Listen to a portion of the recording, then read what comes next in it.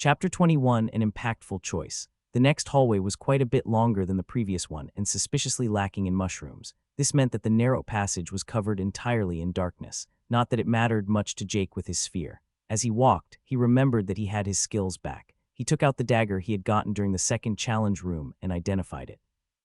Dagger of bloodletting common, a dagger created by an ancient, long-dead cult made for sacrificial purposes. Enchantments, any cuts made with this blade bleed more for longer and are harder to heal. The enchant explained why it bled so damn much when he cut himself. He put the dagger away as he proceeded down the hallway. After walking for a couple of minutes, he turned a corner and saw a light source in the distance. But this was not the blue light he had gotten used to, but normal, light, the orange-whitish kind. Well, technically, light is a combination of all colors on the color spectrum. What matters is that it was light with colors outside of blue. He sped up his walk and exited the hallway to find himself in a new room. It was not what he expected. It looked like an old library or perhaps an office. There were bookshelves all along the walls, filled with old leather-bound books. A chair and a desk with a few writing utensils were positioned in the middle of the room. There was also an old wooden door at the wall directly across from where he entered. As hadn't seen any system messages yet, he walked up to one of the bookshelves and tried to take out a book, but was met with an invisible barrier of some sort. He tried with a couple of the other bookshelves with the same result. He also attempted to move some paper and the small cup filled with pencils and pens on the desk, both of which he couldn't touch either due to the same kind of barrier. Finding nothing else of interest, he went through the only door in the room. He was met with a small, relatively normal-looking hallway with 5 doors in it, 2 on each side of the corridor and 1 at the end. The first door he opened led into a room that had a bed in it. The rest of the room was absolute barebones, with only a small wooden table and chair as well as a dresser and a closet. He was unable to open the dresser and closet, met with yet another invisible barrier. Leaving the room, he closed the door after him and opened the next one. This one could only be described as a medieval bathroom that for some reason had a modern shower and toilet placed in it. He walked into the room and tried flushing the toilet, which surprisingly worked. So an ancient forgotten temple in a dungeon with running water. Got it. The third room he entered was at the end of the hall, and what he found himself in wasn't exactly what you could call a room. It was more like a hellscape in the form of a cave. Mushrooms, everywhere. Not just the blue, glowing kind, but also other less evil-looking ones. The cave was not closed off either and had another exit beside the wooden door. Jake walked out of the aforementioned exit and found himself in a small walled-off garden. Flowers were growing everywhere, weird-looking grass and bushes aplenty, many of which he had seen before outside in the tutorial forest. There was even a small pond with different aquatic plants. He called the garden walled off, but the wall that did so seemed to extend up into eternity. Hanging above the garden was a miniature version of the artificial sun he had seen outside in the forest, emitting both warmth and light. He was briefly confused, as Jake recalled it being late in the evening when he entered the challenge dungeon, and according to the timer counting down, only a couple of hours had passed since then. Shaking his head at the weird garden, he went back through the cave and into the Fouth room. This one was like an old laboratory, not the modern kind, but the 1600s mad scientist kind. It looked like a dream come true for an insane chemist. There were mortars and pestles, alembics, and a slew of other tools and materials. In the room were also open barrels with what seemed like water. Off to the side were closed cabinets that couldn't be opened either due to a barrier. As he made his way out of the room towards the next, he wondered what exactly the system wanted him to do. No challenge had been represented, and no way forward had made itself known. This place seemed more like a living quarter than any kind of testing facility. Maybe the challenge is to find the challenge. Opening the 5th door, he found himself within another hall like the ones he had done the challenges earlier. In the middle of the room was a pedestal. He moved to it and found a hand imprint on top of it. He looked at his hand and quickly connected the dots. He put his hand on the imprint, and instantly his danger sense flared as a black spike shot up, penetrating through it before he could react. He yelled out in pain and stumbled backward as the room started rumbling. A new platform had begun rising in front of the pedestal. Jake, however, barely registered this as he looked at the hole in his hand and saw small, subtle black lines spread through the veins in his hand. He suppressed his panic, rushing towards the newly risen platform. It didn't take a genius to figure out he had gotten poisoned. On it was a book. The book was massive, far more massive than any book Jake had ever seen before. On the cover was the depiction of a small snake, the very same snake he had seen on the symbols and mural. He tried opening the book as the system finally did something. Dungeon challenge. Become an alchemist of the Malefic Viper and cure yourself of the poison running through your veins before it flares up and kills you. The poison will remain dormant for 30 days, not affecting the challenger in any way during the period. Rejecting the profession will result in the challenger being fully restored and returned to the tutorial area. All rewards will be retained and all items returned. Cured yourself of poison 0, 1 time remaining, 30 days. Become an alchemist of the Malefic Viper. YN he was taken aback by the message. A profession. The NA on his status page had annoyed him for a long time, but he didn't expect to get one offered this way. It was the first option to obtain a profession he had seen since being introduced to the system, and he doubted it was an ordinary one. Alchemy, though, not something he had any experience in at all outside of games. He was rather good at the modern equivalent, chemistry, back in school, but he had never done it at any higher level. He also severely doubted that knowledge of chemical compounds would have a lot of use with magic being a thing and all. The time limit was 30 days also. Looking at his just impaled hand, it was rather obvious where the poison came from. The wound had already scabbed over due to his high vitality, and he didn't feel any different. Jake also had the option of just quitting now and going back to the forest. It was the safe option for sure. He would be healed, walking away with a new dagger and a bonus to willpower. Oh, and a bunch of shitty blue mushrooms, along with 10 slightly nicer silver mushrooms. It wasn't even like he had spent a lot of time getting everything, but he was nothing if not someone who welcomed a challenge. He wanted a profession, and if this profession had any connection to that heaven-shattering dragon, it had to be powerful. Fantasy books and games had long conditioned him to unquestionably believe dragons to be apex creatures after all. Without further hesitation, he accepted the challenge. You have obtained the alchemist of the Malefic Viper profession, and with that message, everything went dark momentarily. Jake's head felt like it was split open as information surged into his mind, far more so than when he'd got his archer class. It was only for a few seconds, but it felt like hours before it finally stopped, leaving him with a massive headache and a considerable amount of system messages. He took a few more seconds to gather his thoughts, the headache also fading away. When he felt better, he finally opened up the description of his new profession. Alchemist of the Malefic Viper. The alchemist of the Malefic Viper can combine natural treasures of the world and make potions, pills, transmute one material to another, with a slew of other mystical means to be discovered. This rare type of alchemist specializes in the concoction of poisons.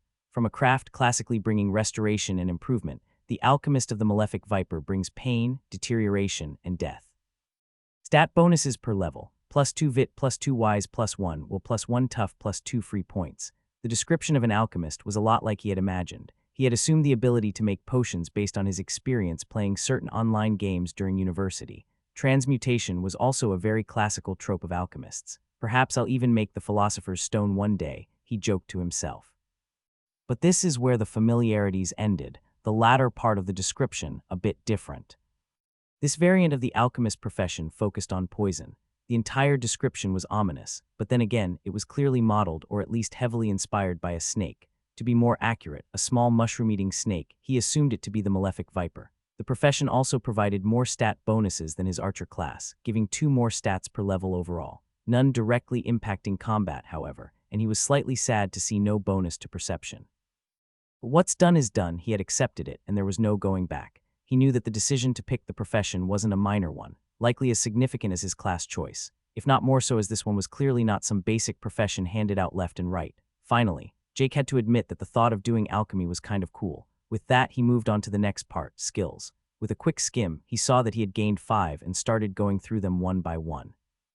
Gain skill, herbology, common, grants knowledge of herbs found throughout the multiverse. The most numerous source of natural treasures comes in the form of herbs found throughout existence. The knowledge of plants and their effects is, therefore, essential to any alchemist. An alchemist must know what he works with in order to create his products after all. Grants the ability to recognize herbs at a glance and correctly identify their properties, a relatively self-explanatory skill, and one of the reasons for the sudden influx of information he got upon receiving the profession.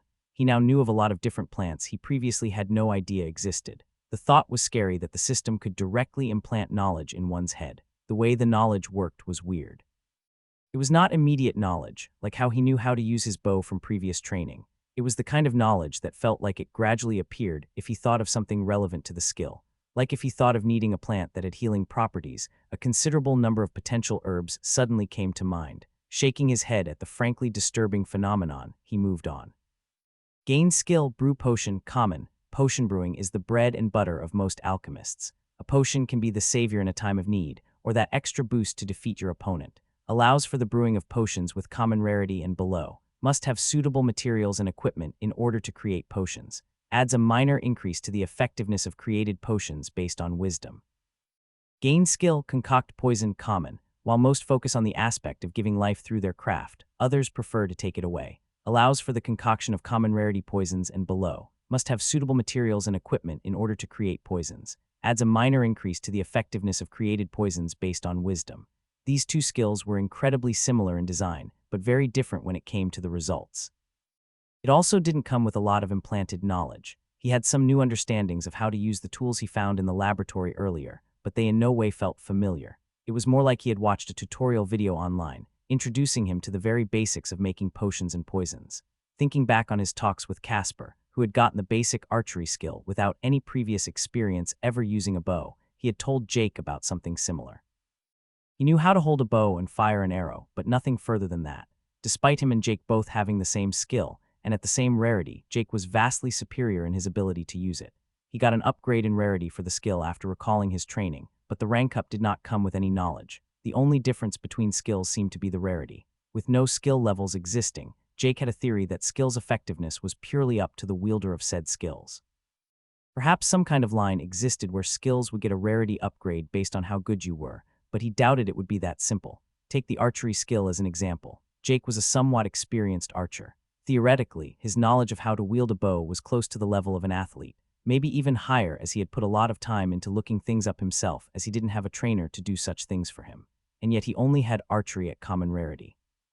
Something else must be required to upgrade to higher ranks. Maybe it just took time, or perhaps some qualitative threshold had to be reached. In other words, a skill granted basic instinctual proficiency in using it, but anything more than that would have to be learned. And if you wanted the skill to get better, you would have to work on improving it. That is at least what Jake believed, based on the evidence so far. Having no way to either confirm or disprove his hypothesis, he moved on to the last two skills. Gained skill, toxicology uncommon, the knowledge of all that is toxic, be able to recognize poisonous substances at a glance and correctly identify their properties. To concoct the deadliest toxins, one must know what to mix after all. This one was exactly the same as the herbology skill, just with toxic materials and uncommon instead of common rarity. It was not limited to herbs, however. As an example, if he thought about the water that nearly killed him earlier, he now knew that said water was some kind of toxic liquid with necrotic properties. He didn't know the details of the water, just the basics of what it was. Moving on to the last skill, he was pleasantly surprised to see the rare rarity tag. Gained skill, Malefic Viper's poison rare. The Malefic Viper stalks its prey and needs only to strike once as venom devours its prey. Increases the potency of all crafted poisons. Grants the ability to craft a poison with a rarity above that of your concoct poison skill if certain conditions are met. The poison may at most be upgraded to the rarity of the Malefic Viper's poison skill, common rare. Allows poison not to lose efficiency for a short amount of time after being applied to a weapon. This skill was the namesake of the entire profession, he assumed. More potent poisons and a chance to craft poisons with a higher rarity both seemed okay, though he had nothing to compare it to. The last effect was especially interesting to him, however. This skill opened the possibility to use his profession more actively in combat. What's more dangerous than an arrow to the face? A poisoned arrow to the face. He had one more notification remaining, which was another pleasant surprise. Skill upgraded. Identify inferior, common, identification skill, known by all but the smallest of children of the myriad races. The skill allows you to attempt to identify any object or creature you are focusing on. The only difference in the skill's description was the basic being removed, so it now just called it an identification skill. Not much to see there, really. But Jake was still kind of excited to see what he could now identify. Perhaps he could even identify other humans. He guessed the upgrade either had something to do with having both a profession and a class, or maybe it was due to the two skills, herbology and toxicology, giving him more knowledge. Looking back, both of those skills included a sentence about being able to identify herbs and toxins. Closing all his windows, he looked down at his hand that was still healing. After scanning the room once more, finding nothing of interest, he turned around and headed straight for the garden area to test his new skills. Chapter 22, Alchemy. Jake entered the cave, looking around at all the different fungi and moss, deciding to identify the infamous blue mushrooms first. When he did it before, he just got back a message saying mushroom, so he kind of expected more, which it expectedly did. Blue bright mushroom, common, a poisonous blue mushroom that emits blue light. While it is not poisonous to touch, the juices found within are highly toxic, often used for lighting due to it only requiring mana to sustain itself. Knowing the name of the blue menace did not alleviate his distaste for the evil fungus. It was good to see that they were only poisonous if squeezed or eaten, though. His next target was another type of mushroom, this one rather plain-looking. Flytrap mushroom, inferior, a carnivorous and poisonous mushroom that eats insects to accelerate its growth. This one was a lower rarity, but still poisonous. Jake looked a bit more around, finding quite a few different kinds of mushrooms, nearly all of them inferior rarity. Shifting his focus to the green moss growing everywhere on the walls, he used Identify once more. Green moss inferior, a widespread kind of moss, found in places with little or no sunlight and adequate mana saturation. A typical ingredient in potions and poisons alike. So jack-of-all-trades moss. Jake then noticed that a patch of moss was darker than the rest, so he also identified that. Aged green moss common, a widespread kind of moss, found in places with little or no sunlight and adequate mana saturation. A typical ingredient in potions and poisons alike. This moss has been thoroughly soaked in mana over time. Common rarity moss. Did this mean that age was a factor when it comes to the rarity of plants? Finding nothing more of particular interest in the cave, he exited to the garden. The first thing he did here was to identify the grass. Once more, noticing some off-colored patches spread throughout. Evergreen grass inferior, a widespread herb found throughout the multiverse in any place with adequate nature affinity mana. While the grass only offers minor restorative effects, it is a great catalyst when mixed with other herbs. Aged evergreen grass common, a widespread herb found throughout the multiverse in any place with adequate nature affinity mana. While the grass only offers minor restorative effects, it is a great catalyst when mixed with other herbs. This grass has aged and absorbed more mana than most evergreen grass. It was the same concept as the moss in the cave. Recalling some of the knowledge given by the system, he knew that the moss was often used when concocting poisons, while the grass was used when making potions. Many flowers were also spread throughout the garden, the most abundant kind being 4 lavender types, a blue one, a red one, and a green one. In between the small patches of these flowers were rainbow-colored lavenders, all of which looked very fantasy-like. Once more, Jake identified all the plants. Blue lavender inferior, a very abundant herb found nearly everywhere with any kind of mana. Mana is stored in the small flowers growing on the stalk, with the stem itself containing the useful juices, known as the main ingredient of mana potions. Red lavender inferior, a very abundant herb found nearly everywhere with any kind of mana. Mana is stored in the small flowers growing on the stalk, with the stem itself containing the useful juices. Known as the main ingredient of health potions. Green lavender inferior, a very abundant herb found nearly everywhere with any kind of mana. Mana is stored in the small flowers growing on the stalk, with the stem itself containing the useful juices, known as the main ingredient of stamina potions. Rainbow lavender common, a relatively abundant herb found nearly everywhere with any kind of mana, usually surrounded by its lesser variants. Mana is stored in the small flowers growing on the stalk, with the stem itself containing the useful juices, known as the main ingredient of rejuvenation potions. These flowers straight up informed him that they were the main ingredients in potions, and he had a very, very strong feeling that he would come to craft a lot of potions. More flowers were present in the garden, some of them not even returning anything when he identified them, and others being only inferior rarity. Lastly, he went to the small pond and surprisingly successfully identified the water.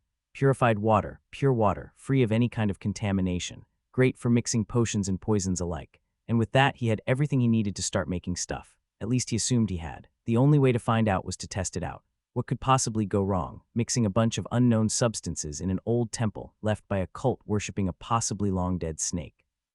Jake began picking up plants, but only the inferior rarity ones, as he assumed they would be the easiest to experiment with. Opening his satchel to put in some of the lavender flowers, he spotted the 10 silver mushrooms he had picked up during his very first challenge in this dungeon. He had to admit that he had kind of forgotten those. Without any expectations, he decided to identify one of them and was taken aback by the result. Argentum vitae mushroom, rare, a silver mushroom only grown in places with extremely high mana density. The mushroom has a solid exterior that, if broken, reveals the actual mushroom within. This type of mushroom's juices usually are highly poisonous, but this mushroom has evolved to bring life instead, plus 1 vitality upon consumption. He took a deep breath after reading the description. These were 10 free points to vitality, 11 factoring in his bloodline patriarch title, giving a 10% bonus. He was just about to eat one when he stopped himself. These mushrooms were still raw. What if he could get more than a single vitality per mushroom? There was also that whole thing with a poison in his body that would flare up and kill him in a month. He would not find it unfitting for these mushrooms to somehow be needed not to die. Thus he decided to leave them be for now, and instead continued collecting more ingredients. Leaving the garden through the cave, he also collected a stack of mushrooms, heading straight for the laboratory. He went through the lab once more, this time being able to open the cabinets and interact with all the equipment. The cabinets were all filled with small glass bottles, and the water in the barrels was the same pure water found in the small pond. Jake had initially planned on starting to make something right away, but quickly hit his first roadblock. He had no idea how to. He had been given some incredibly basic knowledge, but nothing that would allow him actually to make something. In fact, the few fragments of knowledge he did have only served to inform him that he didn't know enough. Each plant had requirements for how to handle them properly, each potion or poison their own recipe. None of this was given to him for free, which led him to the other room covered in barriers before. In the library office he had first arrived in, he could now touch all of the many bookshelves. Oh, and on a side note, the door that he had initially entered through was gone, so going back to the prior challenge rooms wasn't an option. Not that he had any intentions of leaving. Walking up to one of the bookshelves, he took a random book out, and the first thing he noticed was that it was clearly written in English. Which was quite impressive considering that he was multilingual, and yet it had chosen English. What if I wanted it to be? Oh, now it is. Before his eyes, the entire text had now changed language. He couldn't help but try it again and found it to switch back and forth with only a thought. Jake found it quite humorous to experiment with, but sadly he couldn't play around forever, so he began actually to read what was written. The first book seemed to be some kind of history book, detailing the history of alchemy. While it was interesting and very enlightening, it wasn't what he was looking for. He quickly discarded it and started reading the covers of some of the different books, going from top to bottom on the bookshelf. He quickly located the first one he wanted, a book detailing the creation of inferior rarity health potions. After looking a bit more, he ended up having 6 books stacked on the desk. Alchemy for Novices, Volume 1. Alchemy for Novices, Volume 2. An Introduction to Potions, the Health Potion. He also had books of the same series for mana and stamina potions, and the last book, Poisons, the Elementary. The 3 potions books were pretty short and had a plethora of pictures and diagrams of different herbs, most of them recognizable to him. The Alchemy for Novices were massive tomes and contained many diagrams and step-by-step guides too, but most of it was just a buttload of text. The most comprehensive book was the one on poisons, and the one he had decided to save for last. Checking the timer, he had spent around a few hours since he had gotten his profession. Having no time to waste, he started reading the first volume on novice alchemy. The first thing he noticed was how fast it went. He was already an experienced reader, having finished university and being used to reading a lot. But this was at an entirely different level. It took him only an hour to go through the first 100 pages, and that's with the pens and papers placed on the desk being used avidly in making bookmarks and taking down notes. The whole thing brought Jake back to his university days. The only thing he really lacked was some hot tea and some good music.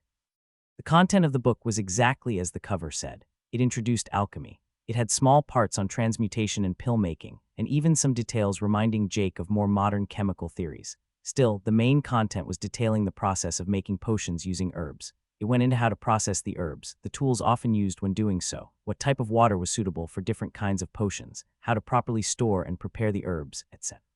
The knowledge on concocting poisons was somewhat limited, and pretty much only focused on how to avoid introducing poison into your creations. After another couple of hours of reading later, he wanted to give it a shot.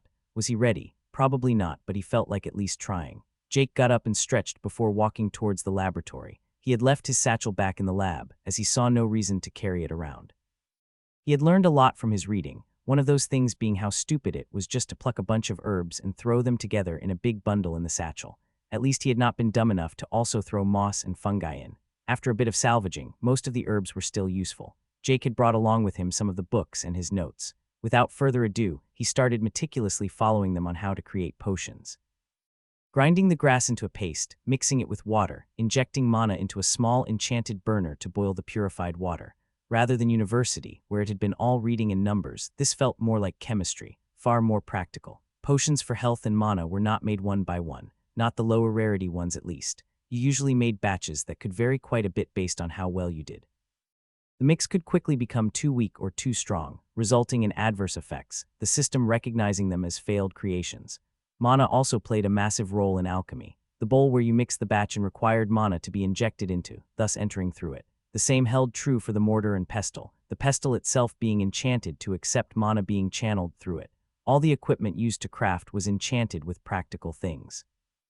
Self-repair was found on practically everything, and Jake had already found out from his cloak and bracers that self-repair also came with a self-cleaning functionality. His first batch was an attempt to make mana potions, the least complex of the 3 types. It turned into a not quite blue mixture that smelled terribly. Luckily, the lab also came with a sink that had a faucet, and all that one would expect. Sadly, the water coming out was not classified as purified, so he had to keep getting water from the pond. A lot of information was found within the different books. Most interestingly was a section on stats. It even helped explain the effects of them, more so than Jake had been able to deduce himself so far. It has to be mentioned that the information was heavily limited, almost like the system had censored some things. As for stats that were good for alchemy, wisdom was mentioned as the overall most important. It increases total mana and the ability to retain knowledge of recipes and such. The fact that both poisons and potions' effectiveness was increased by wisdom also played a considerable part without a doubt. The second most important was willpower, as it increased mana regeneration, something that was new knowledge to Jake. Willpower also helped with focusing while doing alchemy, though the book mentioned that no amount of stats could make up for the lack of personal perseverance. It clearly looked like the book should have more info than that, but a considerable part had been cut out. While this was a mystery for sure, there was one that irked him even more. Why did his profession increase vitality by 2 and toughness by 1-2? However, that was a mystery quickly solved as he briefly skimmed the small section on stats in the book on poisons. Concocting poisons, compared to nearly every other aspect of alchemy, was no safe practice. The fumes alone could kill most, and just being close to poison daily came with many dangers. On top of that, those dabbling in poison also sometimes used their own bodies to test their newest concoctions, the occasional alchemist even going so far as to cultivate toxins within their own body. Therefore, the book said that one should not dabble in poison before one had sufficient vitality and serviceable toughness. The book also mentioned that most alchemy professions did not increase vitality or toughness, so investing free points in those stats was recommended if one wished to pursue concocting poisons as a specialty, a recommendation Jake could quite easily ignore as he got plenty. After emptying the mixing bowl and cleaning it, he tried mixing another batch of mana potions. He used the entire blue lavender flower, grounding up the stalk and flower, mixing it with the evergreen grass.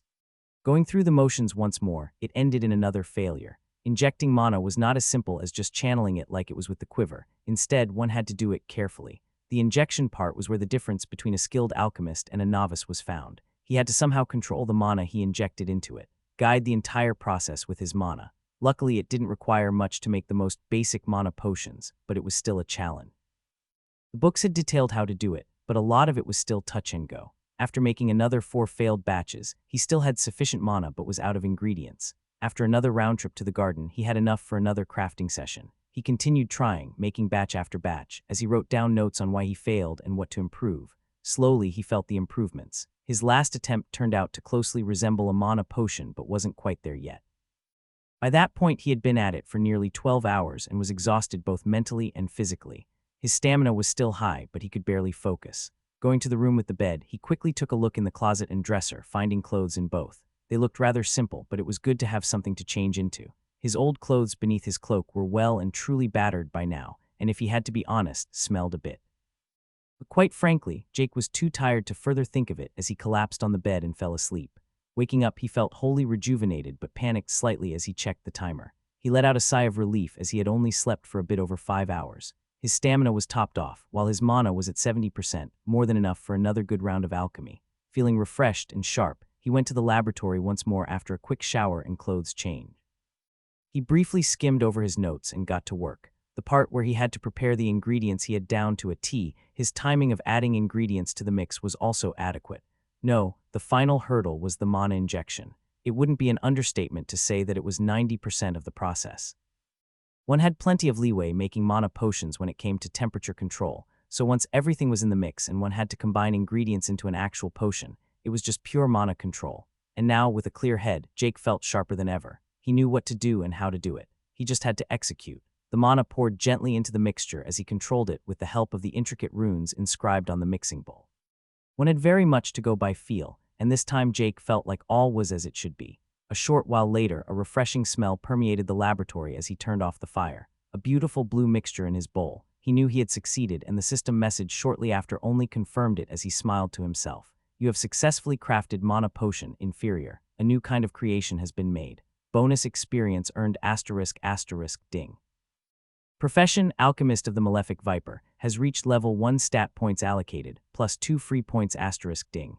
Race, Human G, has reached level 5 stat points allocated, plus 1 free point Chapter 23 progression. Feeling the warm glow run through his body from the level-ups was as comfortable as ever. He was equally as pleased to see that profession experience also helped with his race level. Looking at his stats, he noticed that he now had 6 unspent free points. Jake still felt very unsure of how to distribute them best. Was there some way to make an optimal build? Ultimately, he decided this wasn't the time to try and metagame the system. With his life on the line and all that. So having decided not to hoard the points any longer, he threw them in the stat best for Alchemy according to all the books, Wisdom. He felt the warm glow once more before opening his status menu to confirm the changes. Status name: Jake Thayne. Race: Human. G. LVL5 Class: Archer. LVL9 Profession: Alchemist of the Malefic Viper. LVL1 Health Points: HP 383, 80 Mana Points. MP 192, 240 Stamina, 235, 250 Stats. Strength 28 Agility, 31 Endurance, 25 Vitality, 38 Toughness, 16 Wisdom, 24 Intelligence, 16 Perception, 44 Willpower.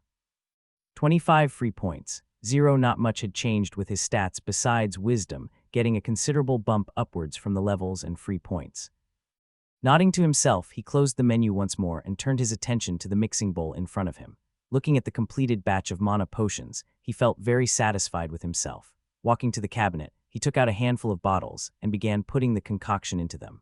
The bottles were perfectly sized to get the full benefit one could from each potion. Jake had wondered what would happen if one drank an additional potion during the cooldown period.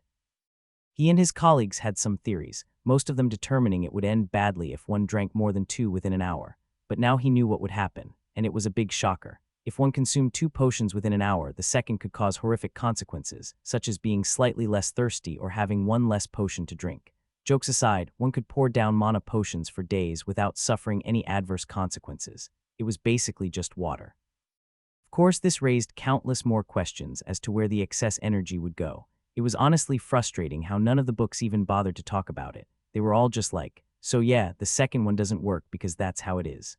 Aka, system fuckery is how potions work. The batch he had just made could be consumed as is, but would only have the effect of the single potion, so one was more or less forced to bottle it up. It also wouldn't register as an actual item before being in a bottle or another similar type of container.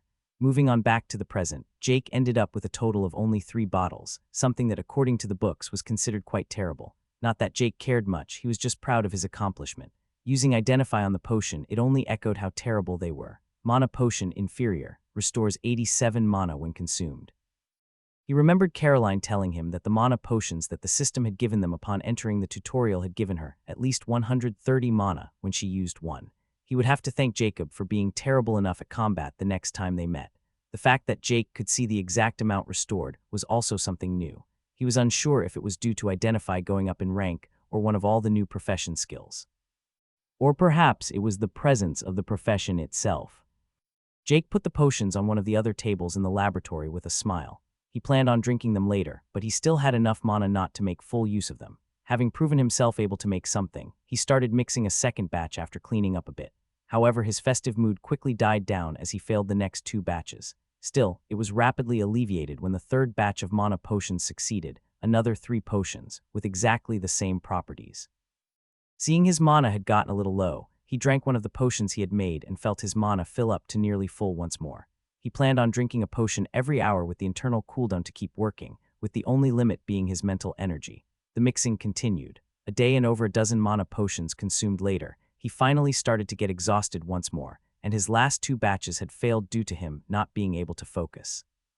It was hard work, but the results spoke for themselves. Ding. Profession: Alchemist of the Malefic Viper has reached level 2 stat points allocated plus 2 free points *. Ding. Profession: Alchemist of the Malefic Viper has reached level 3 stat points allocated plus 2 free points *. Ding. Race: Human. G has reached level 6 stat points allocated plus 1 free point *. Ding. Profession: Alchemist of the Malefic Viper has reached level 4 stat points allocated plus 2 free points. The levels were impressive, but it was without a doubt slower than leveling his class. He had spent more than 24 hours on the challenge already, and yet he was only level 4 in the profession, compared to outside where he in less time than that reached level 9. If he had been more efficient and gone solo earlier, he would, without a doubt, be well into the double digits by now. Looking at the dungeon challenge window, he noted the time. Time remaining, 28 days 22:53, 11. Walking back to the bed once more, he brought the book on health potions along for a quick read before taking another nap. He had decided to try and make them the next day, as the mana potions experience had started going down, and also because he had enough of them to keep himself going for a while. Health potions were, according to the Alchemy for Novices book, the second easiest type of potion to make, just after the mana one. The process was very similar with only slight variations. The pattern and method of injecting mana into the mixture was the most significant difference, and quite a lot harder than with mana potions. Mana potions were quite natural to make. You did not need to change the properties of the mana injected, you just had to purify and inject it. With health potions, you had to change the nature of the mana. Ultimately, the potion was still a kind of condensed energy close to mana, and Jake had no proper understanding of how exactly it all worked, so he just left that up to the system. He also wanted to start making poisons soon, but he felt it would be slightly more challenging than the 3 basic resource restoration potions, the books agreeing with his intuition. From what he had briefly read, concocting poisons had many of the same methods as potions, so there was a lot of overlap, though, so it wasn't like his practice on potions was wasted. In the end, concocting poisons was also primarily about injecting mana properly and controlling the crafting process. After reading the book on health potions, Jake put it on the floor as there was no bettable. Seconds after closing his eyes, he fell asleep. Dreaming of potions and alchemy, genuinely looking forward to waking up and continuing. Jacob, Caroline, Bertram, Casper, Ahmed, and Theodore were all walking with a group of Richard's men as they were out hunting once more. The team they went with was the usual except for Caroline, who could join them as Richard was taking a rest back at camp.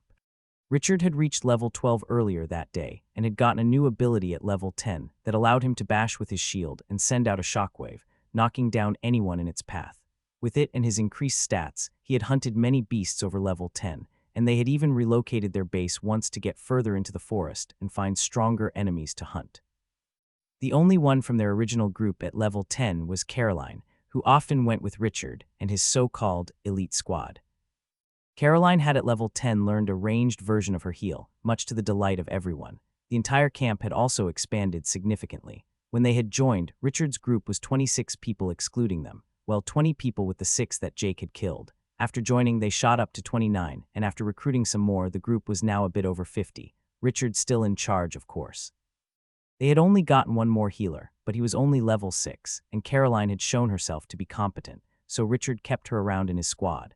The passive regeneration aura alone was enough to keep a healer around initially. In combat, they often contributed little to nothing as their healing was touch-based, but with her now being able to heal from a distance, her worth shot up significantly. Jacob was the leader of this small group that usually had to go without a healer. He was level 8, and the only one in their squad who was level 9, besides Caroline, was Casper. Dennis and Lena were both in another team. Jacob knew that this was due to Richard not wanting their group to all be together, even if you considered Joanna, who was stuck back in the camp. Speaking of Joanna, she had brought with her a pleasant surprise. She had started fixing up cloaks and robes for people and conjuring arrows for the archers after joining, trying to make herself useful. A couple of hours ago, just before they left the camp, Joanna had unlocked a profession. This was the first instance of anyone obtaining a profession that they knew of. Joanna had been into stitching and sewing before the tutorial, which had likely helped her unlock it to begin with. This was only a theory, though. According to Joanna, the profession didn't give many stats per level, hers only offering 1 wisdom, 1 willpower, 1 agility, and 1 free point per level. To see that the stat gains were so low compared to the time investment, Richard's interest significantly waned. That is right until Joanna got to level 1 in the profession, and as she was also level 3 in her class, she leveled her race too. This instantly reignited his interest. Every single race level gave +1 to all stats and an extra free point, making them even more valuable than both class and profession. His interest was further amplified after he experienced that leveling only got harder and harder, and level 10 seemed to be one of those difficulty jumps. Hunting with a team also hurt his experience gain, but as he was more powerful in a group due to his class's nature, he had to be in one. Making their way back to base, Jacob thought about what Jake was up to. It had been close to 2 days since he left, and they had neither seen nor heard anything from him. He and Richard had a tacit understanding never to mention him, but Jacob still wondered. He was not afraid for Jake's well-being, more so curious as to what level he had reached by now. Okay, he was a bit worried, but the guy could clearly handle himself. At least he hoped he could, as Jacob had encountered some nasty things. After a final fight with a small group of badgers, one of them being above level 10, they finally made it back. Talking of the badgers, those things turned out to get a lot more dangerous when they reached the double digits. Not only because of their size, but because of the venom their claws now secreted. If Caroline had not been in the group, they would not even have tried fighting it. Another group had lost 2 people to one of the beasts, as they got severely poisoned from just a few minor scratches. The potions they drank only functioned to extend the suffering as they died. The importance of a healer was once again evident. Back in camp, Jacob went straight to Richard, reporting how their little hunt went. "Jacob, welcome back. Any difficulties?" The huge man said. His shield was leaning on a stone next to him. It was not the one a heavy warrior started with, but a far larger tower shield. He had gotten it earlier that day and was, according to Caroline, an uncommon rarity item. "No, nothing special. It's getting harder and harder to find enough beasts to hunt, and those we do tend to be on the weaker side. Should we consider moving further into the forest?" Jacob asked as he took a seat on a stone across from Richard. It was frustrating trying to level up at any decent pace. Whenever the group moved, Richard would have the light warriors and archers with stealth scout the area, and he would monopolize any strong beasts with his own squad. "I guess we should." "Double digits are getting scarce. Did you find any items or tokens while out?"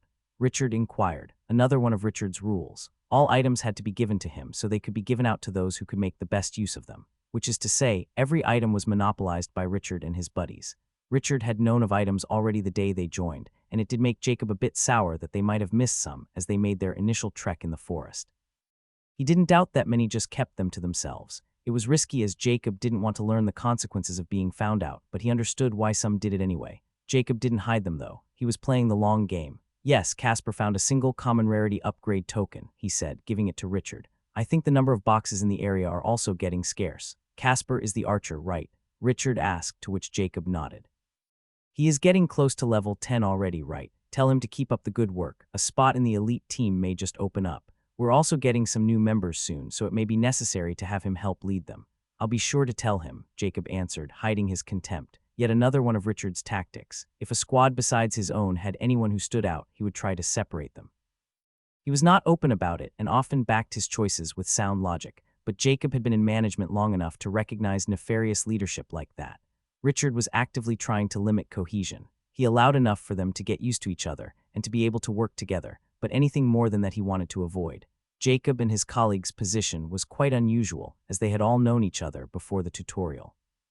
Richard and his gang of people being the only other group like theirs. Most groups of 10 that had entered the tutorial were strangers, random crowds of people being thrown together. As the system had taken people close to each other physically as it transported them, at least to some extent, it did mean that many had ended up entering with at least one or two people they knew, though. But Richard broke those small groups up whenever he could. He had a million excuses as to why it was for the best, but people mostly just did as he said out of fear. Not necessarily fear of being attacked, but also fear of being tossed out of the camp. While the way stuff was run was far from ideal, it was far safer than likely anywhere else. One had to remember that not everyone was fit for combat or willing to risk their own lives. Many that joined simply huddled up in the camp. At least Joanna had now opened a path for them to progress without any need to face beasts. As Jacob walked back to his colleagues, a young man wearing a robe, one that had clearly been upgraded with a token, walked by. The wand at his hip, another either upgraded or looted item. It instantly gave away his identity as a caster. The man, who was barely even a man at all, was in his late teens and wore a big stupid smile on his face. His name was William, and he had joined after Jacob and his group. Richard knew little of this young man, only that he was clearly competent and had reached above level 10 before he even joined them. He was not with any group when he joined but had come alone. His story was that strong monsters had ambushed them shortly after entering the tutorial, and he got away as the only survivor. Yeah, no one was buying that, but as they couldn't prove him wrong, they just rolled with it. The predominant theory was that he had run away. Most surprising, however, was the young man still insisting on hunting alone even after joining. Richard initially wanted him in the elite squad but was declined. He had considered merely removing the man permanently but had decided against it. He could not do it openly after all, as it would be bad for morale, and Richard still had a shadow in his heart left behind by when Jake had killed his right-hand man and 5 others. The only survivor, a mess, who had still not left the camp since he returned, so sending a group covertly after the caster was a risk, one he was not willing to take. Instead, he went with the principle of keeping your potential enemies close. "I heard you talk to that guy. I also think we should move further in. Nothing gives any experience points around here anymore," William said, sighing as he continued. "I'm afraid that boredom will end up killing me before any of those roided-out animals do." "I hear you. I plan on moving when the last group returns," Richard answered, a bit annoyed at the teenager's flippant attitude to the whole tutorial. "Great," the caster answered with a smile. "Oh, by the way, I need more mana potions. Got any?" "Go ask some of the others," Richard answered, trying but failing to hide his annoyance. William had already taken nearly all of their spare mana potions, and Richard only had the ones he purposefully kept hidden away. He wanted to save some for the healers in case of an emergency. "Oh, okay," William answered as he turned around, happily walking towards the campfire where people were doing various tasks. Some were stitching, others trying to make something out of the leather, and there was even a guy trying to draw with some charcoal from the fire, all of them attempting to unlock professions. As William walked away from Richard, he thought to himself how great this place was. He was finally free, his mind unshackled, purified from all that suppressed him in the old world. He had returned to perfection. Chapter 24, Palette of the Malefic Viper. Jake focused as he felt the mana flow through his body and into the reddish mixture in the bowl before him. He felt that this would be the one. After nearly 20 failed tries, this had to be the one. For nearly a full day, he had been attempting to make health potions. He had been very positive initially, believing that it would be a cakewalk considering his experience with the mana potions. But oh boy, was he wrong. Much of the process had become far more straightforward than his first attempt to make a potion. But the mana injection still stumped him. He had to do it in a way that would bring forth the natural healing properties in the red lavender and successfully combine it with the evergreen grass. It was changing the mana's properties by filtering it through the bowl and into the herbs. Normal mana was relatively easy to control, but it became more problematic when Jake had to transform it. The herbs and moss served as catalysts for his mana, binding itself to them. The ultimate purpose was to make the liquid in the batch resemble the energy that is health points, also known as vital energy. The herbs themselves already contained a lot of this energy, but he had to bring it out and make it into an actual potion. To be perfectly honest, Jake still wasn't entirely sure how the whole thing worked. He just went by what the book said and what felt right during the moment. He had long learned that a lot the crafting was feeling, what to do more than just following some step-by-step guide. As long as your underlying methodology was serviceable, chances are you wouldn't go all wrong, at least with inferior rarity potions. Luckily, this time he didn't fail. With a final push, the liquid gave off an invigorating smell, and he barely managed to contain his excitement as the system messages appeared. You have successfully crafted health potion, inferior. A new kind of creation has been made. Bonus experience earned.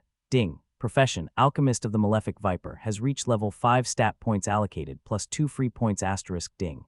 Race, Human G, has reached level 7 stat points allocated, plus 1 free point asterisk. He did a mini cheer as he bottled the health potions. He only ended up making 3 from the whole batch, but a success is a success.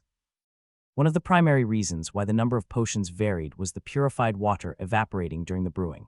According to the books, in a perfect scenario, nearly none of the water would disappear. This would, in turn, lead to more of the energy contained in the herbs not being wasted. Jake was currently wasting a lot of precious energy, mainly because he quite honestly still sucked. But then again, he had only been an alchemist for less than 2 days. He could not be expected to be a potion master instantly. On a side note, his free points were once again just thrown into wisdom. Apropos of becoming a master of alchemy, having reached level 5 in his profession, another message appeared along with the level up, one he had been looking forward to. Alchemist of the Malefic Viper profession skills available. Jake didn't hesitate to open the menu. The first thing he noticed was that there were far fewer skills to choose from compared to his archer class, but that wasn't really a bad thing. All of those skills had been filler, so to say. Useless passive weapon skills mainly, all of which he had no interest in at all, and every one of them was inferior rarity. The alchemy profession didn't have a single one of those. Instead, it had given him only 6 options. He started going through them one by one. Pill consolidation, inferior. The path of alchemy is diverse and methods aplenty, potion brewing but one of the major paths, another being pill consolidation. Pills come in many forms, but most have the purpose of empowering the one who consumes it, both temporarily and permanently. Must have suitable materials and equipment in order to create pills. Adds a minor increase to the effectiveness of produced pills based on wisdom. Reading through the entire thing, Jake had to scratch his chin a bit. Pill consolidation did seem useful. However, Jake had no interest in it at all right now. He already had a hard enough time making potions, and he still had poisons to concoct on his timetable. On top of that, he was still somewhat unclear as to the differences between pills and potions. The description did offer a bit of a hint, mentioning permanent benefits, but it also compared the two paths as similar. While the promise of permanent buffs was tempting, unless those permanent benefits included not dying in less than a month, he wasn't that interested. So learning about the wonders of alchemical pills was something for later, if ever. For now, he moved on to check the next skills. Geology, inferior, grants knowledge of minerals and other similar natural treasures found throughout the multiverse. These natural treasures can be combined with other materials to amplify or bring forth strong magical effects. An alchemist must be able to distinguish the magical rock from the mundane gravel after all. Metallurgy, inferior, grants knowledge of metallic materials and substances found throughout the multiverse. Many types of rare and powerful metals are found throughout the multiverse and can be combined with other material to amplify or bring forth powerful magical effects, not limited only to alchemical products. Jake decided to group these together as they were somewhat similar. They were like his herbology and toxicology skills, only for stones and metals. Or well, geology does include things that can't strictly be defined as stones, but quite frankly, he didn't. He had always found geologists a weird bunch, and there was no way he was going to spend his days looking for, or studying, rocks. Thus, he moved on swiftly. Sense Herb Common gives a passive ability to detect herbs and a rough feeling of their properties. An alchemist must be able to find the materials to craft his products after all. Adds a minor increase to the effectiveness of Sense Herb based on perception. Sense Poison Uncommon gives a passive ability to detect poisonous substances and their toxicity level. An alchemist must be able to find the materials to craft his products after all. Adds a minor increase to the effectiveness of sense poison based on perception. These two skills were, in his honest opinion, quite necessary. It would be splendid out in the forest or anywhere else really, as finding herbs and toxic materials he could craft from likely wasn't just found lying about. Or maybe they were, he just wouldn't know without a skill to help him find them. Or he would be forced to scour through the underbrush constantly. But while he considered them essential, finding materials was not exactly a challenge in his current situation. He would need them for sure. But the last skill made it absolutely clear he wouldn't pick any of them. Palate of the Malefic Viper, rare. The Malefic Viper has honed its venom by devouring myriad toxins found throughout the multiverse. In the same vein, the alchemist of the Malefic Viper can consume toxins to learn their effects and properties. Grants the alchemist immunity or resistance to most low-level poisons. Through consumption, may your power grow. Through gluttony, may your records expand. Alchemy was his first thought after reading it. Most of the descriptions were rather direct, but this one was quite a bit more flavorful, especially in the last part. Based on the name, this one was clearly associated with his variant of alchemist. Thinking about the effects of the skill, the prospect of eating the blue mushrooms came as both pleasing and horrifying at the same time. He did hate the damn things, so the thought of eating the bastards was nice, but on the other hand, they were blue magic mushrooms. Shaking his head, he picked the skill. Surprisingly, he felt nothing despite getting another rare rank skill. He had to open his status screen and check to make sure that he in fact did have the skill. Confirming that he did, he walked to the cave and looked at the mushrooms. He decided to go for the Fly Eater one. He picked it due to it being inferior rarity. He assumed that even if his skills didn't work like he believed, it wouldn't kill him. Flytrap Mushroom Inferior, a carnivorous and poisonous mushroom that eats insects to accelerate its growth. Picking the fungus up, he inspected it closely. To call it appetizing would be a straight-up lie. Not that Jake was the best judge. He hated mushrooms even before the tutorial. According to him, the mere thought of people willingly adding them to salads was one of life's greatest mysteries. He had never used them for recreational purposes either, even though he did know some who did during his university days. And yes, he had been offered plenty, despite him barely ever participating in social gatherings. One guy even knocked on his door at 4 a.m., randomly offering him a bag, though he was pretty sure the guy was looking for Andrew, his roommate at the time. Oh well, no better time to do mushrooms than when stuck in a dungeon with less than a month to live, Jake thought as he threw his first fly-eater mushroom into his mouth. The first thing that hit him was the taste, or more accurately, lack of taste. It was a bit chewy, but it didn't have much flavor to it, honestly. He had half expected it to taste like chicken. The juices coming out of the shroom made sizzling sounds as it came into contact with his spit. It did not hurt or was uncomfortable in any way. It was more akin to drinking carbonated drinks. However, Jake did not have time to think much of it as a weird feeling of realization struck him. Akin to if one had been struggling with a math problem for hours, and then suddenly something clicked and the solution came to you. He now knew a lot, not about the mushroom per se, but the poison it possessed. It felt familiar to him now, but he also knew that the knowledge was not complete. A single mushroom was not enough to truly familiarize himself with its properties, far from it, and as such his feasting began. The cave was big, very big, same with the garden. Jake knew there was no way for him to use all of the ingredients found here in 30 days, even if he was several times faster at doing alchemy. But now he was starting to get a bit worried as he chomped down fly-eater after fly-eater. He had to be honest with himself. The taste was kind of growing on him. Or maybe it was just the feeling of quite literally eating himself to knowledge and understanding that he found so intoxicating. After eating way too many, he finally stopped. First of all, because his stomach was starting to hurt from being overstuffed. Secondly, the diminishing return had kicked in. The first couple of mushrooms gave the most, but the later ones barely helped. By now, he felt amazingly familiar with the little buggers. While he had no intention to confirm it currently, he felt like this familiarity would be incredibly helpful when concocting poisons later. Feeling stuffed, he decided to go back to the laboratory. He felt a bit tired earlier from trying to make health potions, but now he felt strangely invigorated.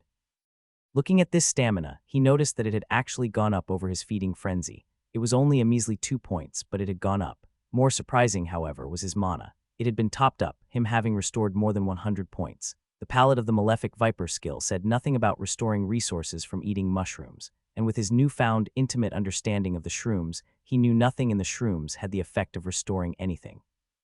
But thinking about it further, it did kind of make sense.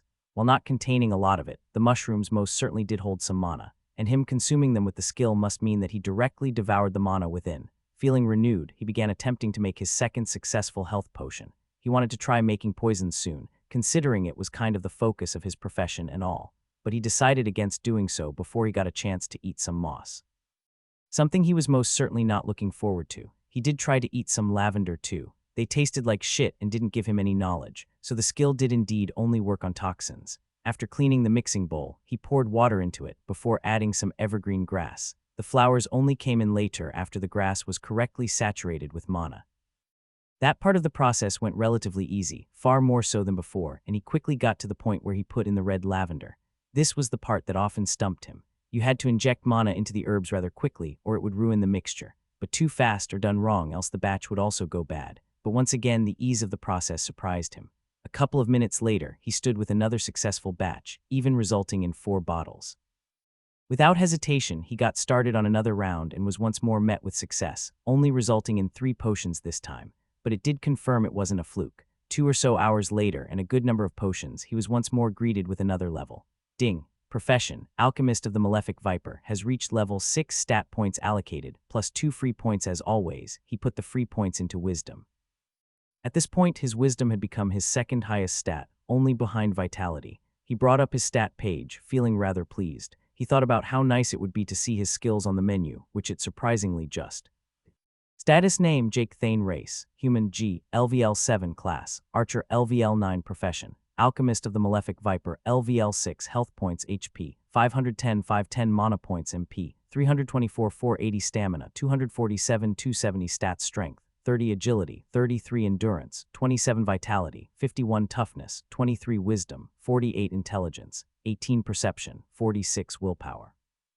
32 free points, 0 titles, Foreigner of the New World, Bloodline Patriarch, class skills, Basic One-Handed Weapon Inferior, Basic Stealth Inferior, Advanced Archery Common, Archer's Eye Common Profession Skills, Herbology Common, Brew Potion Common, Concoct Poison Common, Toxicology Uncommon, Malefic Viper's Poison Rare, Palette of the Malefic Viper Rare, Race Skills, Identify Common.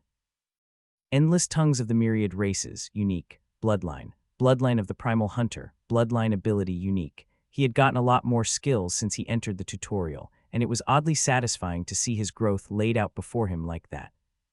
He was still doubtful if just dumping everything into Wisdom was the correct decision. Perhaps it was in this dungeon, but assuming he survived the challenge, he would barely have grown in his strength, agility, and perception.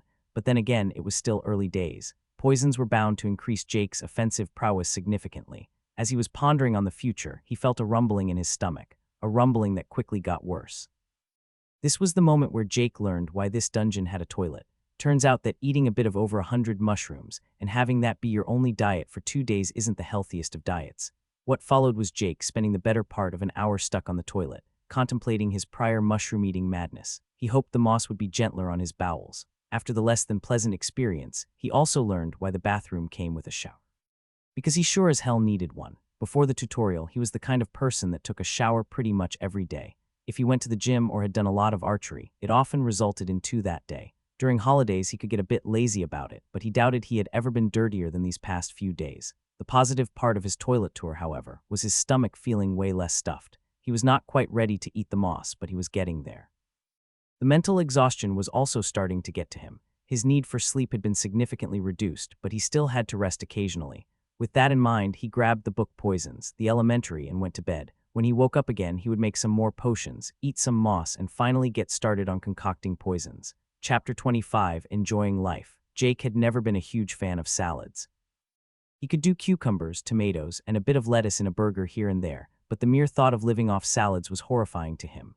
One should understand why he didn't find his current meal the most pleasant with that in mind. He was currently sitting in the library, with a bowl in front of him filled with water and moss. He had tried to eat the moss, but it was honestly disgusting. Not the taste, it was fine, but the texture and the aftertaste of dirt.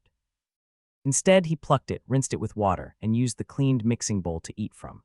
It was a rather disgusting-looking soup. He didn't even have a spoon, so he had to use his hands to eat out of it. However, the torturous meal was made acceptable by the feeling of knowledge and improvement from eating it. It was the same as with the fly-eater mushrooms, though he made sure to control himself and not overeat. After his wonderful meal, it was back to making potions. He had started alternating between health and mana potions to break the monotony, not that it mattered much. He was also considering if he should give making stamina potions a shot, but according to the books, it was quite a lot harder than both health and mana, and not by a little either. Stamina potions were essentially a mix of health and mana from a methodological standpoint. Quite honestly, the book's explanations were quite terrible, and Jake had no desire to attempt it currently. One good thing about his improved wisdom was that he no longer needed to take notes. By now, he could easily remember everything. It was kind of weird and a bit scary when he thought about it more in depth. He had not felt anything immediately, even when gaining a lot of wisdom at once, but it changed him without a doubt. He already knew that the system could directly implant knowledge, and it could obviously also improve memory. Jake had always had a relatively good memory, but now he could verbatim recall the page numbers of where everything stood in his alchemy books. And if the system could implant both knowledge and make his memory that much better, what was to say it couldn't change something more fundamental? His intelligence stat had also been improved quite a lot, but he hadn't felt anything directly from that. Something that he was still unsure if that was assuring or concerning. What was to say that his improved mental stats had not made some fundamental changes to who he was already, would even be aware if it happened. For some reason, he found his bloodline far less scary, even though it clearly was the thing introduced by the system that had affected him the most. But he was aware of it doing so. He had let his bloodline affect him. He had allowed his improved instincts to take charge during times of danger. In essence, he felt like his bloodline wasn't changing him, but merely bringing forth who he was in a more primal and instinctual form. But ultimately, did such existential worries even matter in the grand scheme of things? If he had been changed, he would have no way of knowing. He remembered Descartes saying, "Cogito ergo sum, I think therefore I am," and he was undoubtedly thinking far too much, so he most certainly existed in his own mind. Also, damn the extra wisdom making him remember random quotes. Never mind that tangent, back to potions. Jake had needed to refill the barrels of purified water a few times already, but after his meal, he had to do so yet again. It was kind of insane that he could carry an entire barrel filled with water. It was with some difficulty, but it still clearly showed that his strength had reached superhuman levels. Especially considering the difficulty mainly stemmed from how unwieldy the barrels were. After filling the barrels and cleaning the bowl after his mossy meal, he jumped right back into it, an entire day of mixing ahead of him. William walked through the forest, alone as always. Richard had gotten a bit annoying the last few days, but it was not time yet. The man still had time to grow. William also still needed him, or more accurately, what his camp could offer. The teenager smiled as he saw a group of big mole rats. He knew these things had some annoying sound attack that hurt like shit, but they were pretty weak defensively. He took out his wand, an item he had found within the first couple of hours after he got here. He had been with a group of 9 others, just like everyone else apparently had. He had no idea who any of them were, but then again, he didn't really know that many people before the tutorial either. His parents and his psychiatrist mainly. Oh, and the workers in the center, but they were all massive assholes. Though let's be fair, pretty much everyone was a waste of space. Everyone was either obnoxious, pretentious, or just plain old annoying. So William had always preferred activities where no one bothered him. Looking at the mole rats, he knew that he had to wait for an opportune time to strike, and strike hard he would. Admiring the wand that made this all possible once more, he only got happier. Exceptional Wand of Pharoah's Uncommon, a wand crafted by followers of Pharoah's god of iron. The wand is made of a special kind of iron, only found in mana-rich areas. Grants the ability, Metal Manipulation Uncommon. Requirements, level 5 in any class or race. Metal Affinity. This wand had been his bread and butter since he got here, due to the skill attached. He discovered a box when he was bathing in a lake after seeing something glitter at the bottom. Diving down, he had found this wand. He was a bit sad that he could not use it right away, though. He needed a few levels, first using the terrible mana bolts. When he finally reached level 5, he could use the wand and see the ability. Metal Manipulation Uncommon allows for control of metallic objects by spending mana. This skill falls under Elemental Manipulation, a prevalent brand of magic throughout the multiverse. Adds a small bonus to the effect of metal manipulation based on intelligence. In concert with the many daggers he carried in his robe, this skill allowed him to dominate pretty much everything he met. His only weakness was his lack of healing outside of health potions, which was why he even bothered with Richard and his group. Oh, and his high mana consumption in combat, but he was sure that would get better with time. His thought process was interrupted as he spotted his chance to strike. The mole-rats had jumped a group of badgers, allowing William to also make his move. Focusing, he lifted the wand as 7 daggers flew out of his robe towards the closest rat. Their speed and power were far more potent than if he had simply thrown them. The daggers hit the rat in its head, cutting it to pieces. Before any of the other rats could register that it happened, the daggers spread out, hitting the 3 others in their throats before they could do their screech. The rats made gurgling sounds as they charged towards him. Raising his wand, he cast a spell towards the ground as a metal board appeared before him, blocking the rats' charge and obscuring their vision. At the same time, he lifted himself off the ground as he shot backward. After killing a medium warrior, he had started wearing the chest piece he had looted off the man, hidden beneath his robe. While it was expensive as hell to lift his whole body off the ground, it gave him excellent mobility. As he dodged around, blocking off the rats with the metal barrier, and having the daggers penetrate the rats over and over, he felt quite wonderful. As his mana was starting to get dangerously low, the last mole rat fell to the ground, never to move again. Checking his notifications, he was delighted to get another level. You have slain Mole Rat Screecher, LVL 14. Bonus experience earned for killing an enemy above your level. 1500 TP earned. You have slain Mole Rat Screecher, LVL 16. Bonus experience earned for killing an enemy above your level. 2000 TP earned. You have slain Mole Rat Screecher, LVL 16. Bonus experience earned for killing an enemy above your level. 2000 TP earned. You have slain Mole Rat Screecher, LVL 15. Bonus experience earned for killing an enemy above your level. 1750 TP earned *. Ding. Class Caster has reached level 17. Stat points allocated, plus 1 free point. Finding high-level beasts was still somewhat tricky, in his opinion. He had killed a good 20-plus beasts above level 14 to get from level 16 to 17. Richard kept refusing to go further into the forest, which made William really wish for some kind of healing skill at level 20. At level 5 he had gotten Basic Stealth, Inferior, at 10 Conjure Iron Wall, Common, and at 15 Metallic Sight, Uncommon. The Iron Wall was the skill he had used in the battle before, and the Metallic Sight was the passive skill that made his entire style possible. It allowed William to see through the metal he was manipulating, allowing his flying daggers to act as really shitty, yet still usable eyes. The only annoying thing was that he had to attune the metal he was manipulating. In other words, he had to fill any metal he wanted to control up with mana, linking it to him. This was done super easily with random unranked metal, but was pretty much impossible for enchanted stuff. Well, he could still do it, but the mana consumption was insane and not worth it. It was not that it made the skill terrible in any way, it just sucked that he couldn't make a warrior cut his own head off with his sword. Oh, or make an archer's arrows do a 180 hitting themselves. However, the saddest was his inability to lift a medium or heavy warrior up and smash them down again, or maybe use them as living wrecking balls. The skill was also quite mentally taxing. When he first got it at level 5, he could only control 2 daggers at once, and lifting even a set of armor was challenging. By now, he could do 7 daggers comfortably, but could push it to 8 in a pinch, though it would hurt his versatility in using his iron wall and his own movements.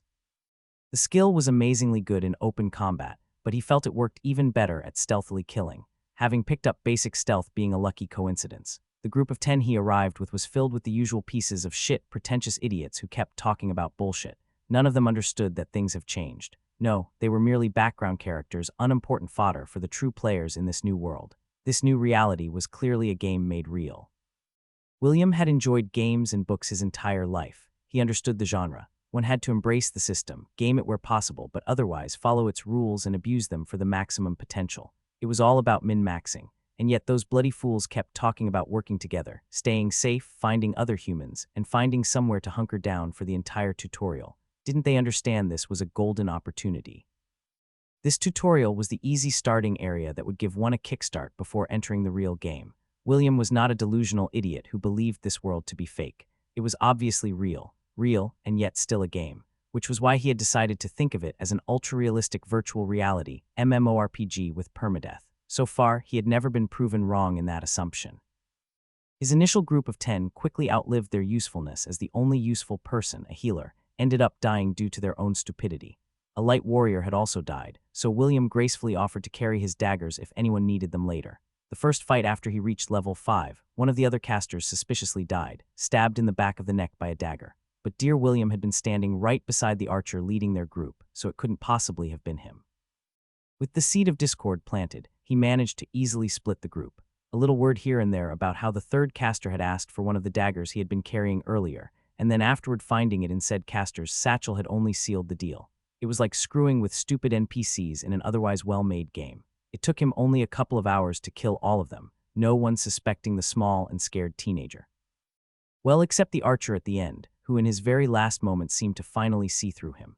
Not surprising, considering they were the last two alive. The idiot yelled a couple of vulgar obscenities before he too died. Looking back, that first day had, without a doubt, been the best in William's 19 years of life. Everyone had always treated him like shit his entire life, no one ever getting him. The worst part was that some of them even thought something was wrong with him.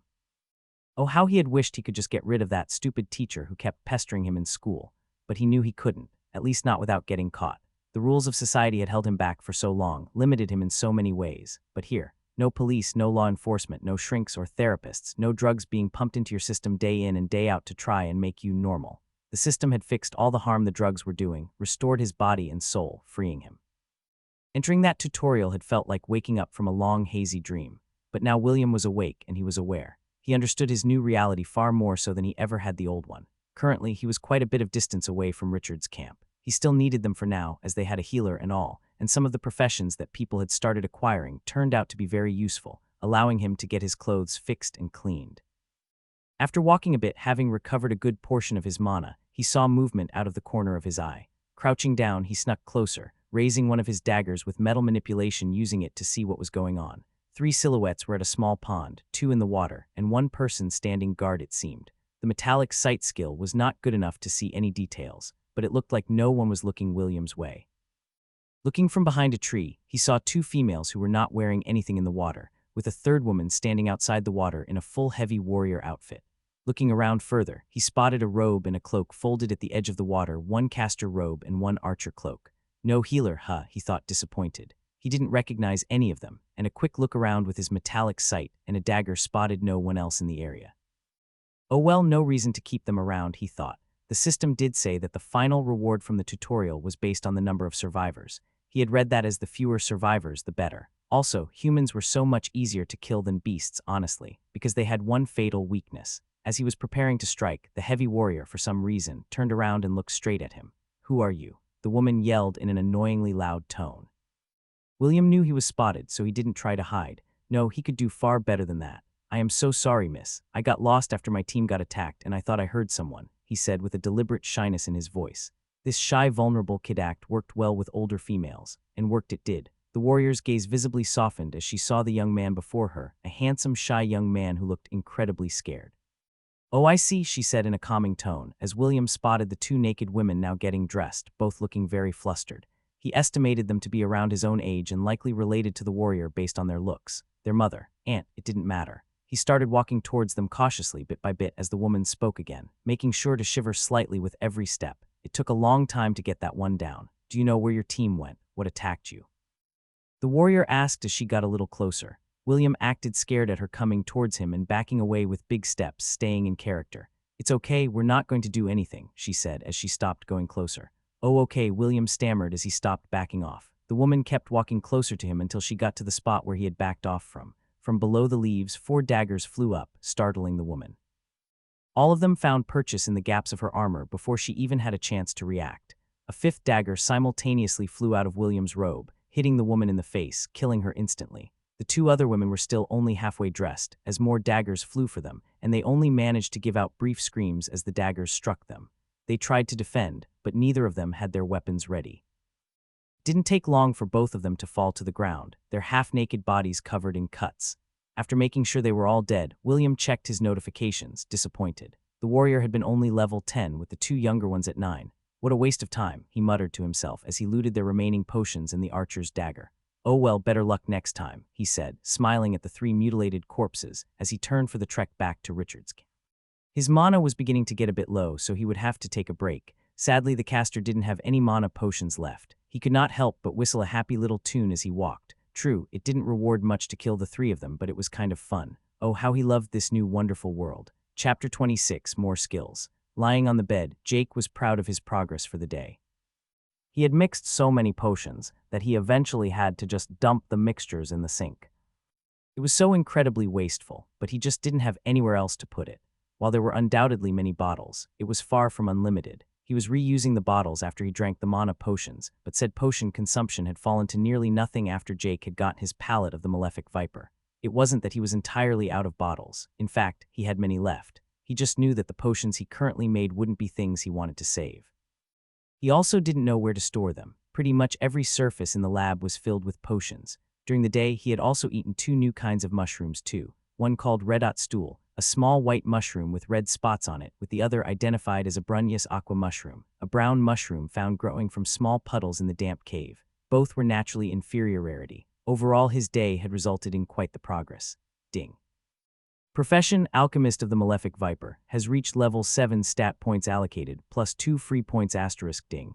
Race, Human G, has reached level 8 stat points allocated, plus 1 free point asterisk ding. Profession, Alchemist of the Malefic Viper, has reached level 8 stat points allocated, plus 2 free points asterisk ding. Profession, Alchemist of the Malefic Viper, has reached level 9 stat points allocated, plus 2 free points asterisk ding.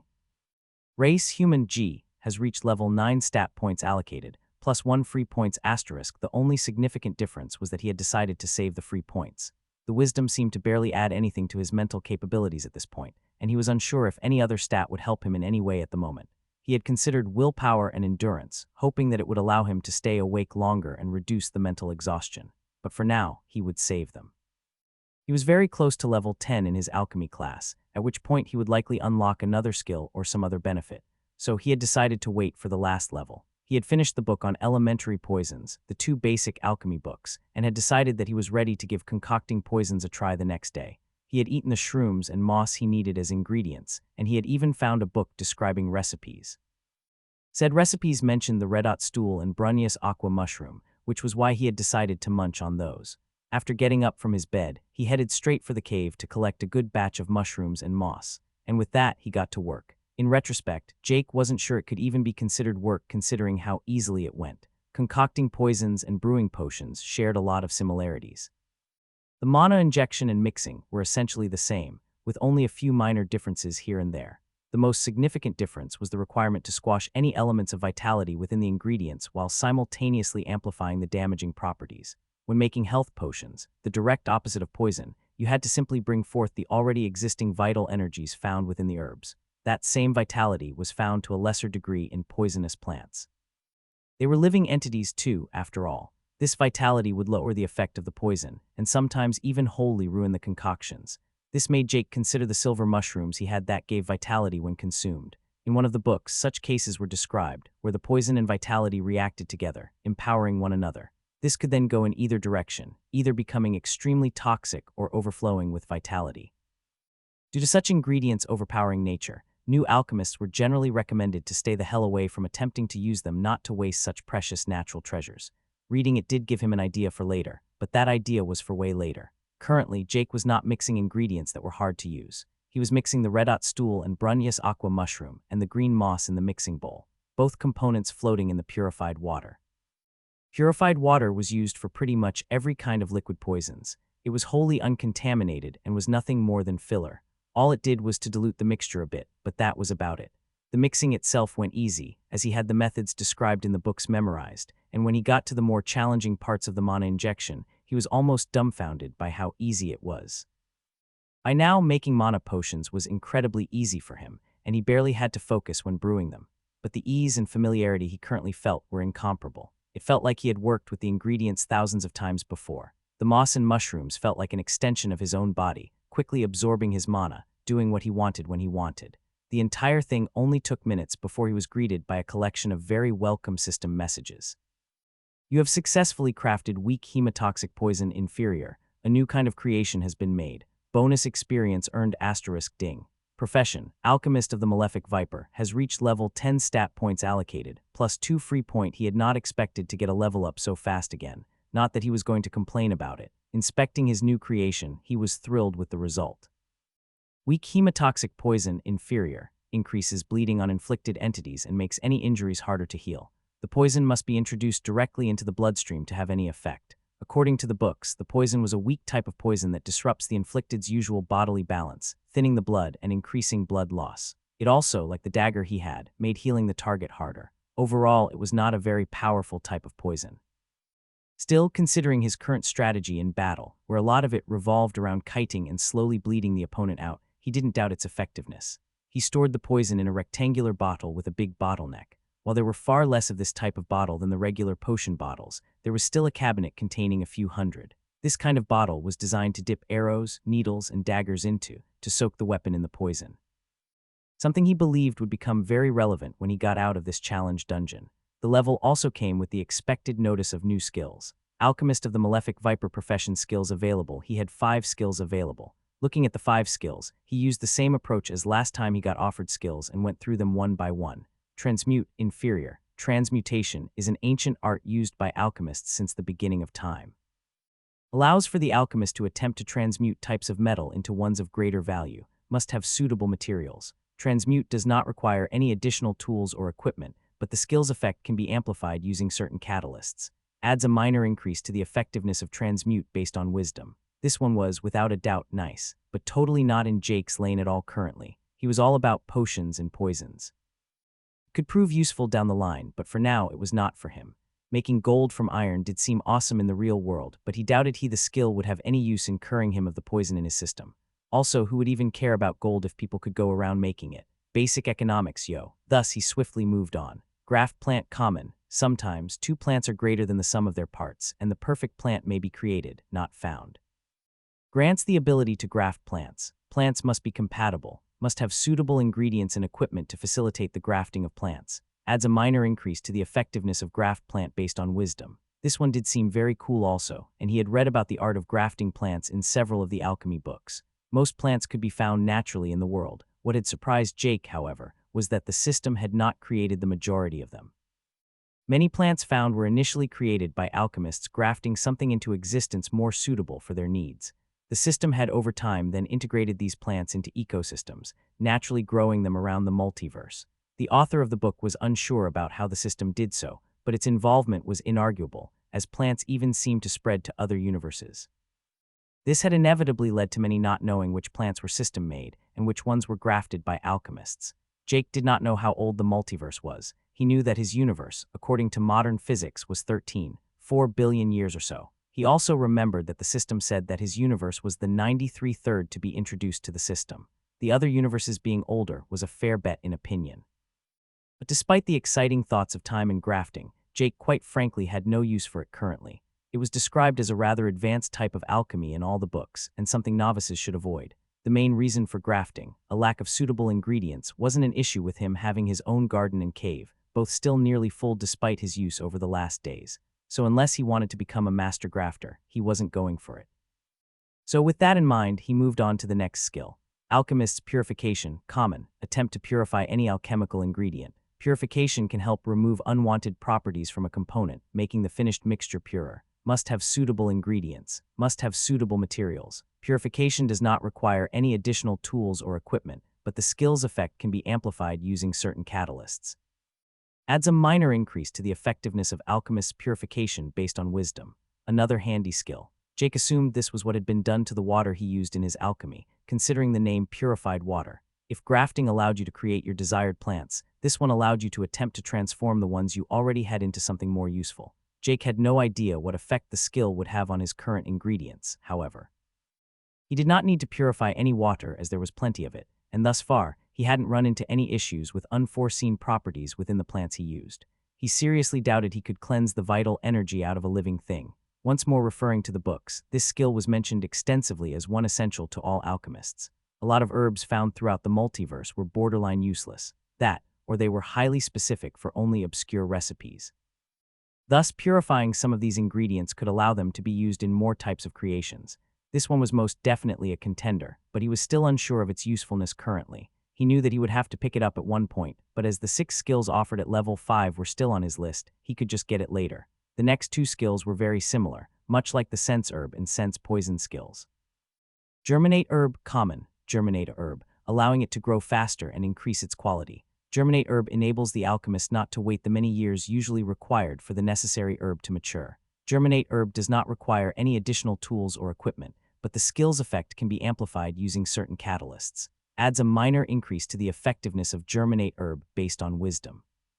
Cultivate toxin, uncommon. Cultivate the desired toxic ingredient, allowing it to amplify its deadly toxins. On poisonous plants, this skill will also enable said plants to grow faster and increase their quality. Cultivate Toxin does not require any additional tools or equipment, but the skill's effect can be amplified using certain catalysts. Adds a minor increase to the effectiveness of Cultivate Toxin based on wisdom. These were also quite amazing and frequently mentioned skills in pretty much all the books he had read on alchemy, both essential skills of an alchemist who dreams of owning their own garden.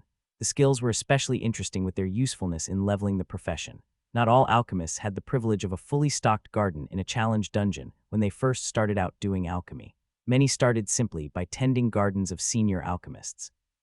This was also how many achieved their profession to begin with. Some books even had the assumption that the reader had started out that way. Of these, Germinate Herb was, without a doubt, the most mentioned. The use of potions throughout the multiverse was considered standard practice, and someone needed to grow the ingredients used. Jake also knew that many alchemists started with the Germinate Herb skill from the beginning. Professions came in many forms and variants. One of the books on how to properly care for ingredients and tend the garden mentioned more than 10 different types of the alchemist profession that could be unlocked from cultivating different sorts of herbs. However, the most usual way of obtaining a profession was not through effort or hard work, but through being taught by someone already possessing said profession.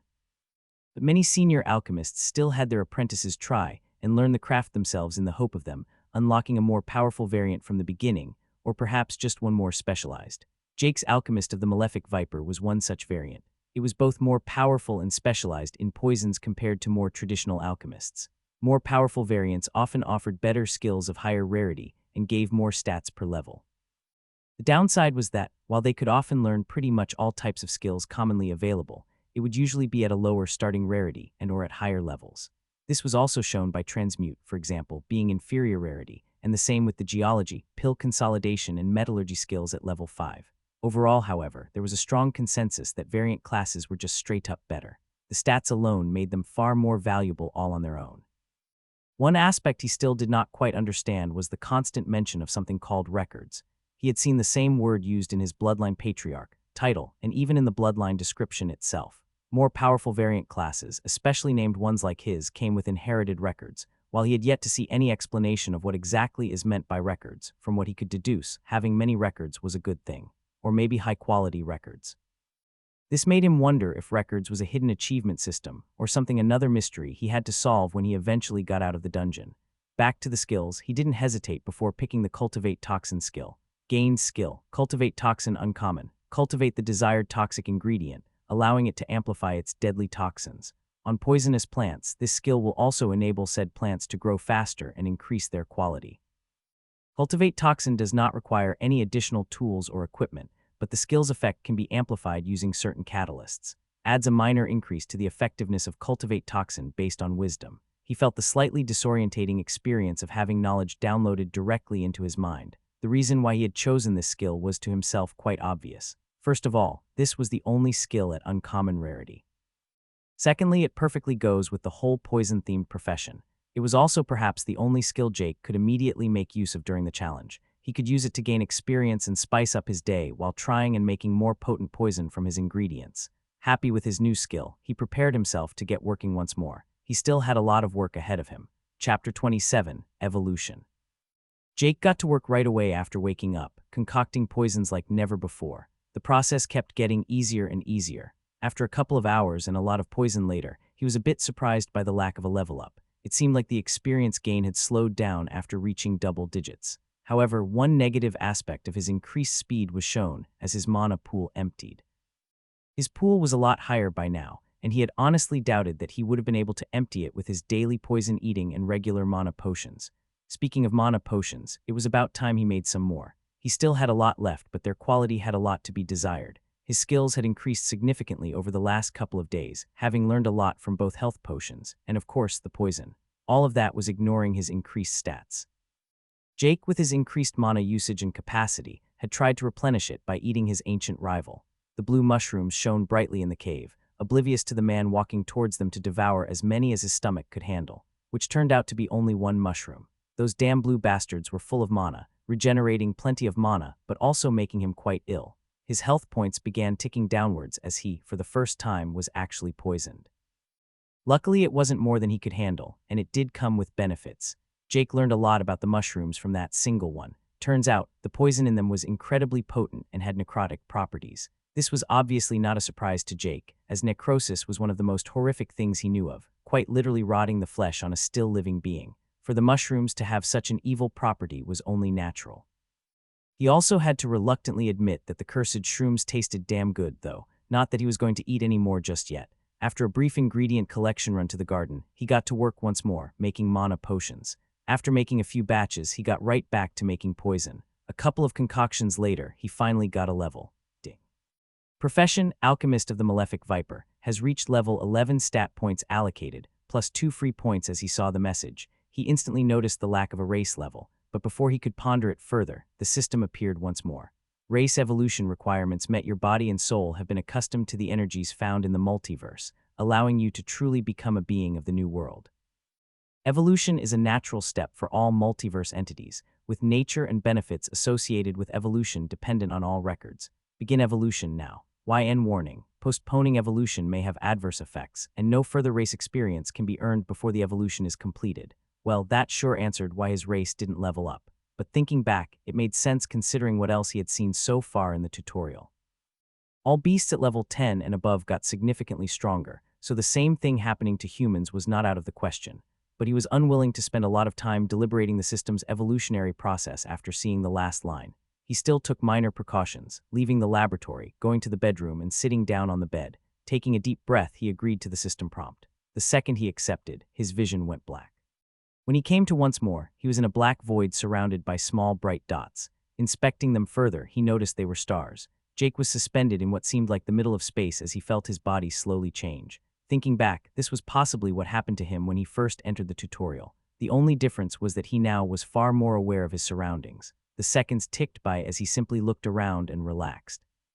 His body felt numb, but he could still sense something changing within him.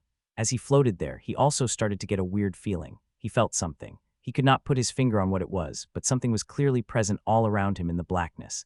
As he focused on the feeling, it only became more apparent.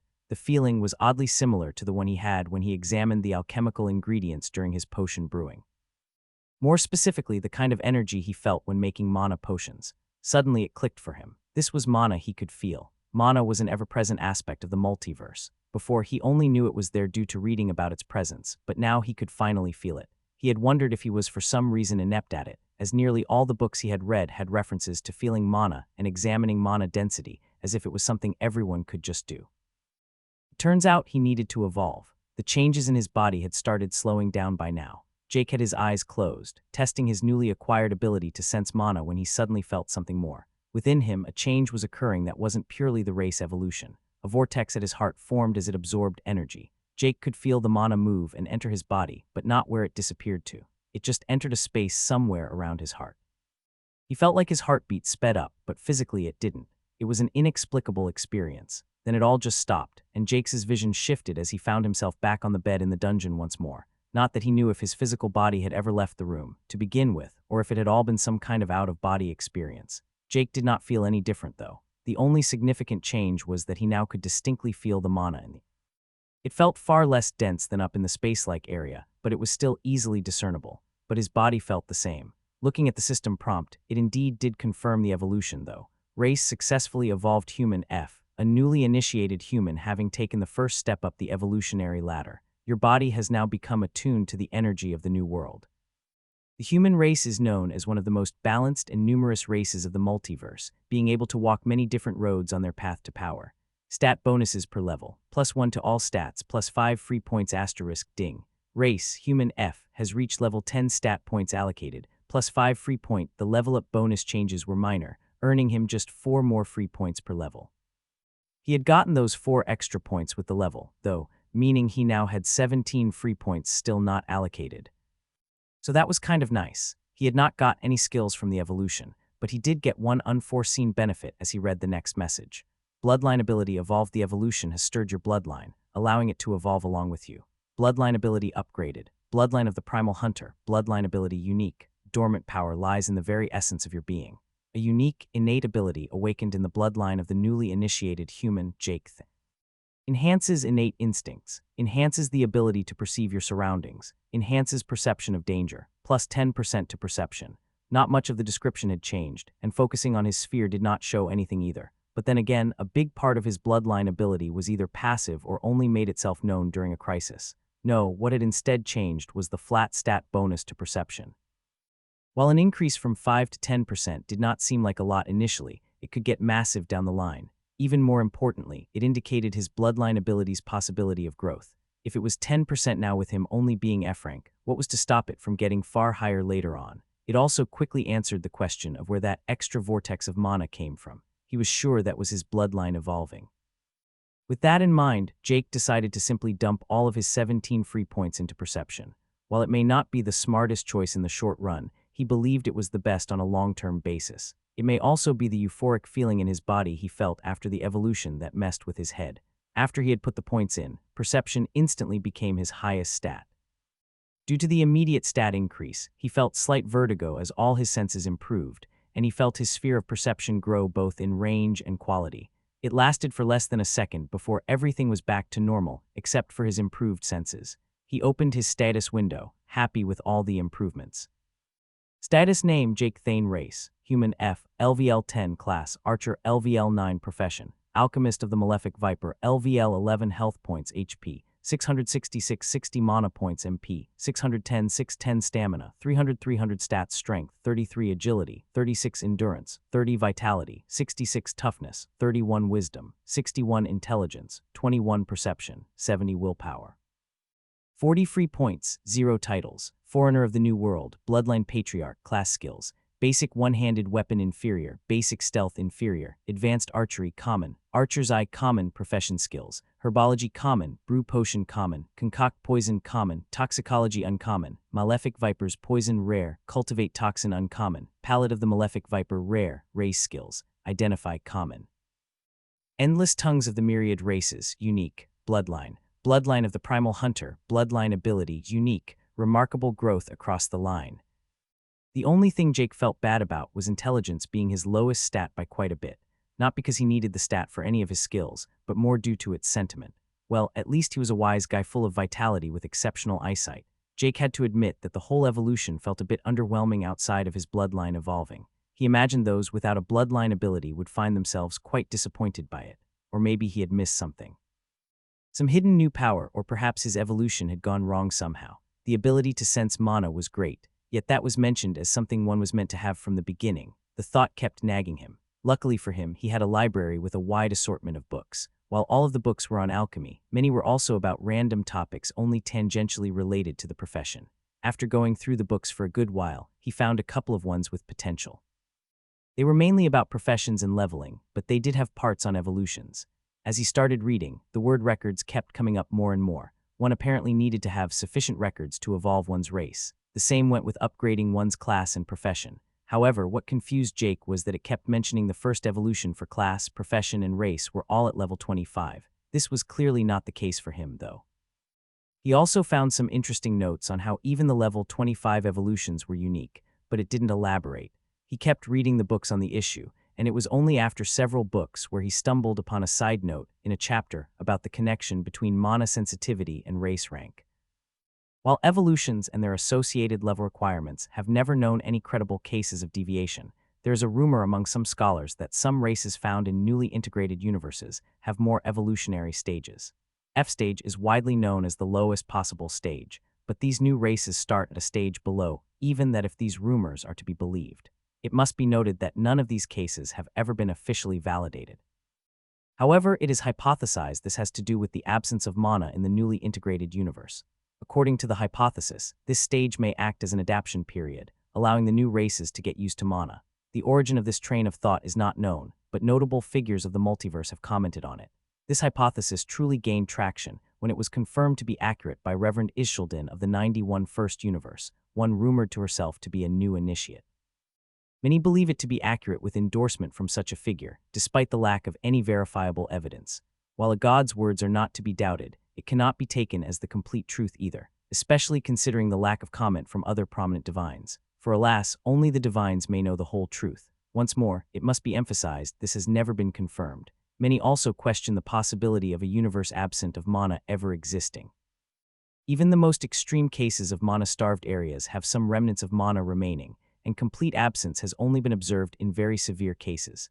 For an entire universe to be without it is therefore highly improbable and honestly asinine to propose. In conclusion, this rumor is likely to be just that, a rumor, an unfounded idea based on faulty logic and lack of understanding of mana. Mana is as essential to existence as the natural laws and the system itself, making it an insult to one's intelligence to propose a world without it. As Jake finished the segment, he was quite amused. This researcher must have felt like scientists from Earth did when they heard someone propose that the Earth is flat. It was quite understandable that the book's researcher came off as a bit pissed for even having to address the claim. It also explained the lack of mention in all the other books. If it only happened to the first generation of those integrated, there couldn't be many cases. Jake had a suspicion that immortality, or at least something close to immortality, was possible with a high enough level. However, he still had doubts about how many still lived from when the last universe was integrated. Heck, the book mentioned gods and divines, and if a god wasn't even immortal, it had to be a pretty sucky god. With such a small sample size, it was apparent that it was considered a waste of time to address, according to most authors. Perhaps that would change now, with an entirely new universe being integrated into the multiverse. Then again, there had to be other integrations before. Not that any grandiose thoughts of changing the mainstream evolutionary theories existed in Jake's head. For now, he had to deal with the small problems in life, such as not dying from poisoning.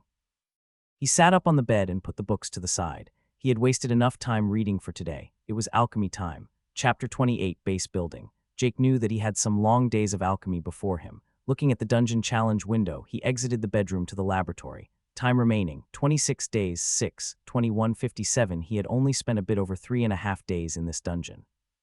He had, in his mind, plenty of time to find a cure, but not enough time to slack off.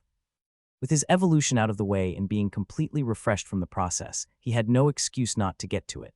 He had days of hard work ahead of him. No way he was going to die here. A plan was already beginning to form in his mind on how to pass the challenge, one he could only snicker at for its sheer stupidity. But sadly, the plan did not include him leaving early. He knew there was an entire tutorial going on outside, but that could wait. Jake couldn't help but think of his colleagues still outside and decided to check the tutorial panel.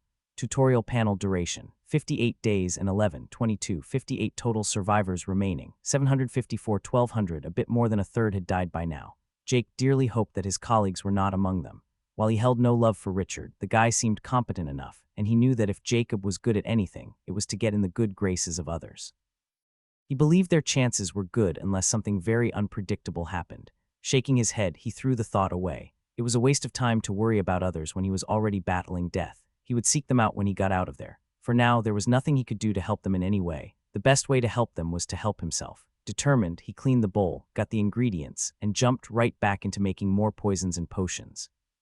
He had a long grind ahead of him. Jacob dragged his fingers across his chin, feeling the stubble that had now grown into a full-on beard. He hadn't had a beard for years now, always going with the clean-cut style. Not that he thought there was anything wrong with having a beard. He avoided one mainly for professional reasons, as while the company dress code did not directly prohibit beards, it strongly discouraged them.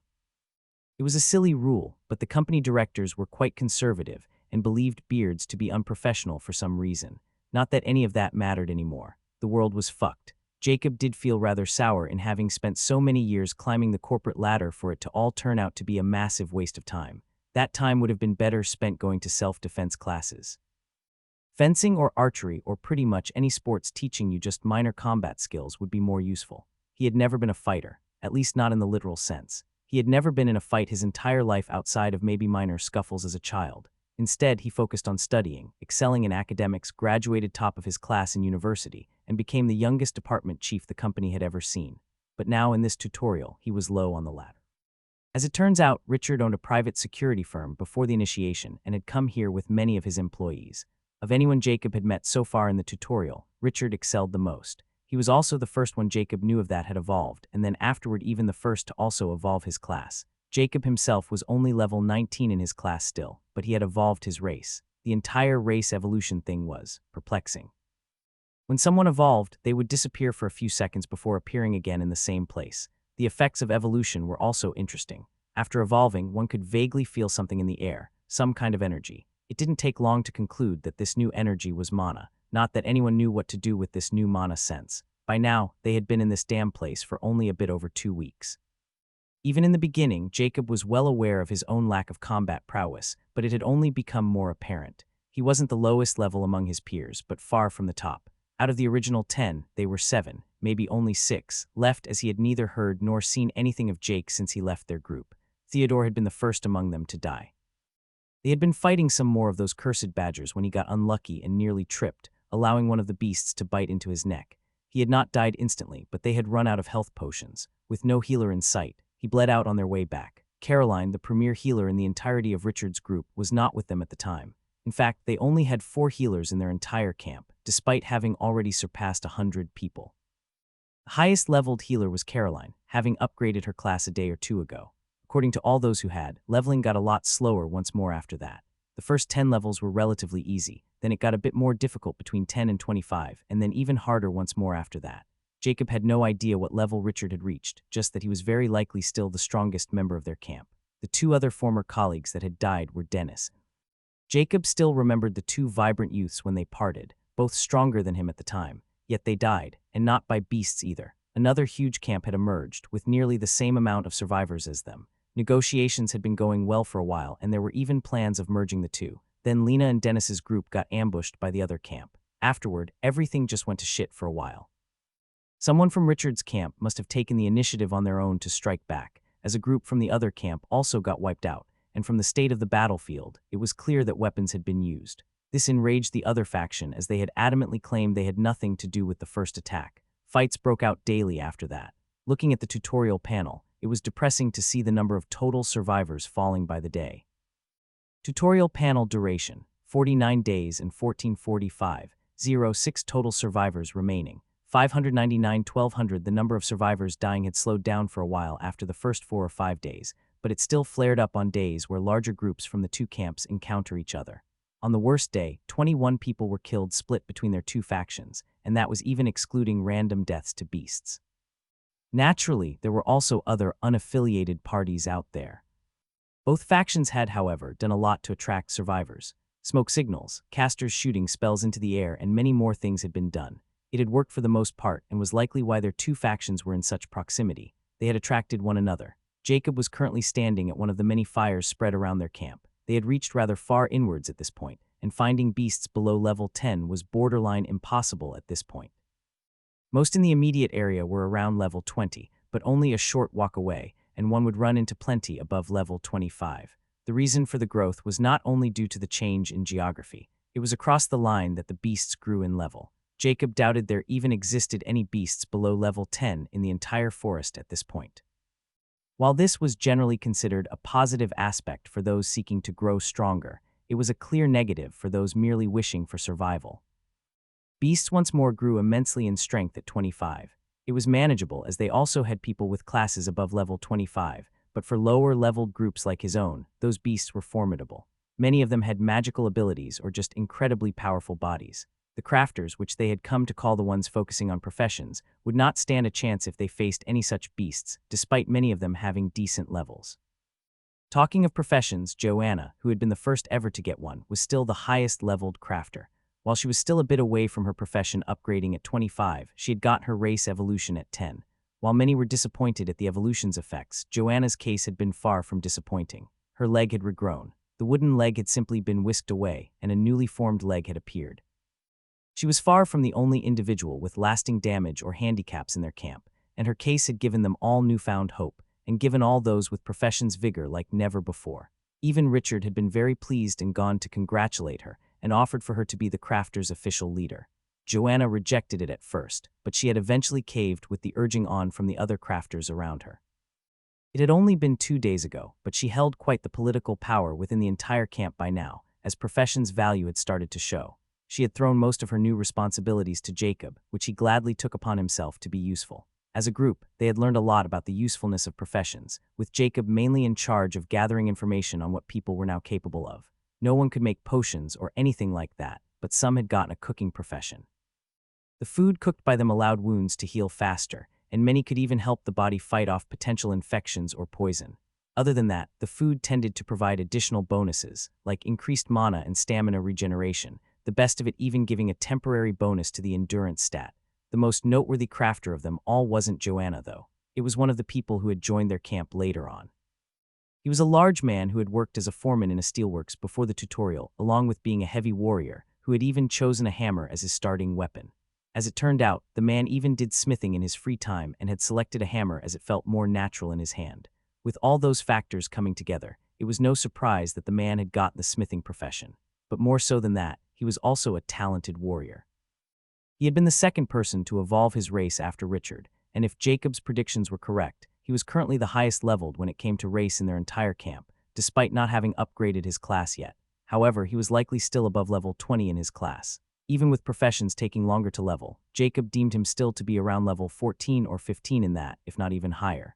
Jacob didn't know the man's name, he just went by the smith. Without a doubt, he had proved himself invaluable as time went on, and many of their weapons started to require repair. Many upgrade tokens had been found, giving the equipment self-repair, but it only accounted for less than a fourth of their weapons and armor. A smith could also temporarily improve weapons and armor, and according to the smith, he could also permanently increase their performance if he had the right materials. He did all of the work for free due to the experience he gained from doing so, which made Jacob consider the impact a leveling system would have had on the labor market pre-system. Throwing the thought away, he started walking over to his cabin. The cabin was constructed by another one of the newly discovered professions, one going by the name of builder. As the name implied, they could build houses and even possessed landscaping skills a bit reminiscent of earth magic. Speaking of magic, Ahmed had managed to upgrade his class a few days ago. He had chosen to be a caster attuned to frost magic. After his evolution, he packed quite the punch, throwing out sharp shards of ice. On a side note, his new abilities were also quite useful for cooling down drinks and preserving food. Of the 6 survivors in their group, only Jacob and Joanna had not gained a class upgrade. Bertram, who had been at Jacob's side through everything so far, had gotten to 25 earlier that same day, and a class focusing on defense. Casper had also gone through his class evolution. Casper never got comfortable with the bow and instead ended up getting the trapping skill at level 5. He still used his bow, but now mainly to lure his enemies into traps. The reason why Casper had leveled up before himself was due to the conflict with the other faction. Night raids had started happening 4 days ago, and Richard had increased the number of people on watch significantly. A job that was mainly given to the archers due to their high perception and archer's eye skill. What Casper had done was to set up a lot of traps around their camp, and yesterday that had borne fruit. He had single-handedly killed 4 attackers above level 20 and captured 2 others. Neither Jacob nor Casper liked the thought of killing others. One could understand why the archer had been shocked when he was awoken in the middle of the night to system messages telling him he'd killed people. The coming class evolution gone through while he was filled with negative emotions. Jacob himself had yet to take someone's life, something he hoped wouldn't change before this hellhole of a tutorial was over. After checking in with some of the builders, he arrived back at his cabin. He opened the wooden door and was greeted by Caroline, who must have just returned from another excursion with Richard and his squad. "Hey, how was the trip?" Jacob asked as he went over and sat on the bed beside her. Caroline, leaning on his shoulder, answered, "The same as always. Did anything happen today? Is Casper doing better?" "Yeah, he is holding up. We all are, I guess," he said after hearing the concern in her voice. "It's going to be fine, Jacob." "We're going to be fine," she consoled him as she snuggled closer to him. Feeling her intent, he wrapped his hand around her shoulder as they both fell back on the bed, cuddling. Another significant change was their relationship. Jacob had known that Caroline liked him as more than just a colleague for a long time. As her superior, though, he had chosen to try and ignore it, as fraternizing never was a good look. He also didn't want to subject her to his family politics, but here, no one cared. So when Caroline made her move, he had no reason to reject her. Jacob had never even considered her before due to their professional relationship. He had to admit that she was attractive, with the evolution at 10 only making her more beautiful. It may just be the suspension bridge effect, but he didn't really care at this point. Caroline being the breadwinner in the relationship hurt his vanity a bit, but he could see the humor in how their roles had completely switched compared to how it would be before the system. You could say a lot of bad about Richard, but he treated the ones he deemed important well. With Caroline at the very top of his list, she was naturally treated extremely well. The fact that they had their own cabin for just the 2 of them was clear evidence of this. Her status had trickled down to Jacob also being treated better, despite his lacking abilities in combat. Jacob was not a deadweight, however. When a camp grows to the triple digits, some amount of management becomes necessary. One could say many things about Jacob, but if he was good at anything, it was management. This led to him being in charge of constructing the camp, making shifts, and keeping track of all their members. He was a bit disappointed he had not gotten a manager profession. He had been offered a skill related to management, though, despite being a tailor, which was a bit interesting. Their camp had grown, not just in people, but also in complexity. With individuals able to construct buildings quickly, cooks, smiths, etc., the need for a more permanent solution became necessary.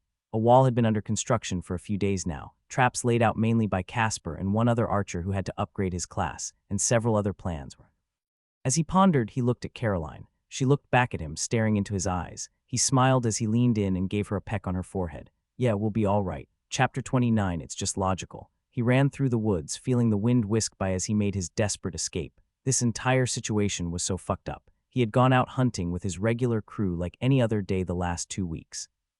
While that guy Richard and his camp had been causing trouble for them, it didn't normally disrupt his particular party's daily routine. Their leader, some ex-military guy named Hayden, had told them to avoid hunting in the area in between their two factions, an order everyone gladly followed as no one wanted to risk fighting other humans. While fighting beasts was dangerous, other humans were just a whole different kind of danger, yet they had still been attacked. And not by a group but a single person. No, a goddamn monster. He had appeared out of nowhere, not said a word, and just started killing. Daggers were flying everywhere, and what seemed like a giant freaking saw blade that cut their heavy warrior in two, shield and all. It was mayhem with blood and body parts flying everywhere. Luckily, he had been scouting ahead, being an archer and all. With zero hesitation, he had taken off after he saw half their group die, yet it was for naught. A dagger hit his leg as he stumbled, followed by another, and then another. His legs got utterly destroyed as he screamed out and tried to crawl away. Damn, you're fast. He heard a casual voice behind him as he turned to stare at the monster that had been chasing him, a young man with blonde hair and blue eyes staring back. Dude, come on, you didn't have to bolt off like that. Do you know how much mana I wasted? Ah, forget it, just give me some good info, and I promise to let you go, the teenager said as he walked closer, a big sinister smile on his face. The archer's eyes, however, glued to the small red bottle in his hand, a health potion. The archer finally saw just the tiniest glimmer of hope as he bit through the pain from his mutilated legs. He started explaining everything he thought could be of the slightest interest, even seemingly unnecessary side notes and comments. It was a torrent of information as the archer just hoped that the monster would decide to spare him. After a while, as he kept desperately throwing out words, the teenager finally raised his hand, motioning for him to stop. Well, I guess there was some useful stuff in all that senseless yapping, the blonde teenager said as he shrugged. I told you everything, please just ask me about anything. I promise I will tell you whatever you want, the archer pleaded, hoping to prove himself useful enough. Oh, it is quite all right, I think I got everything worthwhile. The archer breathed out a sigh of relief as the slaughterer started to walk away from him. But just as he got his hopes up, another dagger flew out from underneath the teenager's cloak and hit the archer straight in the chest, penetrating all the way to the handle. The archer coughed up blood as he stammered. Why-oh. Oh yeah, I lied. Sorry, mate. Pretty gullible to believe I was gonna leave perfectly fine experience and tutorial points alone. The archer only heard the first part before he passed away. The teenager, William, walked away from the corpse without looking back, leaving the dagger in the man's chest. He wanted them to know the killer was human, after all. William was slightly disappointed in the levels of this group. Only a few of them had their class evolutions, which led to a rather dull fight. More importantly, it also meant less experience and tutorial points. Not that he had expected much, just more than that. At least the tutorial points were worth his time. Not that he knew what they could be used for yet. He just liked to see the number go up. He especially liked to compare how many points he had to those killed, an objective measurement of how superior he was to all of them. For William, who was already level 32 in his class, killing a bunch of humans barely gave any experience. Still, it gave more tutorial points than killing several beasts at or above his own level. After level 10, one had to kill around 10 or so beasts at your own level, while above level 25 you had to kill even more. Coupled with beasts over level 25 getting a lot stronger, it only made human hunting even more worth it. The notifications did say he got extra experience from killing anything above his race level, but it honestly felt negligible. William did admit that humans were far more dangerous in a straight fight, but they were also far more easily exploited. Their intelligence was both their greatest weakness and strength simultaneously. What he had done held the same concept as how he got rid of his first group. Richard and his flock had met another faction of roughly similar power and numbers. Around half of the remaining survivors were in those two camps combined, and more joined by the day, which was perfect for William. Finding humans was perhaps the only thing harder than killing them. The forest was big, the beasts plentiful, and humans customarily grouped together. Having two figurative beacons attracting more humans made it significantly easier to keep track of them. The merging talk was not ideal, so William decided to throw a small spanner in the works by wiping out one of Richard's squads, staging the battlefield beautifully to replicate what a big fight between two groups would look like. He had then once more spread a few small rumors that the other faction had been behind it, putting on his naive teenager act, easily convincing some of the middle-aged women working as crafters. Of course, Richard had been skeptical, and talks had not broken down immediately, so William wiped out a group from the other faction too. That sure as hell sparked the flames. Now there was a full-on war with daily casualties. While groups out hunting often avoided each other, they still got into fights if they did meet, and a few choice words were thrown. Richard's plan to split up existing groups and spread them out, coupled with the system's selection method for entering the tutorial, ended up meaning that many had lost friends or family to the war. William didn't even have to incite violence anymore. It happened all naturally, which also meant that he could kill others as much as he wanted. As long as no survivors remained in the party, everyone simply assumed the other camp to be behind it. William couldn't kill the more prominent groups in the double digits, but most were only 5 to 6 people, making them easy pickings. He was still officially a member of Richard's faction, and he had even taken credit for a few kills, of course acting all shaken up and disturbed by having been forced to kill others. The concept of acting all messed up just for killing someone was the natural reaction after all. Something William hadn't been particularly good at the first time he killed, but he was nothing if not a fast learner. Now he saw himself as an experienced mourner after many hours of practicing.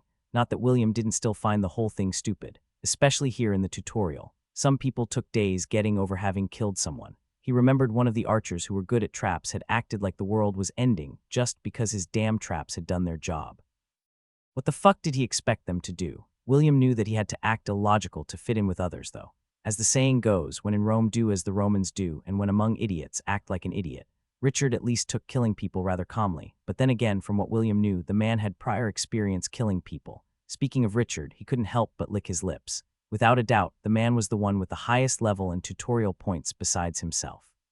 It would be glorious when he finally got to him, when it was finally time to cash in. For now, however, the man still had work to do, acting as an excellent little shepherd gathering more prey for him. He would have to bide his time. It wasn't like he had confidence in just straight-up killing the man, especially not if he was with his entire squad. Everyone in that squad had their class upgrades, and William knew precisely how much of a boost that gave you. William had evolved his class to become a metal savant, which was a massive boost to pretty much everything. His existing skills got stronger, his control improved massively, and he even gained a few new skills. It also granted him the metal manipulation, meaning he didn't even need the wand anymore. He could now even conjure a steel-like metal out of mana, which he mainly practiced by conjuring daggers, which meant he didn't have to carry around a bunch of them all the time. Though he still always had a couple on him, as manipulating existing ones was less mana-intensive than making them. Conjured metal also disappeared after a while, making it harder to stage fights. On top of that, it also took a lot of time to make just a single dagger, so he had to conjure what he needed before the fight. Of course, this was outside of other skills, creating metallic objects such as the shield he could make. Though it helped that one of the skills his evolution had provided allowed him to absorb metal. He could then conjure said absorbed metal, the mana cost dependent on the quality and quantity of what he made, with the skill also able to reabsorb conjured metal, regaining some of the mana. The third powerful new skill he had gotten was one that summoned a massive spinning disc of metal that he could send flying in a straight line. This was the one he had used to kill the heavy warrior earlier, and the thing packed a massive punch. His only real weakness was that he still lacked reliable defensive methods. While he could conjure a shield and manipulate his movements by wearing metal armor, he would have loved to be able to turn his skin steel or something. Stealth attacks were a particular concern, not that he had experienced being stealth attacked yet. The funny thing was that he could often just walk straight up to people and attack them, the idiots gullible right until their deaths. After a good 30 minutes, he finally made it back to camp, which by now was more a full-on base. Cabins were popping up every day, a wall of stakes slowly being built, and campfires everywhere. William had been assigned one of the cabins, which he shared with a bunch of the crafters. William couldn't care less for all the silly politics going on in camp. Members deemed important got stuff first, and William had never got anything, which was to say he was not considered important, just like he wanted it. Well, he was a bit important. Richard was a sharp man after all. He knew the teenager was not weak in any way. William seriously doubted the warrior knew much about him, just that he was one of the few people able to hunt alone. He had even been invited several times to important meetings. He liked going to those and just listen, throwing in either a neutral or naive comment here and there. Even when Richard so clearly probed him to reveal more about himself, he never made his real opinions known. William did answer all his inquiries, but kept up the persona he had so carefully crafted. He deemed it too suspicious not to answer at all. William had, for many years, gone about pretty much everything wrong. He had thought one simply had to be themselves, but he now knew that you had to be what people expected of you. What they hope for you to be. If they have a positive impression, enforce that impression, and if they have a negative one, try to disprove that assumption. That was precisely what he'd done. He also knew he couldn't be too dull or it would get suspicious. He had to be shy and yet competent enough to not be ignored entirely. Attempting to be too ordinary ends up being abnormal. He had a lot of time back in the center to figure all this out. That was until he was thrown to another center where they thought the best thing was to try and fuck him up with drugs. They just had to rehabilitate him a bit and throw him back into society, though that never came to pass as the tutorial happened. He was still mad at himself for getting thrown in the first center to begin with. One mistake and everything had crumbled. Shaking his head, he smiled to himself. None of that mattered anymore. No centers, no drugs, just him and an endless universe. In this new world, his abnormality was synonymous with strength, his defects an ideal. While thinking of the beautiful future ahead of him, he dozed off as he took a quick nap. Even with all the levels and evolution, one still had to sleep a bit once in a while. Only a couple of hours every couple of days, but you had to. It was not exactly physical tiredness, but the exhaustion of the mind. This need for sleep was reduced by every level and was significantly reduced in one go from the evolution. Sleeping for only a couple of hours did more or less fully restore mana and stamina, though, so it was not entirely a waste of time, as mana and stamina potions were very rare at this point, with only a few remaining, all hoarded by Richard and his elite. Even William only had a few hidden, as walking around with dozens would quickly become a bit too suspicious. Waking up, he instantly felt fully refreshed as he jumped out of bed, ready for more hunting. It was still in the middle of the day, so none of his cabin mates had come by the cabin while he slept. Exiting the cabin, he got his routine started. First, he went to talk to the crafters, chatting them up and making friends and all that other social stuff. He had to keep up appearances. Also, it was beneficial when it came to getting his needs expedited. He finished it off with a quick trip over to the smith, by far the most interesting camp member, besides maybe Richard. He was also the most useful besides the healers. William made no secret that he had a skill to manipulate metal, so he made it a habit to ask the smith to improve his daggers. He had even convinced the man to help modify the armor he had, making it lighter and more suitable for him. Apparently, from what he could gather, the man had a son around William's age. Another weird but nevertheless useful sentiment humans had. William wasn't exactly sure why familial relationships had such an effect on people. He only knew that it did and that humans often got illogical and therefore easily manipulated when it came to family matters. He had learned that the hard way, not that William didn't see some logic in it. He understood why his parents had helped him and propped him up. They needed a caretaker and an income for when they became unable to get one themselves, which only made their actions all the more perplexing. Getting his daggers back, he thanked the smith, who once again tried to convince him to pick up smithing. It wasn't that William didn't want to, but he would rather level his class for now. Once his class level got higher, he would switch to leveling a profession to boost his race levels. Making his goodbyes, he once more ventured into the forest to hunt some more. He had gotten some useful information off the naive archer earlier and decided to act on it. The main objective was still to hunt beasts and gain levels, but finding a small group of other survivors would sure be a welcome addition to his total number of tutorial points. 3 hours later, he was fighting a giant buffalo thing, naturally winning. It didn't seem to possess any special magical powers despite it being above level 25. It was just big and could take one hell of a beating. Besides that, though, it was easy to fight. This had ultimately led to the buffalo being every survivor's preferred prey as less risk was associated with the hunt. This mighty beast was mutilated by William's spinning metal disc of death. Like a saw blade, it penetrated into the beast, spinning as blood flew everywhere. The mana consumption was insane, but it only took a few seconds before the buffalo was cut in half at its midsection. Continuing its flight, the disc penetrated slightly into a tree as William stopped the spinning. A few seconds later, the disc started smoking and soon disappeared into nothingness, into pure mana that reintegrated with the atmosphere. William was still a bit baffled by the tree's strength, as he was utterly incapable of cutting them in two, only able to penetrate the bark. Though it was only some trees, others could be cut down easily like regular pre-system trees. His critical thoughts on trees were sadly interrupted as he heard the sound of people talking. The noise of his fight had apparently been loud enough to attract others. Smiling, he levitated himself up to a tree by lifting himself up by his metallic armor as he hid among some leaves, eagerly awaiting the survivors coming to investigate. He could only lick his lips as he saw 5 people. None of them were from Richard's group as he did not recognize them, though he had to admit he didn't quite know everyone. As the survivors saw the beast that had been cut in half, they all stopped dead in their tracks. Before anyone could open their mouth, a giant spinning disc of metal flew out from one of the trees, cutting into their caster.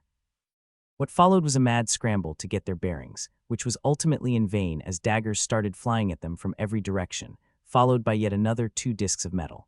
The archer only managed to get off a couple of arrows before he too fell, all of which easily blocked by a wall of metal protecting the tree's crown the attacker hid in. William, pleased with the worthwhile ambush, jumped down from the tree as he looted the corpses. All had been 25 or above, and all had plenty of points. As he looted, he thought about how it still wasn't really worth killing humans for the experience. He really hoped tutorial points were valuable. William didn't hate humans, he just didn't really understand them most of the time. He did hate how they often acted, their illogical approach to nearly everything, how they made asinine decisions that a million studies could tell them was stupid. If the tutorial didn't encourage him to kill them, he likely wouldn't even have bothered with it. He would just have been a good little boy and made use of them for free healing and crafting. But the system rewarded him for killing them, so he would kill them. The system wanted there to be the fewest amount of survivors possible. William could do that. He would make sure the number was as low as it could be. The teenager was also nothing if not ambitious. His final goal of how many he wanted to survive reflected that. It wasn't personal, it was only business, pure logic to further himself and his strength. So he had concluded the optimal number of survivors to be 1. Chapter 30, Preparations for Evolution. Jake coughed as another batch turned utterly black, and the horrendous stench of the tar-like residue invaded his nostrils. Yet this one wasn't even that bad, as this was just one of many attempts at making his very first common rarity poison, and his first tries had gone far worse. He hadn't managed to craft anything the last 2 days, though he had gotten a level at one point. It turned out that you didn't need to successfully craft something to get a bit of experience. He had eaten and acquired knowledge about the common rarity moss and the blue mushrooms. The poison he was trying to make was relatively simple, requiring only those 2 ingredients along with some water, yet it was still far more complicated than anything he had made of inferior rarity by far. After his evolution, he had gotten better at controlling his mana, a skill that only became more and more important the further one went with alchemy. Doing alchemy was a bit like being a surgeon doing an organ transplant mixed with a chemist trying to mix up a bunch of acids, hoping it doesn't all explode in his face. Mana being the only real tool to help you accomplish this. The mixing bowl merely served as a medium to channel your mana into. On it was engraved thousands of minuscule runes that Jake didn't understand at all. He just knew it allowed him to shape and control his mana.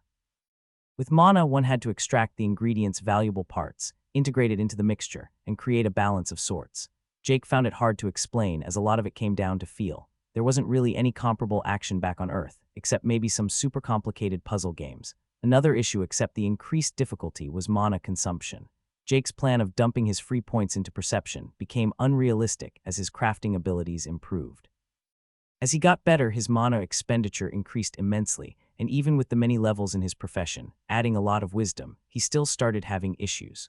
The common rarity poison and its mana requirements were even more insane. More than 1,000 mana was spent every attempt. This meant that without a full pool of mana, Jake had no way even to attempt it. The reason why he was so set on making a poison of common rarity was because of all the reading he had done on records and evolution of classes, races, and professions. Difficult achievements or performing above what is expected of your current level resulted in more experience, but it also strengthened your records. Having lacking records had many negative consequences. High records, first of all, resulted in better evolutions of your class, profession, and even race. Having insufficient records could even result in one being unable to evolve or level at all. In fact, lack of experience was often not the roadblock for most powerhouses in the multiverse. It was a lack of records. One could technically level nearly indefinitely by only taking extremely low risks or even get carried by others. For example, if one hunted beasts with protectors removing the hunt's danger, while you would still earn experience aplenty, no records of value would be gained. The same concept was naturally found with professions. Jake could technically keep churning out the easy inferior rarity potions and poisons all day, just raking in the experience and levels with little to no challenge. This, however, would give him no records of value. Jake had no idea about his records. Newly initiated universes were not exactly anything that was covered in any of the books. It talked a lot about relying on your inherited records for the first evolutions. Higher evolved beings would pass down a portion of their records, giving their children easy progress at the beginning, removing any roadblocks, something he seriously doubted he had. Everyone was G-rank after all, a rank lower than any that even existed in the multiverse. There was, of course, a chance that actions before the initiation had allowed some amount of records to be acquired, but he doubted it was anything meaningful. He did have some things going for him, though. Challenge dungeons were not something exclusive to the tutorial, but something found throughout the multiverse. The same thing was true for regular dungeons. Clearing these would often help to gain records and was the go-to for many races and factions. Another thing was his bloodline. According to what he read, bloodline abilities were weird, and there was no consensus about how they came about or why some have them and others don't. It was, however, well documented that bloodlines did influence a person's records. This wasn't surprising, as according to what he read, literally everything affected one's records. Bloodlines were also interesting for their genetic aspect as they were directly inheritable, the only element to appear on status screens at least. Usual things such as personality traits, talents, and other genetic details like eye color, height worked a lot like before the system.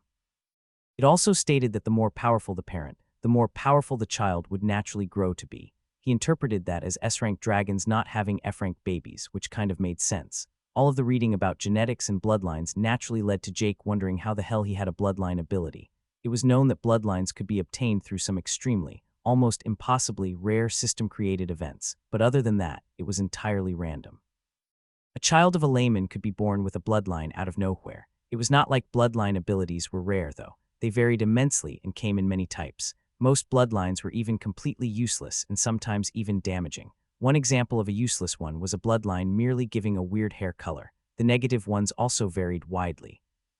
Some led to early deaths, like ones causing cancer-like growth simply killing the holder, while others were mere annoyances, such as passively giving off a terrible stench. After having read all that, Jake was delighted with his bloodline. At least it didn't seem to hold any inherently bad qualities. In fact, it seemed like an excellent bloodline. As to how good, he had no idea. The book's examples were only bad, useless, or classified as giving only insignificant benefits. Those holding strong bloodlines often didn't share the details of their abilities, which was rather logical, as openly advertising your strengths and possible weaknesses did seem like a bad idea. Despite his bloodline, Jake was still a bit worried about the whole records thing. The importance of them was so apparent in all the books talking of levels and evolution. The uncertainty of potentially lacking in this paramount aspect of the system led Jake to try and go above and beyond and create a common rarity poison before his first profession upgrade. One thing he was 100% sure on was that his performance now would influence that upgrade immensely. Even if it didn't pay off right away, at least it also helped him train his concocting skills far more than just spamming out weak poisons. He still had to survive this dungeon after all. Taking a look at the dungeon window, he noted that nearly half his time in the dungeon was over. Time remaining, 15 days 6/21/57. In this time, he had made significant progress. His profession had got to level 22, and he was getting very close to crafting the common rarity poison. He just needed the last part down. By then, the evolution of his profession would be imminent. Regarding evolution, it would likely be very uninteresting. A variant profession like Jake's was something called a legacy profession, and had a rather set-in-stone progression the first couple of evolutions. It didn't mean he couldn't be offered other types of professions or even alchemist variants, but it did mean he would lose some things if he did. Alchemist of the Malefic Viper was a legacy line passed down in the cult of the Malefic Viper to their young alchemists. From what he had gathered, the cult was an ancient religion of sorts following the snake-turned-dragon he had seen on the mural after the second challenge.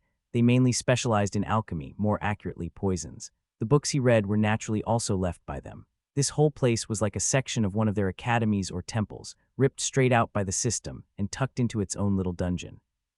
Jake had first thought that the system had created everything found in the dungeon, but he no longer did. Most of the books had authors. There were scribbles and drawings in many of them, and handwritten notes found nearly everywhere, which led him to believe that the place was either taken from somewhere or perhaps simply copied. Naturally, he had no way to know. However, he did know that today would be the day he succeeded in making the poison. He was in the zone, and all he needed was for his mana to regenerate fully. He had already used a mana potion and was currently eating some blue mushrooms. The blue-bright mushrooms were the main ingredient of his chosen poison after all. They were also very dense with mana, helping his recovery speed a lot. An hour or so later, he was back to full. The bowl was cleaned, the ingredients ready. He had even used the alchemist's purification he had chosen at level 20. He was unsure if it had any beneficial effects, but he did it anyway. Looking at the skill, he at least saw nothing negative in using it. Alchemist's purification, common, attempt to purify any alchemical ingredient. Purification can help remove unwanted properties from a component, making the finished mixture purer. Must have suitable ingredients. Must have suitable materials. Purification does not require any additional tools or equipment, but the skill's effect can be amplified using certain catalysts. Adds a minor increase to the effectiveness of alchemist's purification based on wisdom. No book mentioned any negative side effects either when it came to using it on the moss or mushrooms. Over the last 2 weeks, Jake had read a lot of books. He must have gone through more than 30 so far, and there were still hundreds left. Talking of skills he had gotten, at level 15, he picked up sense poison as no new attractive options had come up. He was also slightly afraid of losing access to it after his profession evolved, so he decided to take no chances. Sense poison uncommon, gives a passive ability to detect poisonous substances and their toxicity level. An alchemist must be able to find the materials to craft his products after all. Adds a minor increase to the effectiveness of sense poison based on perception. Even now, Jake could feel the poisons in the garden despite being in the laboratory. The skill didn't precisely pinpoint the direction unless he got really close to it. When he was close to it, though, he could feel exactly where it was. When that close, he could even get a general feel for their toxicity level. This had become useful even in the dungeon. Not all plants had the same strength by default despite both being identified as the same item, which meant the skill allowed Jake to pick out more suitable ingredients. As an example, mixing too potent moss with a less potent mushroom would lead to an inevitable disaster when mixing. In the same vein, the mushroom couldn't overpower the toxicity in the moss too much. Using this skill to pick out the ingredients for his first common rarity poison was naturally done. It had taken some trial and error to get it down, but he was sure he had the best ingredients picked for this attempt. The process of the mix was like it had been with the lower rarity creations. Purified water filled the bowl as the moss was put in. Mana was injected through the engravings on it as the mana entered the moss and started extracting the valuable fluids found within, giving the water a green tint. When around half of the juices were out, he added a third of the blue-bright mushrooms. The process of extracting started once more, as Jake focused as hard as he possibly could. He had done this exact process many times before, but he was still nervous. Next, he added the mushrooms one by one as he slowly extracted their fluids. It was entirely possible to add all the ingredients at once, but it was easier, albeit far slower, to add them one by one. Jake did not feel like taking any risks, preferring to increase his chances of success slightly at the cost of time. Reaching the final stages, he took a deep breath. This was where he had failed the last 4 times. At the very end, one had to bring it all together and finalize the concoction. This was often described as the most challenging step, and therefore often the point of failure. Infusing the final bit of mana and focusing on bringing it together, he felt his entire body tense up. With every fiber of his being, he focused on controlling the mana, even his sphere of perception zeroing in on the small bowl before him. Slowly, the content of the bowl started to take on a dark blue hue, giving off a faint shimmer of the familiar blue light. You have successfully crafted necrotic poison common. A new kind of creation has been made. Bonus experience earned asterisk. Profession, Alchemist of the Malefic Viper, has reached level 23 stat points allocated, plus 2 free points asterisk ding. Race, Human F, has reached level 16 stat points allocated, plus 5 free points asterisk ding. Profession, Alchemist of the Malefic Viper, has reached level 24 stat points allocated, plus 2 free points. Jake cheered out loud as the messages came in, and he smelt the aroma permeating the laboratory. It smelled like rotten beef. He didn't care though, as he quickly started putting the concoction in one of his poison bottles. Putting it all in, he used Identify on the bottle with the demeanor of a child opening Christmas presents. Necrotic poison, common, a poison with necrotic properties, infecting and killing off biological material in the affected area. Wounds caused by necrotic poison are extremely difficult to heal. The poison takes effect upon any contact with any biological material. Alright, so the entire thing was a bit ominous and evil sounding, but he was happy he had made it. The 2 profession levels were also more than welcome. Even more importantly, he had crafted a common rarity potion before his first profession upgrade. He decided to split the free stats between perception and wisdom, as he had done for the most part during the last many levels. It wasn't a 50-50 split, but relatively close. Opening his status window, he was once more reminded of his progress.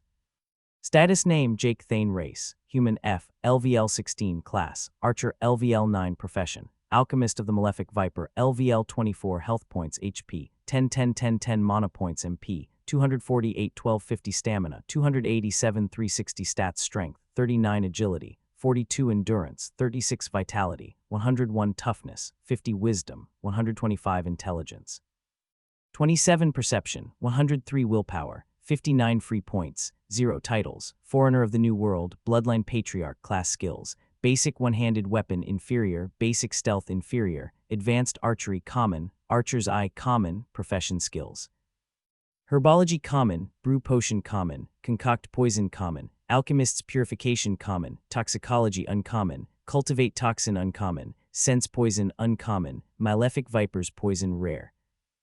Palette of the Malefic Viper rare. Race skills: Identify common, Endless tongues of the myriad races unique, Bloodline, Bloodline of the Primal Hunter. Bloodline ability unique. His combat-related stats were starting to lag behind by quite a lot.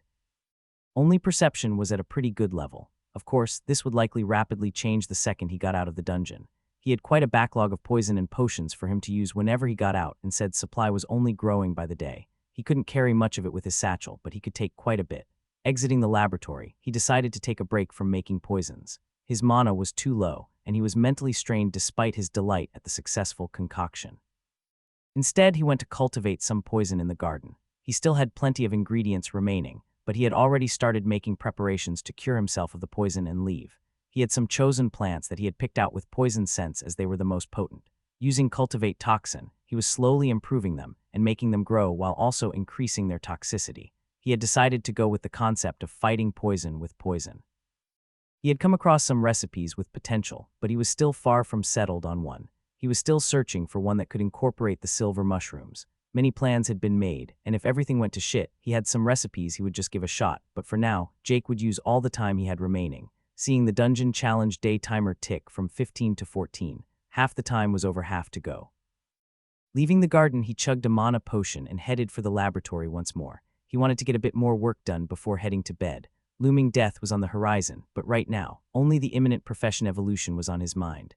Chapter 31, Professional Evolution. Jake awoke once more after only an hour of sleep. Resources refilled, he stretched and did some light shadow boxing to get the blood flowing. The concept of tiredness and physical exhaustion being such a rarity was still not something he was used to. His race's evolution reduced this need further, as it also did much to limit mental exhaustion. He still burned himself out nearly daily, but then again, he was always working. He either read about alchemy, did alchemy, prepared for alchemy, or thought out how to better do alchemy. His only distractions were small research trips on other topics such as general knowledge of the system and looking for more information on bloodlines. The plan for today was to get another level and evolve his profession. He dearly hoped that his preparations were sufficient and that his potential upgrades would be worth it. As long as one met the required records needed to evolve, one would have options available, but the quality of said options could vary wildly. For now, it was time for some more alchemy. Jake had no interest in attempting to make another concoction of necrotic poison, as he quite honestly didn't have confidence in producing it efficiently quite yet. Instead, he just started churning out some of the inferior rarity poisons, mixed in with a batch of potions here and there. The mixing itself went easy enough, the progress he had made in his endeavor to craft the necrotic poison showing. He hadn't made any lower rarity poison for the last few days as Jake focused exclusively on completing his goal, but also because he feared it would level him to 25 before he managed to succeed. The hours slowly went by as he mixed, and with little fanfare or excitement, he got the awaited notification. Profession evolution requirements met through struggle and perseverance. You have learned the craft of alchemy. Your path has been isolated, a lonesome journey to reach your level. Your actions have shown unparalleled raw talent and ability in the art of concocting poisons, yet also true skills when brewing potions. Begin evolution now. YN warning. Postponing evolution for too long may have adverse effects, and no further profession experience can be earned before the evolution is completed. The message was a bit interesting, pointing out details of how he had operated during the dungeon. A bit sad to have his isolation pointed out like that, but he had always been the introverted type, so it wasn't that bad in all honesty. The last part of it, save for the obligatory warning, was especially interesting as it directly pertained to him performing well, which he very much hoped would result in something good. Also, who doesn't like positive reinforcement now and then? Accepting the evolution, nothing happened for a few seconds before new notifications appeared. 5 possible evolutions available. He cracked a smile as he saw that message. 5 was the maximum number of available evolutions the system would ever show according to the books, and no one complained about more options. He also knew that these options would also only be the best ones he could get, the system having likely already filtered out lesser versions. He decided to do the same as he did with new skills and go through them one by one. Experienced Alchemist of the Malefic Viper. An experienced alchemist of the Malefic Viper has learned the basics of alchemy. Allows one to combine the natural treasures of the world and make potions, pills, transmute one material to another, with a slew of other mystical means to be discovered. This rare type of alchemist specializes in the production of poisons, contrary to the craft of potions. Your path has been ordinary so far, slowly building experience to one day reach greater heights. Have no fear, for the path to power is no sprint but a marathon. Stat bonuses per level, +4 vit, +3 wise, +2 will, +2 tough, +3 free points. This option seemed to be the linear evolution of his alchemist of the Malefic Viper profession. The stats were the same, only better, awarding 14 stats instead of 8 every level. According to the books, an option like this was the most normal by far, hence what the vast majority ended up with. It was relatively easy to unlock, and the records earned through simply leveling the profession often being enough. In other words, if you unlocked the ability to evolve, an option like this would be available. But in the end, he hoped for something better. Moving on to the next one, it got a bit more interesting, but not really. Gardener of the Malefic Viper. The Gardener of the Malefic Viper has learned the art of alchemy yet prefers to find themselves tending to the gardens. The Gardener of the Malefic Viper possesses greatly improved abilities when cultivating poisons and growing herbs, helping the whole garden flourish in prosperity. While it is not the gardener's preferred path, he can still use his precious ingredients to create deadly poisons and even restorative potions if needed. Stat bonuses per level: +3 wise, +3 vit, +3 tough, +3 free points. He quickly eliminated this option as he would prefer the prior one. The stats provided were only 12 total, so stat-wise it was worse too. It did still demonstrate some of the other paths available to him. This one was another very commonly found evolutions to the profession he theorized. Of course, it focused on the tending of plants, mainly poisonous ones, just like the flavor text said. While Jake recognized the value of the cultivate toxin skill and the importance of the gardening profession, it wasn't really his cup of tea. Moving on to the next, Jake got a bit dumbfounded. Toxic Chef seeks not to find the deadliest poison, but the one best supplementing his menu. Allows one to create dishes with toxic ingredients, providing a wide variety of benefits. This type of cook combines toxic materials not to create weapons but food. While the cook can still create regular foods, they prefer to use unusual ingredients of a toxic nature in their creation. Stat bonuses per level: +3 vit, +3 tough, +2 will, +1 wise, +1 free points. Warning: skills pertaining to Alchemist of the Malefic Viper may be lost or changed upon becoming a toxic chef. Yeah, not going to happen, but what the hell, Jake thought as he finished reading it all. Just because he had been eating and even cooking poisonous mushrooms and moss as his sole source of food for the last 2+ weeks, the damn system had decided he was qualified to be a goddamn chef. The stats did reflect his poor cooking skills with how little the profession gave. 10 total stats, only 2 more than his Alchemist of the Malefic Viper. It also didn't seem to be a variant class of any kind, but just a regular insane poison chef profession. Picking it would also be a complete divergence of his original profession, and as the warning mentioned, would lead him to lose skills. Unless he suffered from severe mental damage or was really into cooking, it would be pure stupidity to pick it. Swiftly, he moved on, still a bit grumpy by even having been given the option. Hermit Alchemist. The Hermit Alchemist is no stranger to alchemy, yet has never interacted with his peers. This alchemist prefers to work in solitude and abhors interruptions, progressing their craft always on their lonesome. Allows one to combine the natural treasures of the world and make potions, pills, transmute one material to another, with a slew of other mystical means to be discovered. Through this isolated training of your craft, you have learned to focus on your work over everything else. Your continued path shall thus not be defined by the will of others, but the path you discover on your own. Stat bonuses per level: +5 will, +5 wise, +3 int, +5 free points. Warning: skills pertaining to Alchemist of the Malefic Viper may be lost or changed upon becoming a Hermit Alchemist. Now we were getting somewhere. The fact that it awarded 18 stats per level was higher than everything else before it by a mile. This was another kind of variant Jake had seen mentioned in one of the books, and while relatively well known, often had demanding requirements. It required a particular mindset and personality trait to be present in the person having it, making it impossible to gain for most. It also often resulted in penalties to experience gain if around people for too long, and many of the crafting skills often required one to craft alone, making all joint crafting projects impossible or heavily penalized. Hermit classes also often had a massive negative experience multiplier when hunting in parties, though that shouldn't matter much considering it was a profession. Hermits were in essence very strong, but with a lot of trade-offs. There was also the fact that it was no direct evolution in the line of the Malefic Viper, which meant that Jake would lose or have some of his skills changed. And while he hated a lot about eating mushrooms to gain knowledge, he recognized how powerful it was. The palate skill was just busted. The prospects of the profession did most certainly appeal to him though. He always preferred to work alone, and he doubted any of the negative side effects would really affect him much. Ultimately, it didn't matter much as he saw the last option. Prodigious Alchemist of the Malefic Viper. A prodigious alchemist of the Malefic Viper has come far from when first concocting his first poison. You have displayed speed and skills at the pinnacle. Allows the alchemist to combine the natural treasures of the world and make potions, pills, transmute one material to another, with a slew of other mystical means to be discovered. This rare type of alchemist specializes in the production of poisons, contrary to the craft of potions. Your proven talent as an artisan of death stands above all peers, signaling the coming of another harbinger of decay following in the footsteps of the Malefic Viper. Only his chosen may walk this path. Stat bonuses per level: +4 Vit, +4 Wise, +3 Will, +2 Tough, +2 Int, +5 free points. He couldn't hold himself back from cracking a big smile as he read the entire description. It was at a massive 20 stats per level, far above any of the other options. On top of that, it was a relatively straightforward upgrade to his profession, staying in the same lane. If he had to point out anything negative, it was the ominous tone of the entire thing. He firmly believed that he got this option from managing to craft the common rarity poison before his evolution. Getting a return on your hard work was always satisfying. He wasn't quite sure about the whole prodigy thing, but recognition was kind of cool. He hadn't seen this type of upgrade mentioned in any of the books, but then again, the more powerful it is, the rarer.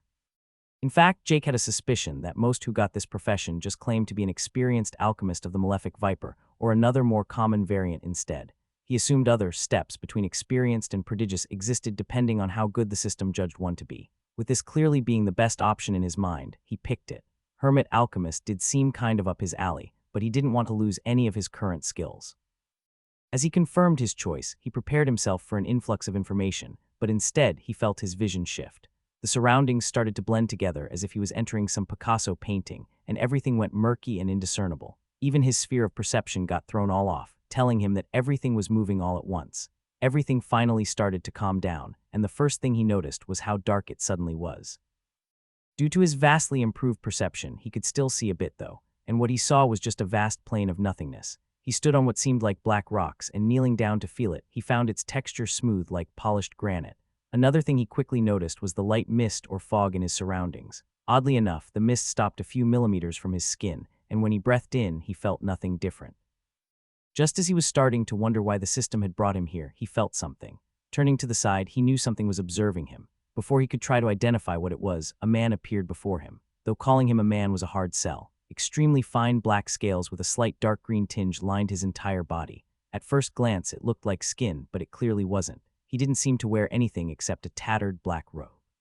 Yet the very first thing Jake noticed was the eyes. They shone with dim green light, a pair of piercing vertical slits reminiscent of a snake gazing back at him, only slightly obstructed by his unkempt long black hair. "Now, what do we have here?" the scaled man said with a raspy voice. Jake didn't know who or what this being was, but he felt not the slightest tinge of threat or fear. That didn't mean his instincts were silent, though.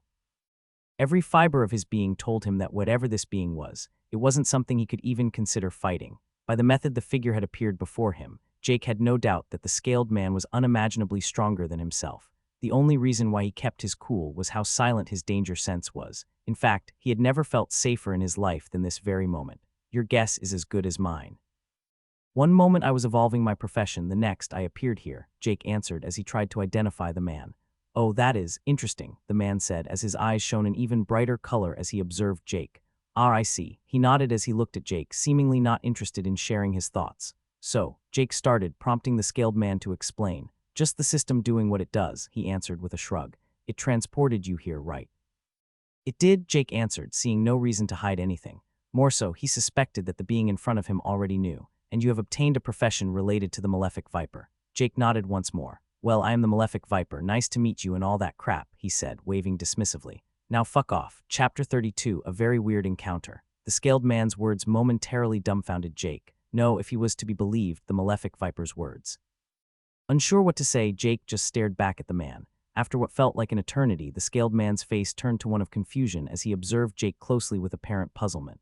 I told you to fuck off, he said as he scratched the back of his head. You must know who I am, right? So do as I say and leave me alone. Well, yeah, I heard you, but I thought the Malefic Viper was a snake turned dragon. Jake asked, a bit confused by the entire situation.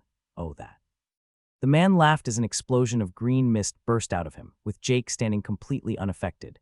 The scaled man was still there, but behind him was a giant projection nearly identical to the dragon he had seen on the mural. See, it is me, can you leave now? Yeah, I see it, Jake answered, still utterly lost as to what the hell was happening. Why had the system brought him to meet the namesake of his profession? Gotta be honest, I have no clue why I am here or how to leave again. Dispelling the projection, the Malefic Viper continued to look confused back at him. Seriously, you're a member of the Order, right? No, I don't think so at least. Jake answered truthfully. Would he be considered a member of the Order, considering that everything he knew came from what seemed like an old sanctuary? He hadn't formally signed up for anything. Also, wasn't it a cult? Then how in the hell did you acquire my legacy, and why did it bring weight? As if suddenly enlightened, the Malefic Viper chuckled a bit to himself. You are a newly integrated human to the system, right? In one of those tutorials, he asked, an amused smile on his face. Yeah, I got the profession through a challenge dungeon, Jake answered, confused as to the apparent mood swing the other man was showing. What was so amusing about him more or less appropriating a legacy. Laughing even louder, he put his hand on Jake's shoulder, though his hand didn't actually make any physical contact. It appeared that touching one another was stopped by the system somehow. You have no idea, kid. This brings back some memories. Oh man, I can't believe you actually got through all that bullshit, he said, trying to pat Jake's shoulder again in vain. I don't get it, Jake said, his confusion growing by the second. Had he unintentionally gotten himself involved with some unstable ancient being? No, I assume you wouldn't. It would be damn weird if you did. But it is funny, so I'm gonna tell you. Okay, he actually kind of wanted to just leave now. Back in my younger days, I was very much into all of these events made by the system. You know what records are? Partly. Just look up Akashic records or something. Pretty much all pre-system cultures had some myth related to it. Just know that having sufficient records is quite crucial for everyone, mortals and gods alike, which brings me to the next part. Newly integrated universes aren't just for the newly integrated races themselves. Many beings throughout the multiverse can obtain countless benefits from it. Most notably, a huge amount of records can be earned. One such way of earning more records is by investing in the tutorials and getting rewards from the system. It's essentially just glorified gambling making such investments, the scaled man began, as Jake was finally starting to understand why he was so happy.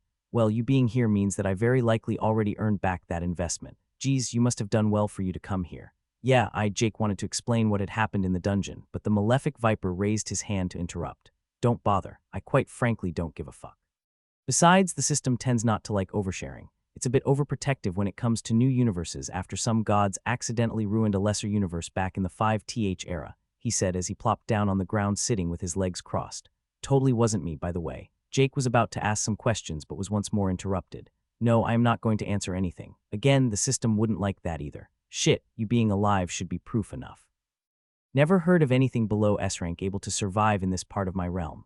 As the Viper finished those words, with a movement Jake couldn't even see, an explosion sounded out, throwing up dust and broken stone everywhere. With a whisk of the Malefic Viper's hand, the dust dispersed, and Jake found himself standing on a small floating platform of stone, utterly untouched by even a single speck of dust. Around him, nothing remained as far as his eyes could see. Everything had simply been disintegrated into nothingness. Overprotective, could collapse the entire damn realm on you without leaving a scratch. You can't even kill yourself if you wanted to right now. With another wave of his hand, the whole place was restored back to exactly how it was before he shattered it, leaving it as if nothing had ever happened. Back to the story. You see, long ago, I made a certain challenge dungeon during a time where we gods had quite a bit more free reign on designing them. I am both incredibly proud and a bit embarrassed about how I made it, but at the time it was super amusing, the Viper said with a cheeky smile. Honestly, I more or less made it as a joke. The requirements were bullshit made up on the spot to make the challenger feel special, going like, oh my god, I barely fit these, this must be destiny. And then, just after entering the first room, I would have them get impaled by a poisoned spike. That does sound very familiar, Jake nodded. He had found the design of the first part of the dungeon a bit suspect, though he was embarrassed to admit he didn't really catch on to how suspicious the requirements were. Thinking back, it was a bit weird. It was a bit funny, right? The only sad part is that you don't actually die in a challenge dungeon, at least not normally. Quite proud of myself for gaming the system on the last part of the challenge where you have to cure yourself. Took quite a few workarounds to make that work and have the lethality stick, he laughed, clearly proud. So challenge dungeons aren't normally lethal, but you somehow found a way to make it so, and now you're bragging to the person who is suffering the consequences. Jake asked pointedly. Yep, well, aren't you a massive dick, Jake said, but couldn't help snickering a bit himself. Guilty as charged. How was the part forcing you to feed me stuff not to die while on a timer? Forced to study my history, only to be rewarded with a mural of me being awesome. Very narcissistic. I take that as a compliment, the Viper said with a huge smile. You are surprisingly unangry. Wouldn't it be a bit boring if you couldn't even die from the challenge? Jake asked. Makes it all a bit more exciting. The scaled man looked at him a bit to discern if Jake was serious. He was. That's some fucked up logic right there. I like it. Anyway, why am I here? Jake finally asked. Funnily enough, he didn't really feel like leaving anymore. As weird as it may sound, he found talking to the snake god in front of him relatively easy. It was relaxing, maybe because he hadn't spoken to anyone for a few days or because his conversation partner wasn't human, or maybe they just vibed. Now, that's an excellent question, he answered, nodding his head slowly. After several moments where the Malefic Viper looked like he was deep in thought, he finally turned to Jake, looking him straight in the eyes.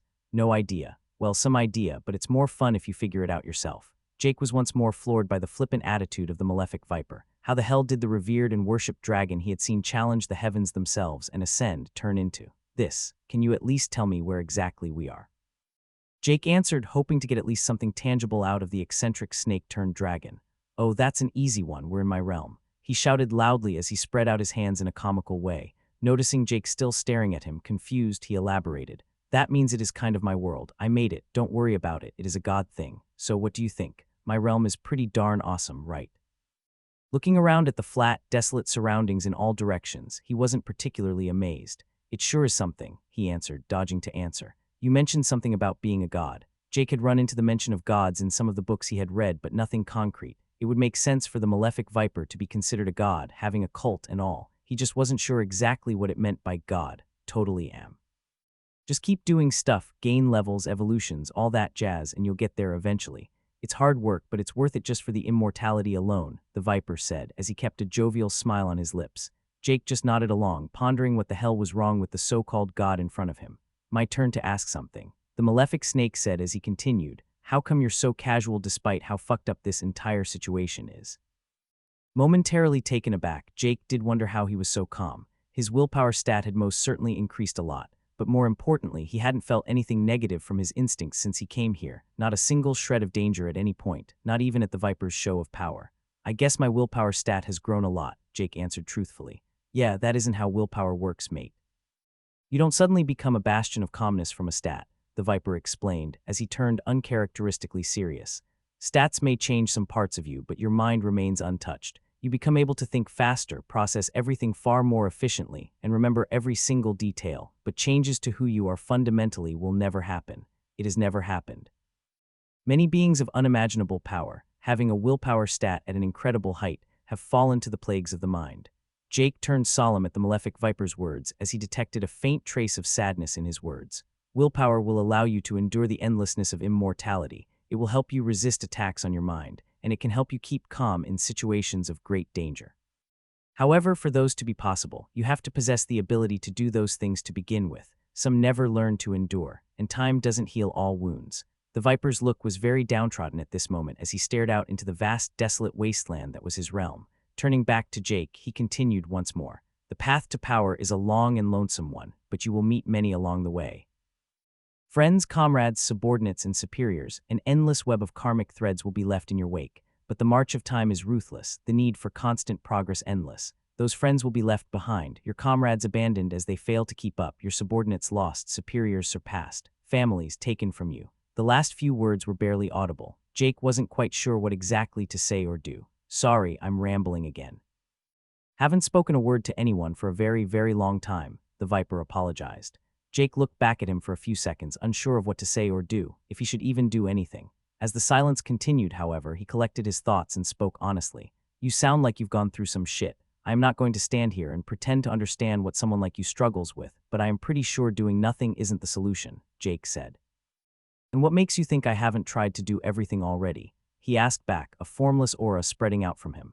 Jake felt like he suddenly stood before an incarnation of death and destruction, yet he didn't back down. He pushed back, his bloodline fully awoken, refusing to be inferior. The aura failed to affect him as he stood unmoving.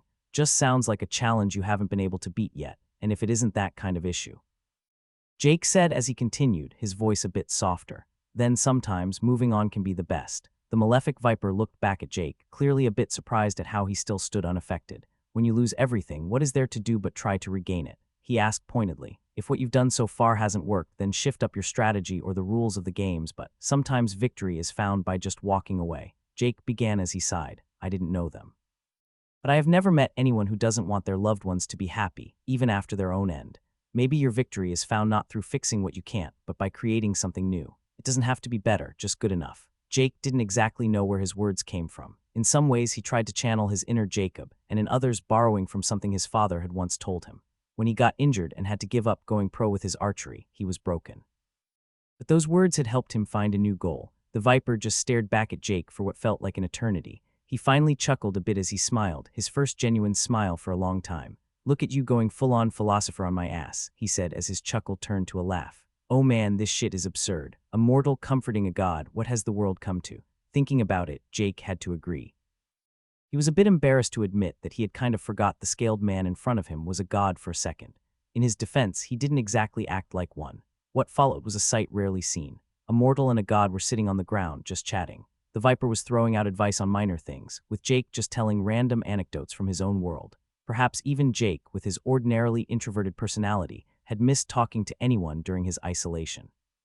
The Viper having missed conversations was even more evident. Jake had no idea how long they talked, but he thoroughly enjoyed their time together. He heard stories about the multiverse, about how the Viper had met a fellow god and fallen in love. It was never spoken, but Jake knew that it was she he had talked about earlier, as he always had a glint of sadness in his eyes whenever he mentioned her. Just two lonely people, caring neither for status nor power. It was no secret that Jake came away with the most knowledge. The Viper knew far more than Jake on pretty much every subject, yet he held back on giving direct advice on anything related to the system. He did provide a bit of general knowledge, but nothing major. According to the Viper, there was more value in Jake discovering those secrets by himself. After a few hours, the Malefic Viper finally got up, as he motioned for Jake to do the same. "It seems like it is your time to return soon," the Malefic Viper said, as Jake got on his feet. "We still haven't found out why I came here," Jake added. They had managed to somehow not talk about that. "Oh yeah, that. When I made the dungeon back in the day, I didn't have anyone else around with permission to approve the better evolutions, so the responsibility naturally fell to me. One could call it a happy little accident that you came here," the Viper laughed. "Ah, now I remember." "The description did say something about being chosen," Jake said as he finally got it. "Does that mean I passed the job interview?" "You got lucky, young man," the Viper joked back before turning a bit more serious once again. "I won't give you anything concrete, but I can give you a tip. Focus on the mana. You can feel it all around you. Feel it more. The earlier you do so, the better. It will help you in more ways than you can imagine." Extending his hand towards him, the Viper motioned for a handshake. Without hesitating, Jake took his hand, knowing physical contact couldn't be made. Yet to his surprise, his hand met with scaly textures. Before he could question anything, he felt a warm flow encompass his body as he shook the hand. "Something for your journey. A small string of karma, if you may," the Malefic Viper said as he let go of Jake's hand. Feeling his vision blur and spin once more, Jake knew that his time here was over. The last thing he saw was the green eyes staring back at him as he heard the Viper speak one last time. "And thank you once more, Jake. See ya later." With those words, he disappeared, and the Malefic Viper was alone once more. The scaled man didn't take off back to the decrepit old cave. He couldn't even remember the last time he spoke with anyone, met anyone, to be honest. Looking at his hand, he still felt the aura of his little visitor. Compared to him, it was so small, so insignificant, and yet it felt strong, limited but powerful still. Deep within the records, he felt a power that even gave him pause. What a powerful bloodline. He whispered to himself. It wasn't just powerful, it was intimidating. Even the record's mere remnants carried the charms of something that refused to back away from his probing gaze. It was primal, like a wild beast, one refusing to surrender to even him. Many might see this foolhardiness as a weakness, but the Viper felt only strength. One would never achieve true power from avoiding danger. It may lead to a short life, but without said determination, one would never reach the pinnacle either. Smiling, he thought that he might just have made a good investment. It didn't come cheap, as he still felt a faint trace of weakness, unlike anything he had felt in countless eons. Despite so, he felt no regret. More than just an investment in a powerful initiate, he may have made something even more valuable. The smile quickly disappeared, however, as he thought back to their conversation. The calmness and straightforwardness of a mortal had truly impressed him, but the fact that he was so genuinely straightforward also meant that the words carried more weight. Being spoken to directly was not something he had ever been used to. Taking a step, he appeared in a valley. This valley, compared to everything else surrounding it, was not desolate but brimming with life everywhere. Small animals ran in the shrubbery, birds chirped, and a calm wind blew throughout. In the center of this valley, two obelisks stood. One of them had countless runes with unimaginable power, covering every speck of its surface, each rune holding more information than a mortal mind could comprehend in a lifetime. The other obelisk only had a single rune, even though they were the same size. This solitary rune did not exhume any power, but was only a single word. Hope. The Malefic Viper stood there for a while before moving forward and putting a hand on each of them. "Perhaps I have wallowed enough. You always told me to smile and never doubt myself," he spoke while gently caressing the runes on the filled obelisk, while only having his palm rest on the lone rune on the other. Perhaps it's time for the Malefic Viper to make his return. Chapter 33, True Blessing of the Malefic Viper.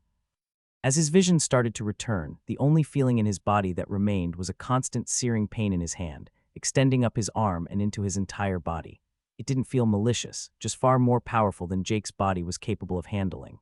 The moment his feet hit the ground, he also collapsed down on his knees, heaving for air while clutching his chest. The pain gradually faded away and was instead replaced by a strong feeling of power. It was unlike any level-ups he had felt before, and certainly far more than when he evolved his race. He basked in the feeling for a while before everything finally calmed down. Raising his hand, he could feel that he gotten stronger. The Viper had done something, given him something. Opening his status screen, he was met with a slew of messages, but the first one alone gave him great pause. Blessing received, true blessing of the Malefic Viper. Blessing true, an alchemist recognized by the Malefic Viper himself. Few throughout the ages have found themselves blessed by the primordial, despite their desire to be so. Through your direct karmic connection, the wisdom and willpower of the Malefic Viper empower you. Plus 10% willpower, plus 10% wisdom. Grants access to many new paths. Only one blessing can be held at a time. Jake was confused as he read it before finally actually getting a bit annoyed. Could have at least asked first, he muttered to himself. Renounce the Malefic Viper as patron. All faith-based skills, titles, and blessing will be lost. What? No, it's fine, geez, Jake quickly said as the prompt disappeared. While he was a bit annoyed, it wasn't like he wanted to throw away free stats like that. Wisdom had been his highest stat before his evolution, and would likely remain to be for quite a while, so getting 10% extra was already giving him bonus stats in the double digits. Willpower was also a great stat to increase. Jake had believed that willpower was what allowed him to stay so calm and controlled throughout the tutorial, but he would have to reconsider that. However, reading the description, he was confused, as the blessing described him not as a god but a primordial. Perhaps they were the same thing, though he doubted it was just semantics as he added something else to hit the books on. Nevertheless, the willpower bonus was nice, and if nothing else increased his mana regeneration, which was always welcome. Besides that, he didn't really see much use for it currently. Moving on down the list, he noted how he had apparently unlocked his profession upgrade after he got the blessing. Congratulations, you have successfully evolved your profession Prodigious Alchemist of the Malefic Viper. A prodigious alchemist of the Malefic Viper has come far from when first concocting his first poison. You have displayed speed and skills at the pinnacle. Allows the alchemist to combine the natural treasures of the world and make potions, pills, transmute one material to another, with a slew of other mystical means to be discovered. This rare type of alchemist specializes in the production of poisons, contrary to the craft of potions. Your proven talent as an artisan of death stands above all peers, signaling the coming of another harbinger of decay following in the footsteps of the Malefic Viper. Only his chosen may walk this path. Stat bonuses per level, plus 4 vit, plus 4 wise, plus 3 will, plus 2 tough, plus 2 int, plus 5 free points. Ding. Profession Prodigious Alchemist of the Malefic Viper has reached level 25 stat points allocated, plus 5 free points asterisk ding. Race Human F has reached level 17 stat points allocated, plus 5 free points. Not anything was out of expectations there, besides perhaps the massive influx of stats from the profession and race leveling up. With the profession evolution, he had naturally also gotten some skills. But contrary to when he got the profession, the upgrade only gave 2 new skills. Gain skill Alchemical Flame, common. The flame of an alchemist is one of the most critical aspects of the crafting process. The flame itself is affinityless and not polluted by the impurities of burning a catalyst. The path to refining one's alchemical flame is a long and arduous one for all alchemists seeking the pinnacle. Allows the alchemist to create a small alchemical flame, emitting heat.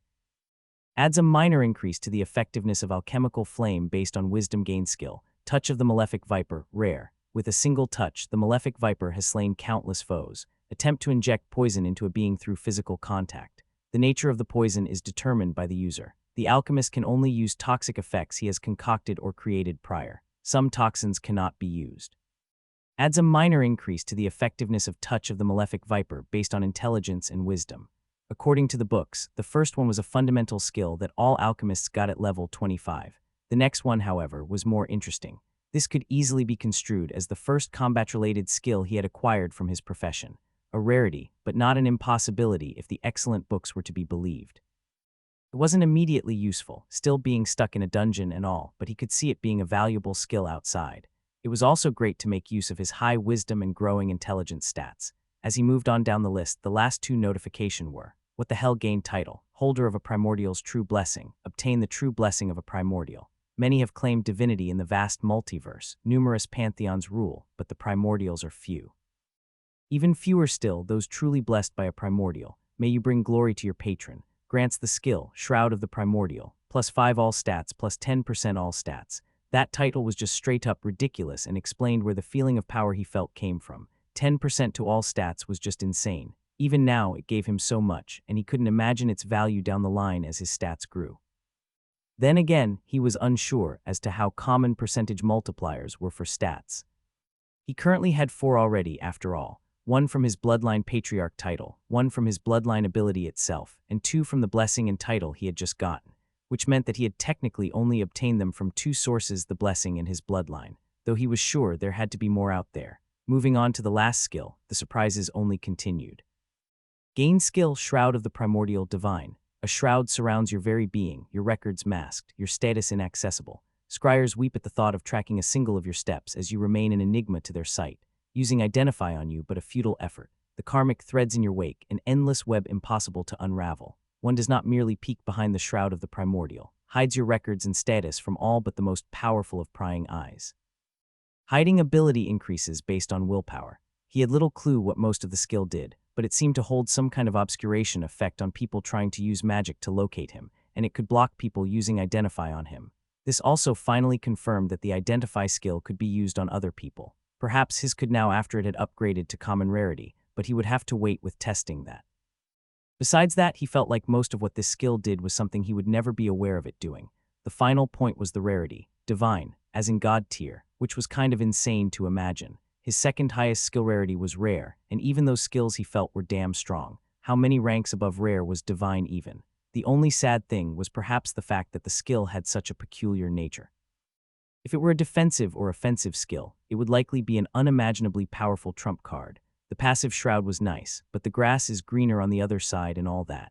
He could see several advantages in being harder to track with magic, and of course, with Identify being blocked. After going through all his new skills and titles, he finally opened his status screen to see the final result.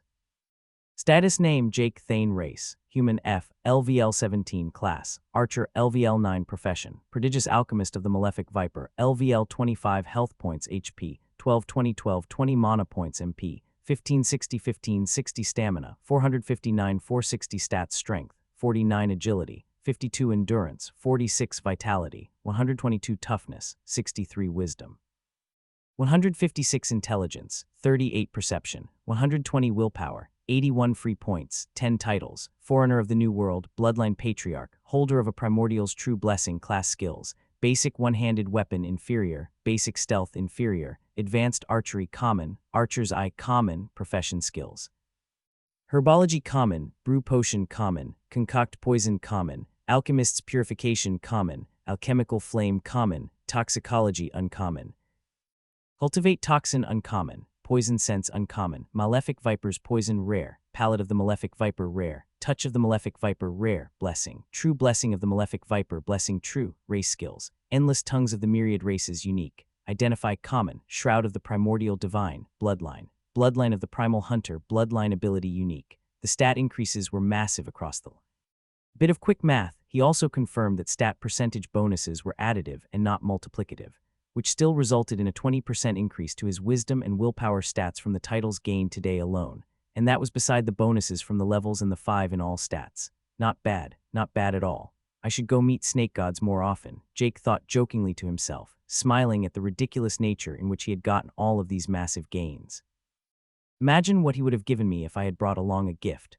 Note to self, bring blue mushroom next time. Richard sighed loudly as the man finished his report. The former archer, now upgraded to a class called Scout, had brought more bad news, a daily occurrence at this point. Sir, that kid is way too volatile. We should just put him down already, the Scout said. He is too stuck in his own world to notice anything around him. He believes himself some kind of god. Just say the word and I will have an arrow in the back of his head within the hour. Richard shook his head. No, just keep shadowing him and keep track of his movements. I have seen plenty of his type before. He is an arrogant whelp, but his skills are the real deal. Someone like him is useful if controlled. The Scout sighed as he turned to the door. I hope you know what you're doing, boss. I do too, honestly, Richard said, returning the sigh. He had to admit that he was beginning to regret his decision to let William run wild.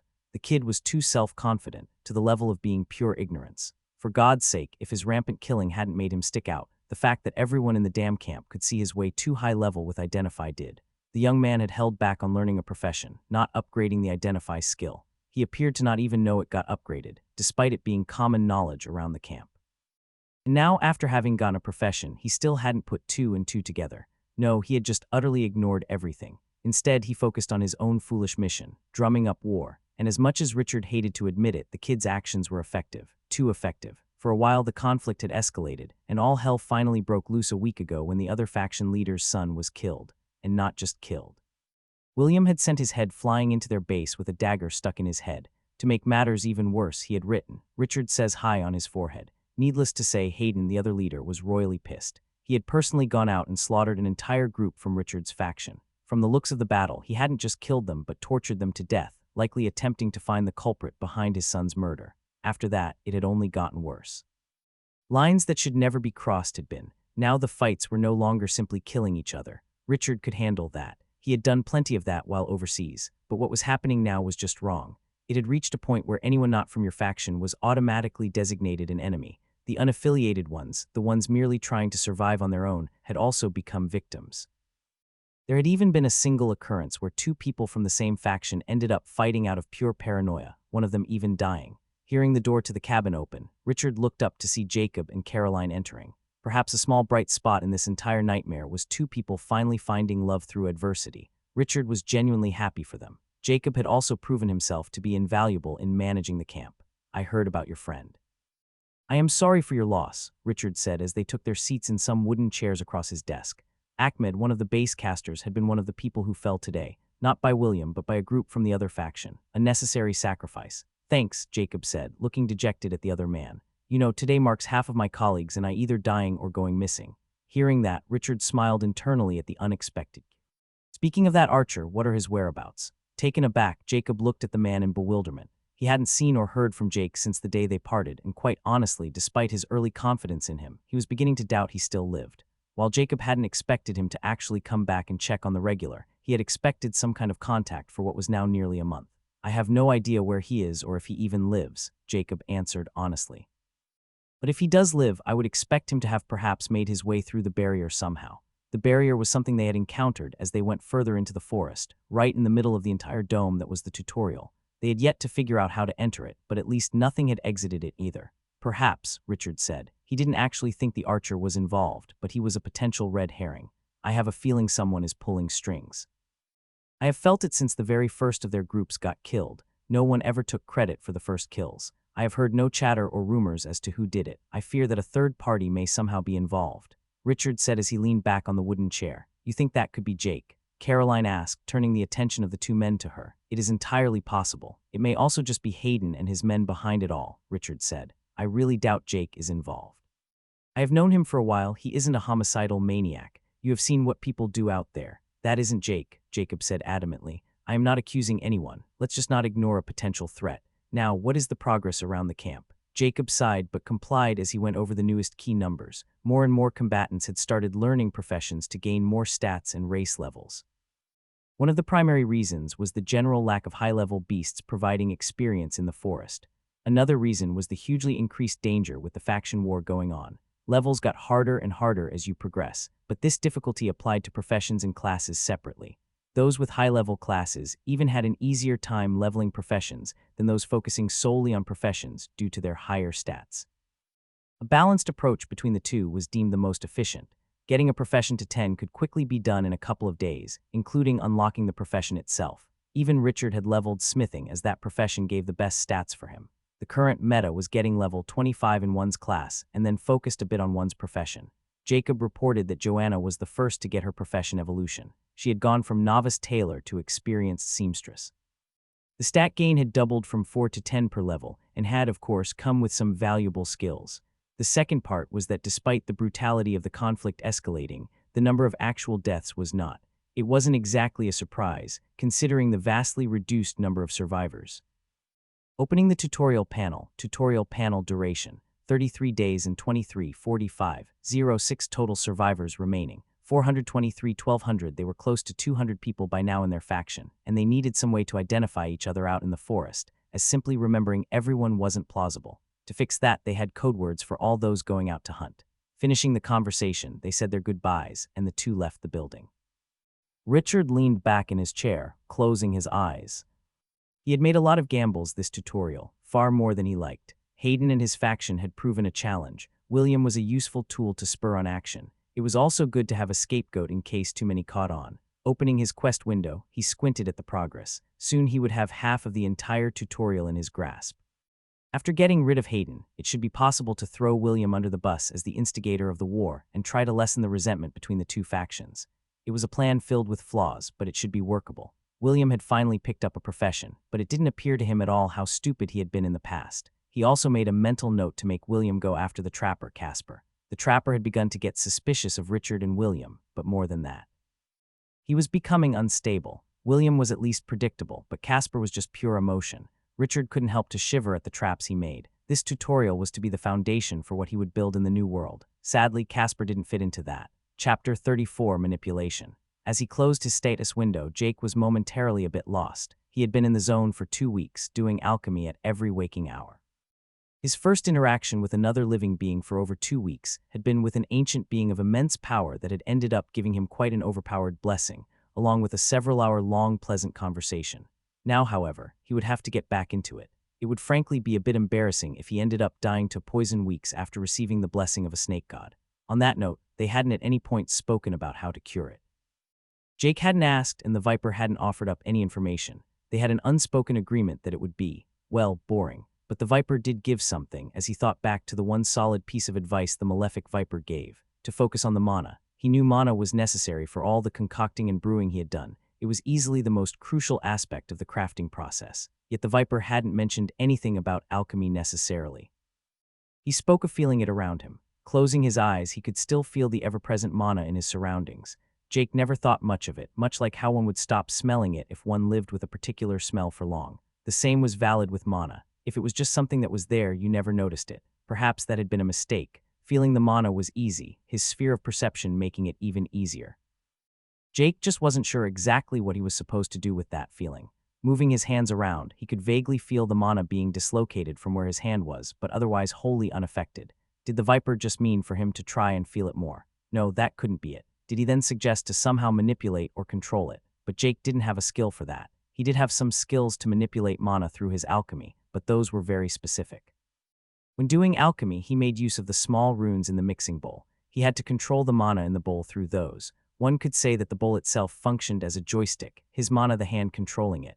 Jake saw no way to manipulate the mana in the mix without these runes. Jake proceeded to try the whole believe hard enough tactic, but it had yielded nothing after an hour of trying. But he refused to give up. The Viper may have been slightly unstable in many ways, but he didn't strike Jake as a liar. A bit of jokester maybe, but he had a serious look in his eyes when he gave the advice. Instead of attempting futility, he decided to quickly test out his new alchemical flame. Like with all other skills, it came with instinctive knowledge of how to use it. Raising his hand and opening it, a small flame appeared, swaying back and forth on his palm.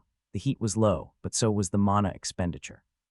The most surprising was the color of the flame. It was nearly entirely colorless. If Jake poured more mana into it, the intensity and heat increased per the increased mana use.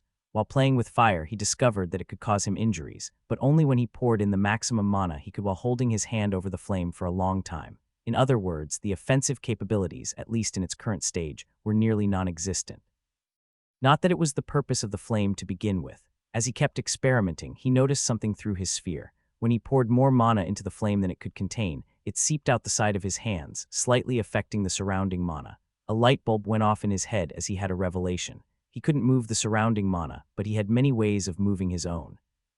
When he used Cultivate Toxin, he always poured mana straight out of his hands into the plants, and when using his crafting skills, he naturally poured mana into the bowl. So what if he moved the mana, not according to the pattern of a skill, but simply as an attempt to affect his surroundings? It was weird that the thought hadn't occurred to him earlier, but in his defense, the concept of moving an invisible force was not exactly a natural thing to him. Hours later, he hadn't found much progress, but he did have some. It was early days, but he felt like he could slightly move the atmospheric mana by using his own as a catalyst. It was currently hugely inefficient, the mana literally pouring out of him, but he did slowly learn and improve. His huge mana pool was naturally a great help, and his willpower increased his regeneration up to a level where he could keep the practice up for quite a while. Chugging a mana potion, he decided that he couldn't practice using mana all day. He had to keep the alchemy up after all. He was starting to run low on mana potions, so he decided to start out with those. The preparation stages were the usual, but he began to feel some faint differences when he started the mana injection part.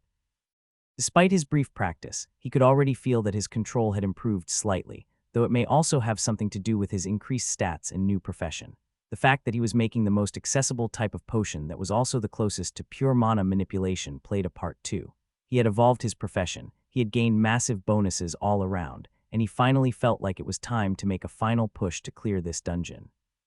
His theory on how to cure the poison was still in its early iterations, but it was coming along. What was ahead of him was days of grinding and practice. If this plan worked, he wouldn't leave early, which gave him 2 weeks of intense leveling. Hard work in front of him, and with his life on the line, Jake could only smile in satisfaction. This new world may be a bit fucked up in many places, but it sure as hell was more interesting. Making their way through the camp, the two newfound lovers made some small talk. Heading towards the forge, they greeted the smith, who was currently working hard towards his own profession evolution. The man achieved his class upgrade already. Jacob and Caroline both agreed that he would likely be the first with both an upgraded class and profession from how he was doing. "Hey Smith, how is work going? Any progress on the spearheads for Casper?" Jacob asked as he got close. The bearded smith raised his head from the forge as he grumbled. "Didn't bother. Had the kid make ask him." Brief as ever, Jacob thought, as he turned to the kid who worked the forge beside the man. He had kind of turned into a half-apprentice of the smith over the last week or so, a caster who specialized in metal magic. Jacob knew he had also gotten his class upgrade but wasn't exactly sure when or what the evolution specifics entailed. All he knew was that the young man had a high level. Going over to the teenager, Jacob asked once more, "Hey Will, Smith told me that he had you make some spearheads for the trappers." With a big smile, the kid looked up from the forge with his soot-covered face. He lifted 10 spearheads or so off the ground with his manipulation skill and levitated them in front of Jacob with some difficulty. "Here they are, Chief. Made them just like Mr. Smith asked." He replied, seemingly proud of his levitating trick. Jacob grabbed them out of the air and put them in a small sack he had been carrying. Jacob had never quite liked the kid. He just felt off. For some reason, he reminded Jacob of several of the more ruthless CEOs he had encountered when he went to meetings with his father while young. While Jacob stored away the spearheads, Caroline had gone forward and started wiping the kid's face with a handkerchief, a gift from Joanna. The kid stood still as she wiped his face clean and healed his slightly injured hands from the small cuts and bruises he got during his crafting. As a caster, his defensive stats were quite a bit weaker than the smith's heavy warrior class after all. "I told you to watch out when working at the forge." "I still don't get why you didn't just do tailoring with Joanna, Jacob, and I, or maybe even leatherworking like many of the other casters," she said with slight concern, as the teenager just stared back as his features were revealed once more with the soot removed. Jacob hated to admit it, but the kid was maybe even more handsome than he was. Blonde hair, clear blue eyes, and a bright personality. Not that Jacob felt any threat to his love life. All the women in the camp treated William with partiality, like how you treated a little brother or son. Saying his goodbyes to the two smiths, he left with Caroline to deliver the spearheads to Casper. Casper was working nearly every day on his traps, having also picked up the builder profession. The synergy between those two was frightening. He constructed most of his traps alone. He had to in order to get his class bonuses, and the construction itself also yielded experience to his builder profession. However, he couldn't do everything himself, as he often needed help from the smiths to make weapons. Casper had thoroughly got past his trauma of taking another human's life. He had gotten close with another archer, a woman, and they had spent a lot of time together. That was until 4 days ago, where her headless corpse was found just outside their base. To make it worse, Casper had been the one who found her as he was out setting traps. His mercy to the other side died that day. Before, he mainly tried to make traps to capture. Now he only made to kill. Jacob tried to make conversation, but was met with no response as usual. The first day after she died, Casper had spent the entire day crying and mourning. The second, he had started making traps like a madman. He had even tried to leave and fight the other side directly, but luckily they had managed to stop him. His hatred, however, seemed to only grow by the day. Jacob barely managed to get a small grunt out of him when he mentioned Ahmed dying. Jacob was lost as to what he could do. He cursed this tutorial, he cursed the system, and he cursed whatever sick fuck had started this entire fucked up war he now found himself in the middle of. Caroline, noticing his mood as they left the trapper, grabbed his hand in an attempt to cheer him up a bit. It helped a little as they made their way over to the tailor's and sat down. It was a good distraction from the madness. Sadly, Caroline couldn't stay as she had forgot to tell Casper something from Richard, so she left Jacob there. Back at the smithy, William was working hard as he did every day. The stats didn't do much for him, but he got the ability to craft more specialized weapons for himself. Daggers were all fine and good, but he knew that he could make something better. The teenager hadn't initially planned on doing the whole profession crap, but had to admit that the race levels and stats were worth it. On top of that, leveling his class was just a waste of time at this point. Even killing other humans for tutorial points seemed like a waste of time considering the difficulty of finding them. He had tried to piss off the other guy, Hayden, by killing his son, but somehow it had ended up just making it worse. The number of people fighting hadn't increased much. Instead, everyone had gone full-on psycho. He couldn't even do the innocent teenager act anymore without getting attacked on sight. William found the entire thing baffling. He thought he had a good grasp on human emotions, but the fact that everyone would turn absolutely insane like that was unexpected. He didn't get the point of torturing people. Sure, a bit of torture could get information, but it was well proven through several studies that information gained through torture was unreliable. Trying to find more lockboxes was also a waste of time, as they had undoubtedly been found by now. Beasts were way too damn scarce also. William could find a lot below level 25 if he went back towards the forest's outer perimeter, but the experience from those sucked. So William made the best of the situation. He had ingratiated himself with the smith and gotten some awesome training in. This meant that William got a lot of useful guidance early on and leveled his profession faster than he had expected. He had also managed to improve his social position within the camp. The premier healer, Caroline, clearly approved of him. All the women leading the blossoming tailoring industry liked him, and now he even had the smith who looked out for him. By now, pretty much everyone was in the two bases, a fortunate side effect of his little escalating attempt, which made his plan of being the sole survivor far more probable. Sure, Caroline, the smith, and many of the tailors were friendly enough, but sadly their existences were detrimental to whatever reward he would get at the tutorial's completion. As long as nothing unexpected happened, he felt somewhat confident in his plan succeeding, something he seriously doubted as he had yet to learn of anyone who posed a serious threat to his goals. His thoughts were interrupted as Caroline returned. William looked a bit confused up as she came alone. She was usually with that boy toy of hers all the time. "Hey William, I just came to warn you not to go anywhere close to the enemy camp for now. Richard said it is okay to go out, just avoid going in their direction too much," she said, getting an affirming nod from William. She sighed as she smiled at him. "I knew you were trustworthy. Sadly, Casper is dead set on going out there alone to set up some traps between our two camps." "Oh geez, how many tutorial points do you think he has gathered already? He is sure getting high level too, so I hope he makes it back safely."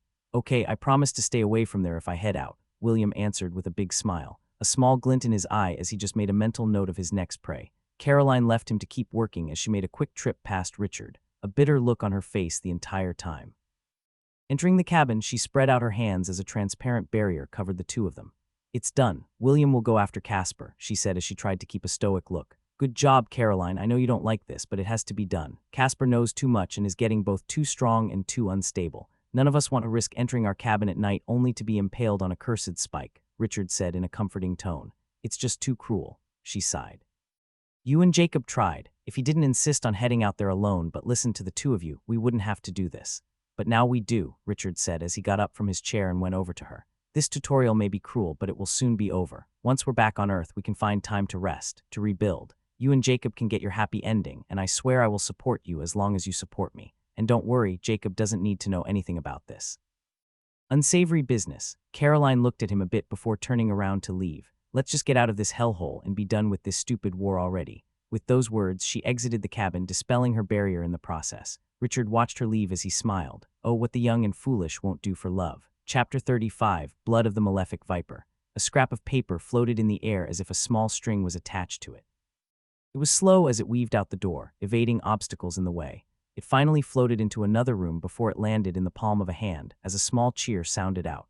Jake could barely contain his laughter as he finally succeeded in his exercise. He had made it a habit to do this kind of practice daily, following the advice of the Malefic Viper. Through mana alone, he had managed to lift and manipulate a physical object. It didn't seem like much, but for Jake it was huge.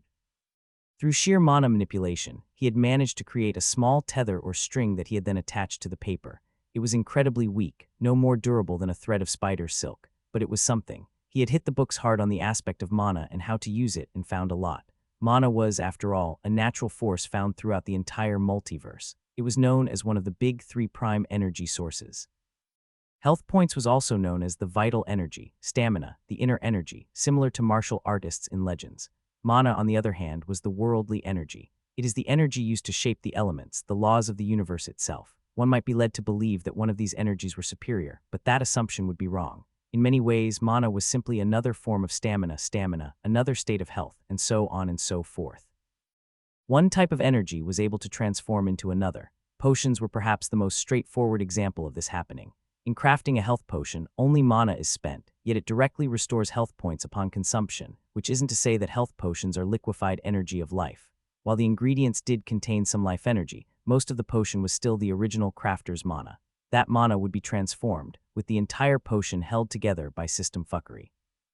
In addition, some beings only possess stamina, some only mana, and some don't even have health points. An example of this was a race known as the automatons. According to the books, the automatons are a powerful race of mechanical beings who only possess mana to keep their bodies running. Another example of peculiar races was the very plants he so often made alchemy with. Some plants had the power to evolve and gain levels and sentience, the most powerful even achieving sapience. These plant-like lifeforms very often don't have stamina, but simply have health and mana. Stats naturally also changed according to race. These stats names varied and often had similar functions as the ones humans had, but some also changed significantly. Having 9 different stats like Jake also wasn't a necessity. Some had less and some had more. But the point was that all the resources one had available could, through specific methods, achieve most of what all the others could. None of the books detailed any of such methods, keeping it very vague. Through the 2 weeks since the meeting with his new snake pal, he got a better grasp on why the Malefic Viper had told him to focus on mana. It had helped immensely with his concocting, and his practice was very close to reaching fruition. Looking at the timer, he took a deep breath. Cured yourself of poison 0, 1 time remaining. 23:58, 42 less than a day remaining. The thought that he could be dead in less than a day was a bit weird. For nearly a month, he hadn't felt anything from the poison whatsoever, but his progress had been impressive. Actually, impressive was an understatement. Around 2 weeks had allowed him to grind more alchemy than ever before. He had leveled and leveled a lot, which had even ended up netting him his first true race evolution at 25. The evolution was as he had expected. It had come with a prompt telling him, "Yay, you made it to 25, this is just the first step, keep it up, pal." There had been little fanfare during the evolution itself either. Nothing special had happened. He had just appeared in the weird middle of the universe place again. There he waited, marveling at the absolutely insane density of mana, before being returned back to his bed. Not that he was complaining about the evolution and what it came with, first of which was the improved stat gains. Human E, a human confidently climbing the evolutionary ladder. The human race is known as one of the most balanced and numerous races of the multiverse, being able to walk many different roads on their path to power. Stat bonuses per level, +2 to all stats, +5 free points. What was a bit different was that the evolution had actually come with a skill. Meditate common, enter a state of meditation, cutting off the outside world. While in meditation, regenerate stamina and mana significantly faster. While meditating, no other actions can be taken, and your perception of the external world is reduced immensely. Meditate was very similar to sleeping. Once one entered it, all one's senses would be muted to nothingness. One couldn't smell anything, hear anything, or see anything. Only the feeling of touch remained, for most people. Jake, however, was a bit different. All his senses were pretty much completely cut off like everyone else, but his sphere of perception remained, completely unaffected. This meant that he could meditate without being completely defenseless, but more importantly, it meant he could keep practicing mana manipulation within his sphere. And oh, speaking of his bloodline, it too evolved with him. Bloodline of the Primal Hunter, bloodline ability, unique, dormant power lies in the very essence of your being. A unique innate ability awakened in the bloodline of the newly initiated human, Jake Thayne, enhances innate instincts, enhances the ability to perceive your surroundings, enhances perception of danger, plus 15% to perception, another 5% added. Jake couldn't detect anything besides that, not that he was complaining. On the profession leveling side, he of course had gotten a lot also. His grind had allowed him to reach level 43, getting a bit more than a level a day on average. Didn't seem like much, considering that he grinded out the first 25 in less than 2 weeks, and that also including way more research through books and him learning the basics of alchemy. But one had to remember that leveling got more challenging with every level gained, so for him to keep up such a good pace was, in Jake's own opinion, quite prodigious. Horrible jokes aside, through the progress of the levels, he had naturally gotten some more skills too. Sadly, the rate at which he earned them had decreased. Now it was only every 10th level. At least the first skill came at level 30, though. Jake had been offered 5 new skills and they were all, well, a bit fanatical. Just checking out one of the skills sent a shiver down his spine. Preach uncommon. As a humble servant, the will of your patron is your privilege to spread. Allows the alchemist to spread the sacred words of the Malefic Viper. Makes the alchemist appear more trustworthy when speaking to others about the Malefic Viper. May his word be law. Adds a minor increase to the effectiveness of preach based on willpower. Yeah, fuck that, was his first thought after checking it out. The 4 others weren't any better either. One of them was quite literally related to sacrificing people. Luckily for him, though, he had learned something valuable from the Viper he could apply at this moment. It was common knowledge that 2 closely related skills could fuse, so he picked Sense Herb. Sense herb common gives a passive ability to detect herbs and a rough feeling of their properties. An alchemist must be able to find the materials to craft his products after all. Adds a minor increase to the effectiveness of sense herb based on perception. After picking it, nothing happened right away. Jake felt the instinctive knowledge begin to enter his mind, the thought of the Malefic Viper having possibly trolled him occurring to him for only a moment before another notification had come, telling him of the two intended skills fusing as a new skill appeared. Sense of the Malefic Viper, rare, fusing the skills of sense herb and sense poison. The prodigious alchemist of the Malefic Viper has earned sense of the Malefic Viper. The Malefic Viper sought out many natural treasures on its path to power. It is only natural to learn to sense them. Gives a passive ability to detect herbs and poisons in different forms and a rough feeling of their properties. Allows you to far better sense the poison you have inflicted on others. Adds a small increase to the effectiveness of sense of the Malefic Viper based on perception. With the two skills fused, he had gotten an even more useful one. He wasn't exactly sure if it could sense herbs and poisons equally well, and his testing had been inconclusive so far. However, the fact that it now allowed him to sense poison he had inflicted on others was likely going to be very useful. Jake was a bit surprised the fusion wasn't mentioned in any of the books, though. It was two fundamental skills for alchemists of the Malefic Viper, so it being noted wouldn't be out of place. Jake had a sneaking suspicion that the system had somehow removed this information, or maybe the skill just didn't fuse like that back in the day. It wasn't as if the books didn't have any actual examples of skills, items, and even ways of unlocking new evolutions. It had to be said that the information wasn't that plentiful on skills and evolutions, as it could all just be boiled down to one word, records. But his skill gains didn't end there. 10 levels later at 40, he got this second chance to get one. He half expected to once more be disappointed by choices trying to make him into a cultist, but was pleasantly surprised instead. Very pleasantly surprised. Blood of the Malefic Viper, epic. The blood of the Malefic Viper is a toxin more deadly than most poisons. Allows the prodigious alchemist of the Malefic Viper to turn their blood poisonous, imitating their patron. The blood can be used as an ingredient in alchemy and as a deadly weapon against your foes. The nature of the poison is determined based on the records of the alchemist. The blood's toxicity level is based primarily on vitality and wisdom, but receives an increase from all physical stats. It was his very first epicrarity skill, and a juicy one at that. He predicted epic to be a tier above rare mainly due to video games. The skill itself was great. A bit disturbing to think about your blood turning into a deadly poison, but Jake was kind of relieved to find out that it wasn't a passive ability. He had to actively channel mana according to the skill into his blood, and with that, it would turn toxic. Using Identify on the poisoned blood didn't yield any results, but he could clearly feel it was different. His new sense of the Malefic Viper gave him a good idea of how different it was to regular blood. The toxin was somewhere in between high-end inferior-grade poisons he had made and the weaker common-grade ones. He hadn't had the chance to test the nature of the toxin yet, so he saved that for later. Of course, the blood couldn't only be used as a weapon, but also in alchemy.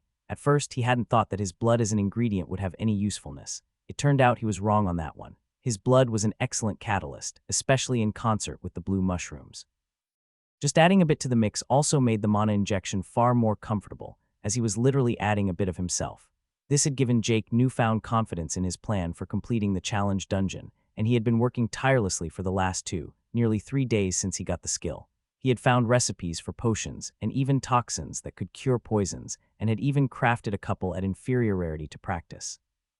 Still, he was unsure as to their effectiveness on whatever had infected him. His plan wouldn't have worked weeks ago, but he had confidence with his newly improved stats. Speaking of his status, it had gone through a metamorphosis along with him.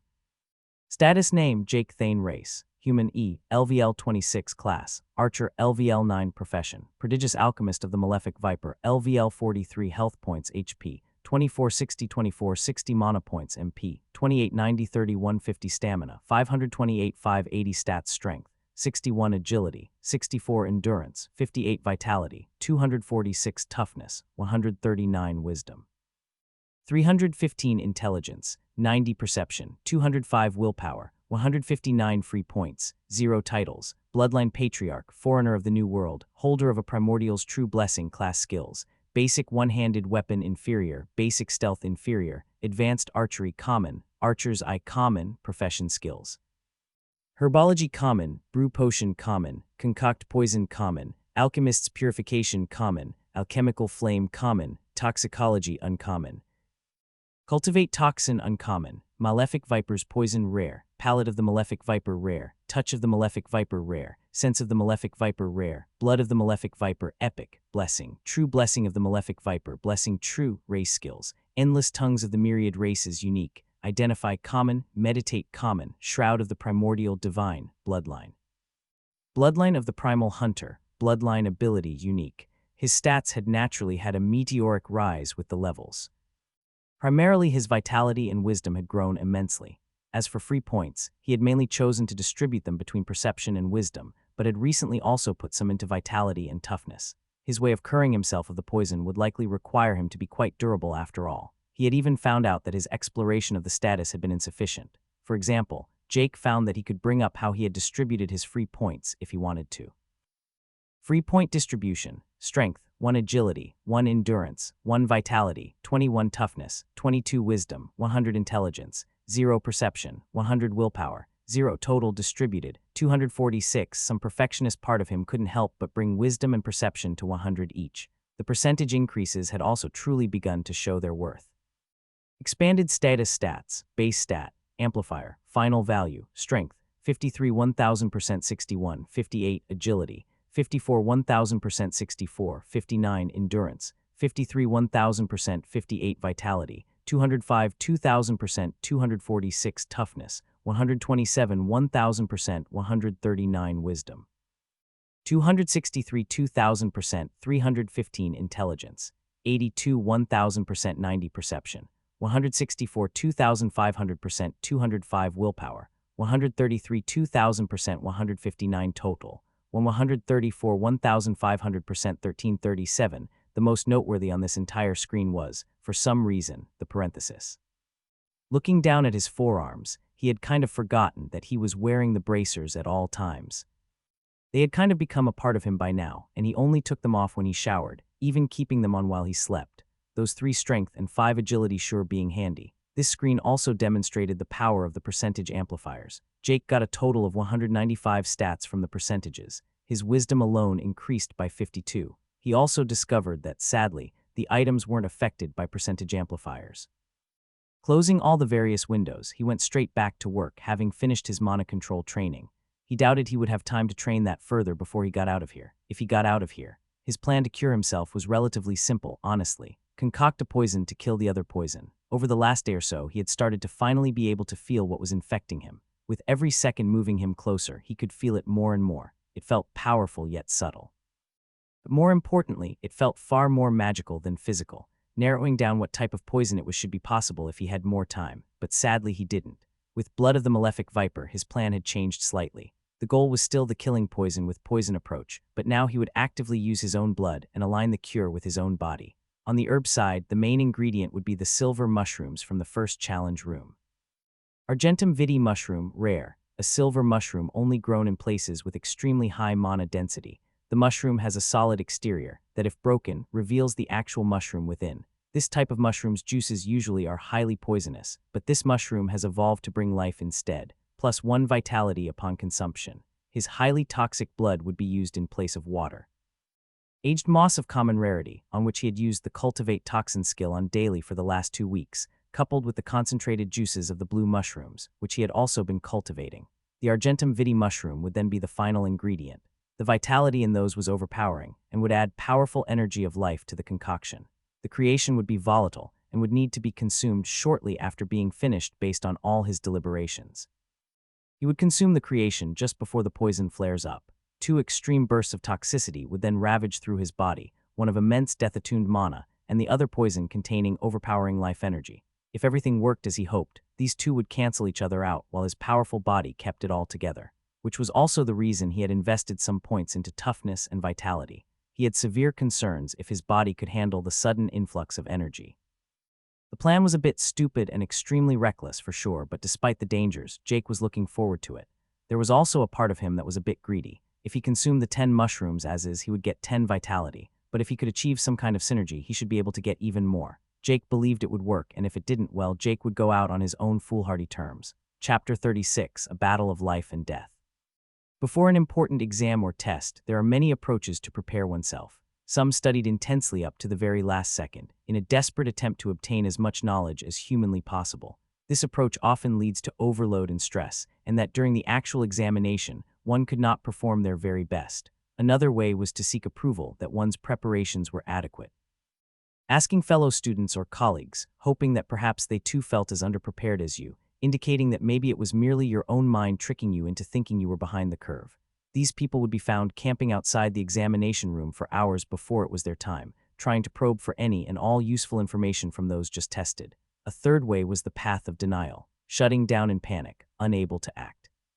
The actual performance from these people, however, varied wildly. Some even performed with incredible confidence despite their panic beforehand. These were also the ones who felt the most relieved after the fact. Some looked for a way to either get out of the exam entirely or avoid a fair examination. Cheating was the go-to for these, obtaining the answers beforehand or even during the test. Perhaps even attempting to take high risks to peek at the ones beside you, searching their sheet for the correct answers. Performance-enhancing drugs were not even off the table for these. The most nervous and panicked were perhaps this group. The final ones were the relaxed ones, the ones who simply rested, trying to get their brain in top shape before the test. Perhaps faux confidence led them to this, or maybe said confidence was well-founded. One could only know after the test was over after all. Jake had, throughout his life, fallen into all these 4 categories at one point or another. He had studied till he had headaches and sat outside the exam room for hours, asking anyone for tips. Been a nerve-wrack the night before an exam, not getting a wink of sleep. Once he had even tried to cheat by sneaking in notes not allowed. He hadn't ended up needing them, and he felt like shit afterward, but he had still tried. But the approach with the most success for him was the last. He would just relax the day before, read a good book or even play some video games, perhaps even a trip to the movies, and then finally go early to bed to wake up well-rested for the exam. This had worked out for him very well. Jake was the kind of person to have high expectations of himself, often leading to panic. During his years of pursuing professional archery, perfection was the only option. He was competing with the best, so he had to be the very best he possibly could. University had been very different. In archery, one can quickly come to feel like they had all the knowledge required to perform your best, that the only thing he had left to do was perform his very best in the moment. When one studied theory on strategic business management, as an example, things weren't as straightforward. There was always more to know, more knowledge to seek. If you felt like you knew everything, it meant you simply weren't aware of how much you didn't know. It was complicated, with endless theories formulated and expanded upon for hundreds of years. The knowledge on alchemy in the small library, albeit still containing around 1,000 books, was already far more than Jake could go through during the month he had been here. Even if he had spent every second reading, it wouldn't be enough. Yet he knew what was in the library was only a drop in the bucket. The knowledge gained only made him more aware as to how complex alchemy was. Ultimately, all professions were a valid path to power in the system and contained near-limitless possibilities, even a path to godhood, according to the Malefic Viper. So with that in mind, Jake just had to accept that he couldn't perfectly prepare. He had done what he could, and it would have to be enough.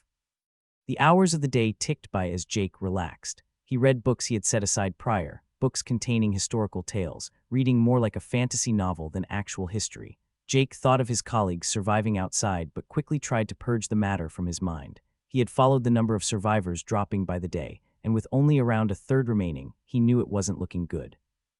Some of them were very likely dead, and he wasn't in any way looking forward to discovering who, but he did have some time to reflect on his own feelings. The solitude had allowed him a lot of time to think if he liked it or not. He had made some realizations. His crush on Caroline had always been just that, a crush. He didn't actually know her at all, but only found her physically attractive. His impression of Jacob hadn't changed in the least. In his mind, he was still the same beacon of positivity and hope he had always been. He was also the one Jake hoped was fine most of all. It doesn't help thinking about it, he reminded himself. He needed to get in the right mindset for the final push. For the last 8 hours, he slept and meditated. Cultivating the plants he had prepared for the concoction was the only thing that could be called work. That concoction would determine his life or death after all. Time passed, and it was finally time to begin. With only 4 hours to his potential death, Jake felt oddly serene. He felt prepared. He began by collecting the moss and mushrooms, carefully plucking them according to the methods he had studied, the techniques he had become so familiar with over the last month as he carried them to the mixing bowl. Taking out the bloodletting dagger, he made a small cut on the palm of his hand as he focused on blood of the Malefic Viper, as he saw the now green-tinged blood slowly drip into the bowl. After a couple of minutes, it was filled enough. He had to cut his hand 2 more times during that time, despite the enchantment making the wounds harder to heal, a testament to his high vitality and a good sign for what was to come. His health and mana slowly regenerated as he started extracting the toxic juices from the blue-bright mushrooms. carefully adding the slightly shiny blue liquid to the concoction, as he, with extreme caution, guided the process with his mana. Letting it soak for a while, hearing the small crackling that sounded like electricity as the blood and mushrooms combined, he started grinding up the aged green moss into a fine powder with a mortar. As he heard the sizzling and the cracking calm down, he added the moss powder, once more seeing a reaction as the entire thing seemed to boil slightly. Throughout it all, he carefully injected mana. This part was why he had needed so long, as he needed to carefully balance the concoction and guide it to where he wanted it. The necrotic properties were slowly eliminated from the mix as he focused his mana, thus allowing the vital energy found within his blood to prosper.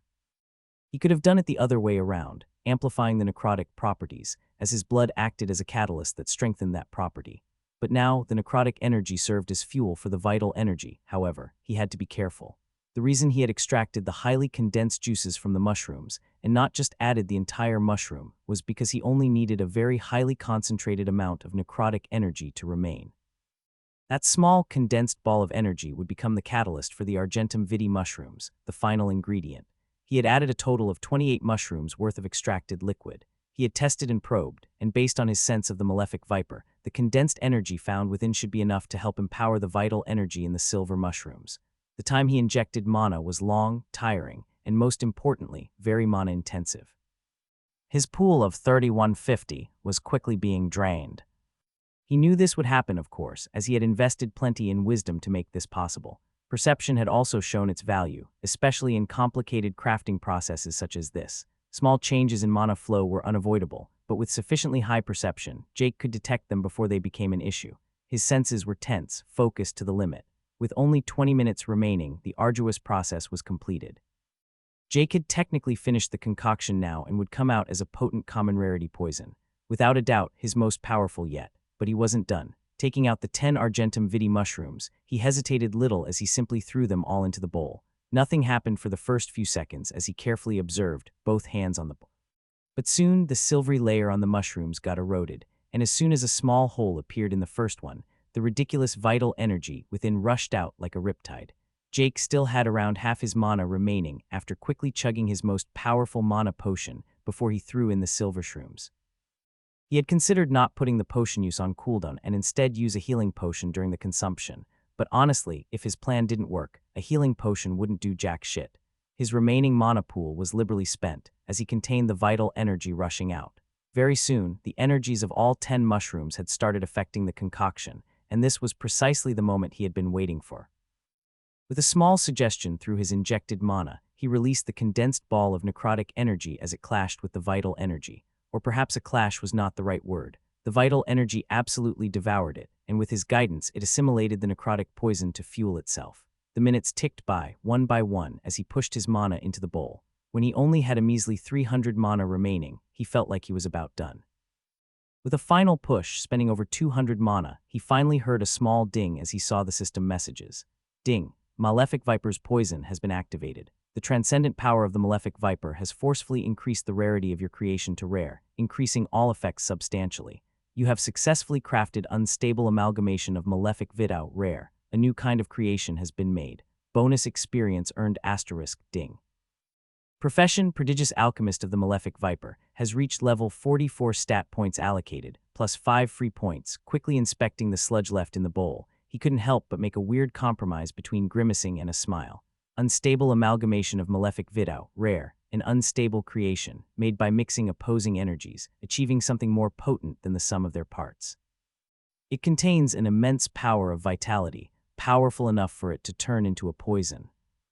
Not fit for consumption, incredibly unstable, unable to maintain current form in 957. It was what he had hoped for, perhaps more than he had hoped for. He had gotten a whole level from it, as he had just leveled up from the last batch of poisons he made also. He quickly threw the free points into vitality. He would need everything he could get. He hadn't expected Malefic Viper's poison to trigger. Truthfully, he wished it hadn't. It had thrown all of his prior calculations off course. He feared what he had made was too strong. Sadly, he didn't have time to attempt anything else. Looking at the timer, he prepared himself. Cured yourself of poison 0 1 time remaining, 2:38 2.5 minutes, and the poison would flare up to take his life. At that moment, he would drink the sludge in front of him. He didn't dare touch it, but would simply drink it straight from the bowl. As he just sat there, looking at the timer tick down, he did something he couldn't remember ever doing before. He prayed. He had never been the religious sort. He never went to church, not even during Christmas. But today he prayed, not to the gods of earth, but to the one God he had met. The Malefic Viper may not have been the most stable being he had ever met, but he was powerful. He had blessed him, allowing him to complete the miracle he had created today. He was the one behind his profession. At least it was based on who he was, or his records to be more exact. So he prayed his prayer as humble as can be. I fucking swear, you stupid snake, if I end up dying from drinking mushroom juice, I am going to return from the dead and hunt you down. To his surprise, he felt a response, just a vague emotion from beyond, a faint encouragement coupled with a barrage of mockery. He smiled to himself. He had done what he could, and now it was up to his own willpower and determination. The timer mercilessly ticked down. 0:28 he looked at the sludge as he put his hands on the side of the bowl. 0:17 he took a deep breath as he thought back to his days here in this dungeon. 0:13 serenity overtook him as his body relaxed. 0:11 with a quick peek he confirmed his health pool was full. Good. 0:07 he lifted the bowl and prepared to drink. 0:05 here goes nothing, he said as he lifted up the sludge and gulped it all down. The taste was a bit sweet, but he barely had time to notice it because of what came next. His entire body and mind were consumed by a wave of pain from everywhere the sludge touched. A source of pain that only a moment later was joined by another from somewhere around his heart. A massive amount of energy suddenly manifested, one seeking only to destroy every trace of vitality in his body.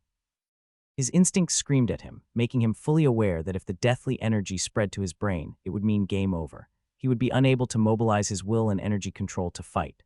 Luckily, the energy couldn't easily spread, meeting significant resistance from his powerful physique, but it was far from enough. He felt himself literally rotting from the inside, not unlike what happened during the second trial and the toxic liquid. But as the energy crept upwards, it met a force it couldn't conquer. His mouth and upper part of the body had already started growing red as the vital energy overpowered his being, also slowly killing him. Tumors began growing at a visible speed as the vital energy had nowhere to go, nothing to regenerate. The vital energy was not entirely pure either, but mixed with the necrotic properties of the blue-bright mushrooms. Not that Jake had any of these thoughts at this moment, as he simply lay collapsed on the laboratory floor, every sliver of his focus on the battle within him. The two energies sought to destroy each other, two mighty armies, one of death and one of life. Jake's body the battlefield in which they fought. If Jake had not consumed his concoction, the poison that flared up would have been significantly weaker than it currently was, as the two both sought to destroy, yet also empowered, one another. With what little will he could muster, with it mainly being his instincts taking charge, he mobilized all the energy he could to protect his head. This was the most dangerous stage, as both energies were at maximum capability, and all he could do was hide away and hunker down. This didn't mean he only hid away. The two energies fought, but both had failed to recognize the powers already present on the battlefield. Another army rode in from the same place the energy of death had initially come from. The third source of energy was another source of vitality, but unlike the others, this one was controlled and with purpose. It was Jake's original health points, a massive squadron of vital energy stemming from his second highest stat, vitality. It entered the fight not as a contender, but as a force to control the battlefield. A mediator to make the armies of life and death battle on equal terms, slowly canceling each other out.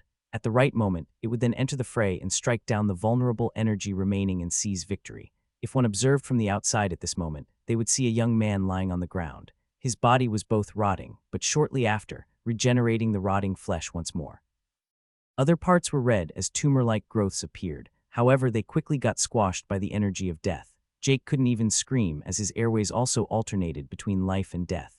At all times, death was a moment away, but it was always crushed by overpowering vitality before it could take hold. If his vitality or toughness had only been just a few tens of points lower, he would have died by now, but he didn't die. He suffered, he screamed internally, but never once did he wish for the embrace of death. He fought with every fiber of his being to live, for in the end, what is death but just another challenge to overcome? Chapter 37, Leave Nothing Behind. The Malefic Viper stood in the desolate middle of nowhere, surrounded by the ever-present white mist. He had stood here for days now, unmoving. The decision to leave had been made, but the last step still stumped him.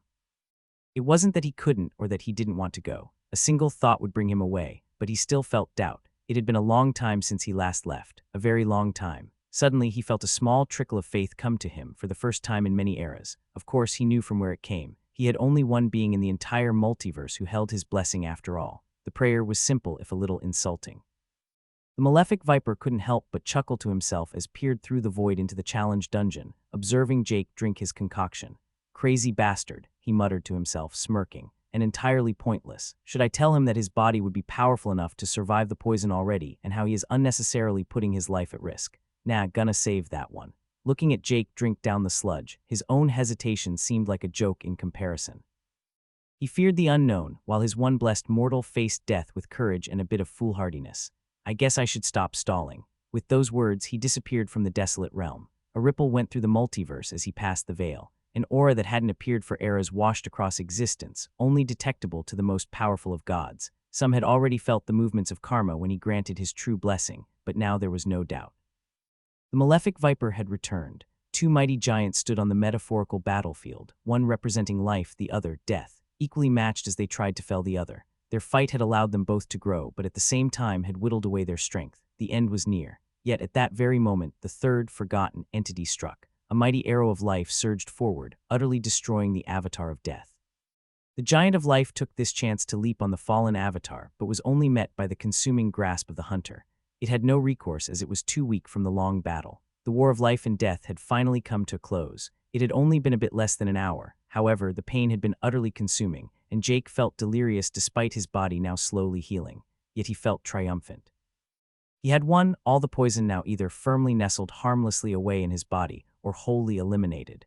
Jake suddenly heaved in a breath of air as his throat finally finished healing, and he could once more draw in air. The experience had also inadvertently taught him that he didn't really need to breathe much anymore. Not that it made the inability to breathe any less hard to get used to. He stayed on the ground for several minutes as he became aware of his surroundings, noticing he was still in the dungeon. His head was a mess and he couldn't move a single finger. The pain had subsided significantly, but it still hurt as his body kept healing. Whatever vestige of poison remained in his system was pretty much gone by now, and his natural resistance would handle the rest. His mind started clearing up, and as it did, he couldn't help laughing. Or at least he tried, but ended up just gurgling out blood instead. After spitting out a lungful of blood and grime, his attempted laughter did go through though. He had lived. His foolish gambit had worked. Honestly, he did feel a bit like an idiot currently. Based on the power of the poison, a single well-made inferior rarity antidote would likely have cured him, or at least suppressed the effects enough for his body to handle the rest. Maybe his body could have taken it even without any external help. His own little concoction had only amplified the flare-up and turned it into the nightmarishly potent poison that nearly took his life. Not that any of it mattered now. He had won after all, and with his victory came a slew of system messages. You have assimilated a potent source of vitality. +1 vitality, you have assimilated a potent source of vitality. +2 vitality, you have assimilated a potent source of vitality. +1 vitality, you have assimilated a potent source of vitality. +1 vitality. It went on for a bit, and Jake could see that it had periodically given him stats after the initial intense burst. In the end, he had ended up getting a total of 31 vitality. The energy naturally came from the Argentum vitae mushrooms, which would have granted him 10 vitality if he just ate them straight up. While fewer stats, that wouldn't have required him to nearly die, though. With the poison cured, he had naturally also passed the trial. Dungeon Challenge. Cured yourself of poison 1-1. Congratulations. You have successfully cleared the tutorial challenge dungeon. Rewards given are based on performance during all trials. Dungeon shutting down in 3:57:11. Looking through the message logs, he had completed the dungeon a bit over 2 hours ago. It had taken him only a couple of hours for his body to heal enough for him to regain proper consciousness. Not that he was entirely healed yet, as he couldn't really move his body.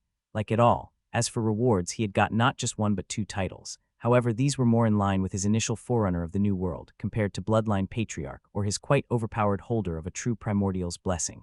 Dungeoneer I. Successfully clear a dungeon suitable for your level. +1 all stats. Dungeon Pioneer I. Be the first to clear a dungeon suitable for your level. +3 all stats. The stats were fine and all, but most important was the number 1 in both of them, in his honest opinion. This clearly indicated that these titles were not just one-offs but would likely grow for every dungeon he did. Finding nothing else of note in his notification window, he closed it and just lay there. His sphere of perception, making him aware of his surroundings, as he noted the bottles of health potions inside one of the cabinets. With nothing better to do, he began weaving a small string of mana to try and drag one of them to him like he had been practicing. The heaviest he had lifted using only pure mana so far was a pen, so a bottle, even a tiny bottle, still took quite the effort. First, he had to open the cabinet to get the potion, cursing himself for even closing it to begin with. Why did he need to close cabinets, or doors for that matter? Not like anyone else was going to wander in and scold his lack of etiquette. The process of opening the cabinet was a real struggle, not that Jake in any way minded it. He was alive, and he was feeling great. Well, aside from the whole body being paralyzed part. Looking at his health points, they were at a measly 700 out of nearly 3,000, and this was after it had regenerated quite a bit. He had likely been below 200, perhaps even below 100. Health points as the vital energy functioned as the fuel that healed the body and kept a living being alive. Undead creatures famously didn't possess any health points, but instead had an energy of death that kept them undead. This meant that the natural healing of the body consumed health points to do so. When one took damage, an initial portion of health is consumed, with another part used to heal the wound afterward. As long as health points remain, so does the life of the being who possesses it, but being alive is a rather broad term. If the poison had consumed Jake's brain, it didn't mean that all his health points instantly disappear. He would remain alive and his health points would keep healing his brain. If the poison was then cured, his vitality winning the bout, and his brain healed, no permanent damage would be sustained. The problem is that the brain was still the organ that served as the director of consciousness. The mind existed within the soul, but it couldn't do anything or even be aware of itself without the brain. Memories, personality, what makes you exist disjointed from the physical body.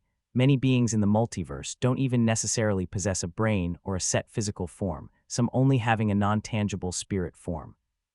For humans, at least at his current rank, losing the brain would mean losing all semblance of control and consciousness until it is regenerated once more. If Jake had lost access to this control, he would no longer be able to affect the two opposing forces at all. He would be unable to fight on the metaphorical battlefield, which was why he struggled so hard to defend his brain during the assault. Jake had no idea if this weakness was amendable, but guessed that skills existed that allowed a human to still act despite having no brain. Perhaps it would naturally happen with an evolution in the future. And speaking of health, Jake's epic quest for acquiring a health potion had reached a critical stage. He had managed to budge the cabinet's door slightly, a major win in his book. After a few more minutes, as he was finally getting close to fully opening the cabinet, he felt a bit of his mobility return. At first, he could move his fingers, then his hand, his arm, and soon he managed to sit himself up. It turned out, the whole quest for the health potions had been a waste of time. Dragging himself off the floor, Jake still felt weak throughout, as he with difficulty opened the cabinet and took out a healing potion. He felt a bit better after drinking it, but getting back to top shape would still take a while. Overdrawn vitality was not so easily overcome. From what he had read, the weakness typically disappeared when the health pool was once more maxed out, and he still had about half to go for that. Walking out of the laboratory, his sphere of perception picked up something new. He had spent 30 days in the dungeon, and with his sphere always active, he had every single minute detail memorized. But in the room where he had initially gotten his profession, 2 lockboxes now sat on the shrine within. He didn't hesitate to enter the room and check them out. One of the boxes was rather large, while the other one small. Both were jeweled, and as he approached them to use Identify, he was pleasantly surprised. Challenge Dungeon Lockbox, Rare. A system-created magical lockbox, enchanted with the ability to block off all types of attempts to peek inside before opening. Awarded for passing the challenge dungeon, the bigger box had a rare rarity. Opening it, Jake saw a pair of boots. They looked old and well-worn. Both looked to be made of leather that had once been brown but was now a dull gray color. Small scratches and minor imperfection marred their surface, and the soles looked like they had accompanied their last wearer for countless steps. In all honesty, they looked far worse than his slick leather bracers. Using Identify on the old boots, however, he was not disappointed. Boots of the Wandering Alchemist, Rare. Boots once offered to an alchemist before setting out on a journey to experience the world outside. Despite being made of simple leather, the records of the alchemist has left a deep mark on this item, allowing it to transcend many ranks. Enchantments, plus 20 endurance, plus 15 agility. Reduces stamina expenditure from all movement-related skills by a small amount. Increases sensitivity towards earthbound plants. Requirements, LVL 25+ in any humanoid race. They rewarded 35 total stats and 2 passive effects. The reduced stamina expenditure was useless to Jake currently as he didn't have any movement-related skills, but he was sure it would show its worth down the line. It would be bizarre if he didn't get any movement skills from his archer class. The increased sensitivity would likely also be useful, he assumed. Without any hesitation, he put on the boots. He hadn't been wearing anything beforehand after his old shoes were entirely devoured by acid around a month ago. It felt great to finally have something on his feet, and the boots themselves felt amazingly comfortable. The comfortable feeling only increased as he injected mana into them and felt the familiar feeling of his stats improving. Feeling great in his new boots, he turned to the other, smaller, lockbox and was once more pleasantly surprised. Challenge Dungeon Lockbox, Epic. A system-created magical lockbox enchanted with the ability to block off all types of attempts to peek inside before opening. Awarded for passing the challenge dungeon with excellent performance. He had his doubts if the system would reward him for taking a more difficult path than necessary to succeed, and turned out it did. Barely able to hold himself back, he opened the lockbox and looked inside. A very expensive-looking necklace lay with it. The entire thing was made of what seemed like silver or perhaps even platinum. A green gem was beautifully adorned to the chain.